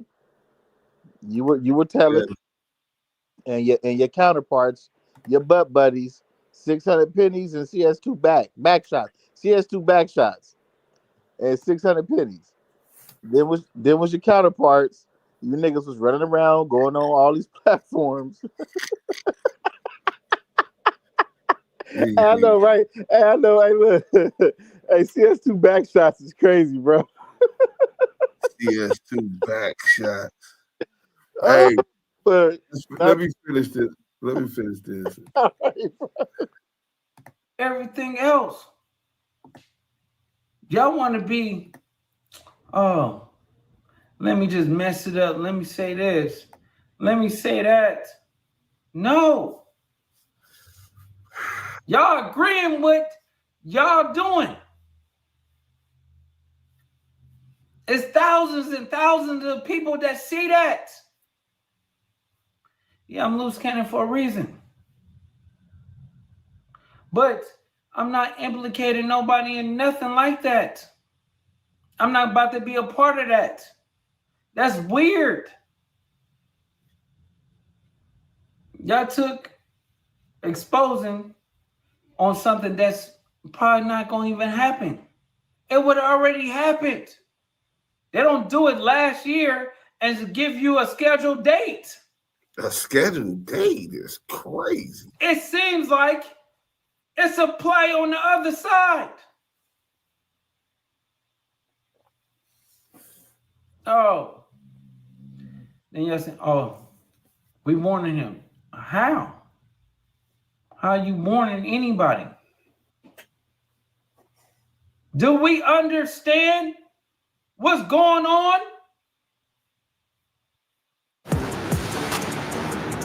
True vision. And don't act like I don't know about the text messages in your group chat. I'm talking about the 100 group chat. Don't act like, oh, this shaking my head, shaking my head, shaking my head. Oh, I don't know. You get what I'm saying? I know. The thing is, I don't do that. I could do talking and stuff like that. And I'm with everything. Y'all know that. Do something. Because I get cracking. Dead homies, 600, you could get a fade. Wack is going to get a fade. All that. We don't have to do all the content. You want to bring your squad? I'll bring my squad. Hey, let's do it. This is what y'all trying to make it to really be. Just because I don't agree with that, but then we're talking about the swatting that happened at my house, right? Wack runs content. He said, oh, he's not running content or whatever. He just listening. Oh, but the voice. Oh, do she really sound like she's what? Oh, RP lose cannon. And all this stuff like that. But I know the tactics. They're not going to say and try to go at me, try to make it seem like I'm a liar, or go at my wife. Once you put Sharice involved in it and the female calling her out her name and stuff like that, I take it not against them, because they wouldn't do it if you didn't allow them to. That's disrespectful, because I wouldn't do that to R&B. You have to understand, certain lines get across. It's no get back with me. I am Loose Cannon. That's my name. When I push, I keep going. It's no coming back from certain things. Damn, right? You repost 600 video. Oh, Wack don't mess with Loose Cannon. Nigga. Y'all not understanding that I don't care. I stand alone all the time. When it come down to the Noah Jumper incident, I took the blame for it. No, you snitched on WACK100. Forget all that. Let's talk about the underlying stuff that's going on. We can peel back layers after layers after layers. You ran content,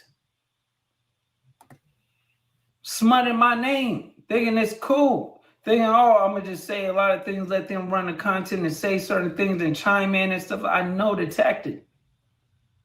They wouldn't do it. And then they don't even understand you will get them hurt for playing with me, dead homies. Like, I'm trying to be cool, but bro, you know I'm like that. So stop playing. All the games and the manipulation on 6-0. Like, bro, Y'all need to stop playing. Because on God in heaven, like, bro, I'm running across y'all niggas. It's a wrap. Stop with all this tough. Oh, yeah, it's not like that. I am like that. Oh. Y'all do all this. What's the name with the secret calls and the text messages with you and 600 thinking I don't know? This is funny. I know. Then y'all get mad at each other and then tell me what the other person said. See, I don't play those games. Sweetie! I don't play those type of games. Say it's not true. This is facts. I don't care about what y'all do, but don't leave me out of the snitching. That's rat stuff. That's police work. I think he knew he was going. So I have to be the odd one out of the bunch and take the stands and tell y'all I do not agree with that. I don't. See, I get cracking on Big U. Y'all scared of Big U. Y'all not like that. That's all I hear. So stop Wait, playing. when did he get cracking on Big U? You don't think I had conversations and talked to Big U? Yes. He know what I'm talking about. I get busy. This for a fact. We don't believe you. You need more people. But when did he get cracking on Big U? Am I missing something, bro? Man, he screamed. Oh my gosh, bro. This nigga, I get cracked. Waiting. I have no recollection. Hey, No, hey, Big U, you know you my nigga, bro. But for you to be dealing with these slow ass niggas, bro, it's comedy, bomedy, pomedy. Oh yeah, bro. It's definitely bomedy. Let's go. So I don't want to hear it because I know about the phone calls you calling and telling people, oh yeah, it was a lie, it was a play. It was because he wanted to skip out on the meeting. I know all that from other people. No, it happened. And when it happened, you couldn't accept, like, dang, it was probably the homie. Let me go check up on him because I would have checked up on you. But in the fact of it, it's like, oh, you're not this. It didn't really, I didn't run no content. You're wrong. I know what you do. You sit there and lay back and let those broke ass people on Clubhouse do something. And they gonna probably start running content on 6-0 if I catch any one of. Listen, y'all have to stop playing. I am the devil. So we don't need to go and sugarcoat it, just get dangerous. Because after this, it's no more talking. After this drop, it's no more nothing. This for a fact.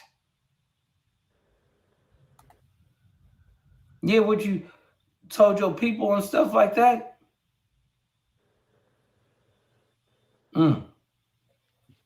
Yeah. It's not going to happen.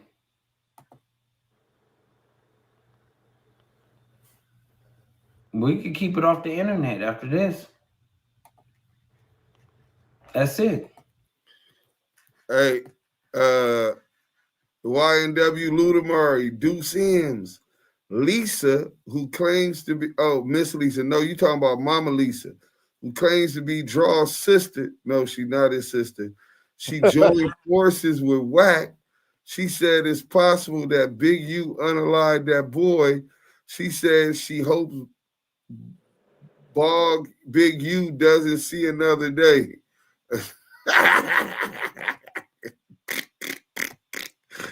Mama Lisa, she been over there with Death to the Cloud Chasers and all them niggas for the longest, man. Her and her rat ass daughter. What's her daughter name? I forgot. Hey, Keita. What's And 600. And that's not his sister. Bro. You was weird. Don't do that. Because do you know? I don't think you really know. Why he things that like he y'all said that I checked on? It checked. It didn't add up right. I don't run fake plays. I'm gonna leave it there. All right, that's it for the night, man. Hey, y'all, what you want to say, man? I'm gonna say this.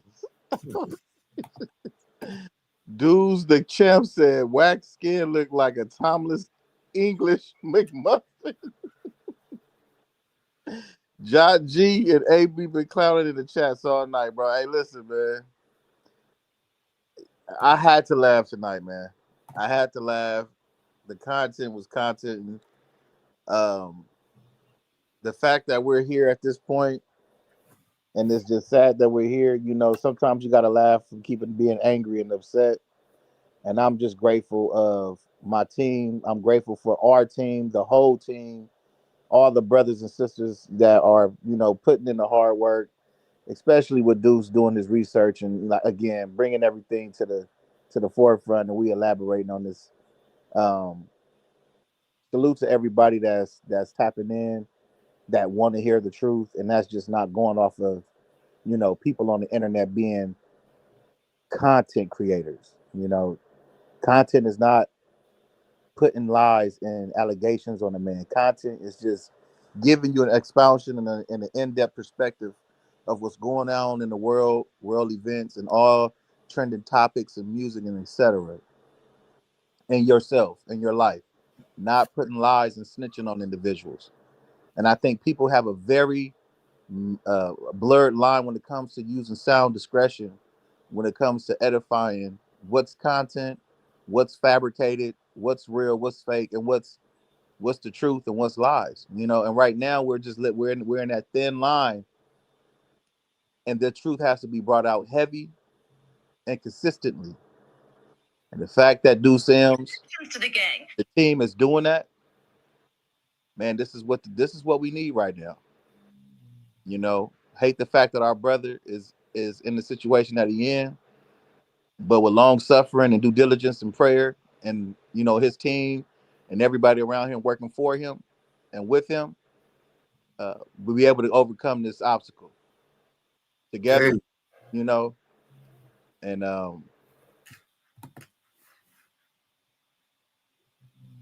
you went out, man.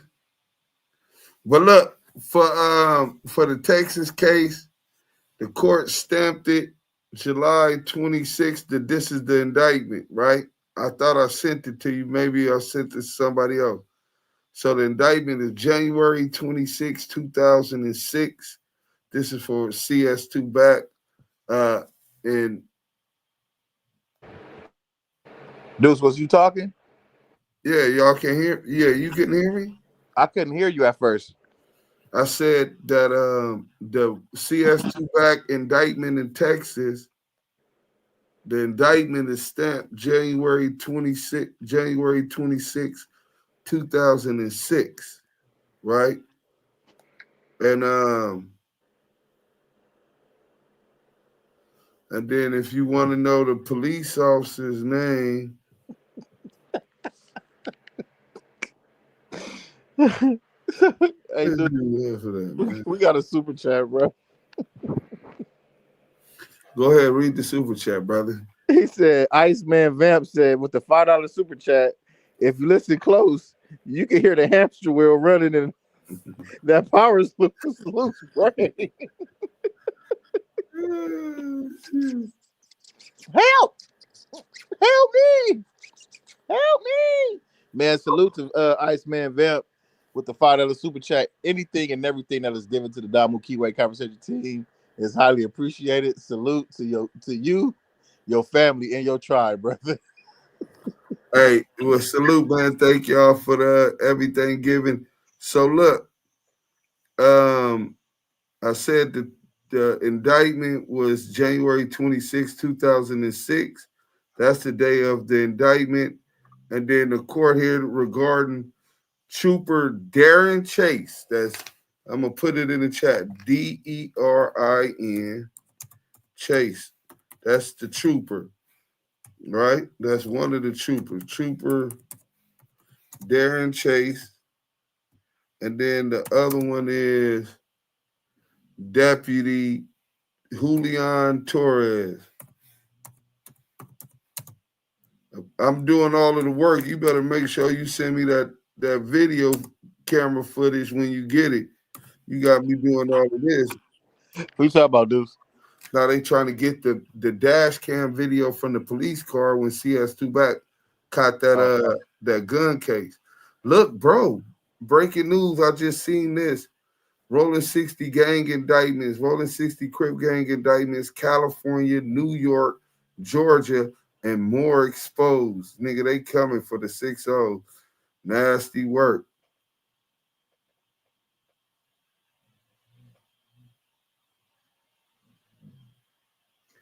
Damn. Yeah. Yeah, have you linked up with Choke No Joke yet? Y'all both on the same page. Nah, I watched this shit before. I don't think he hip to who I am. You know what I'm saying? Oh, okay. I think y'all would be great together to do a sit-down interview. Oh, yeah, man. If you be over there, tell him, put him up on us and let him know we can run some content. He ain't no rat on the police, is he? Oh, nah. He exposing the same people you are right now. Okay, appreciate that, man. All right, hey, look, man, it's already late out here. It's going on 1 o'clock, man. Salute to everybody that came to support, man, on Clubhouse, man. Salute, man. And till tomorrow, free Big U, the Damu Kiwe Conversations. We out of here.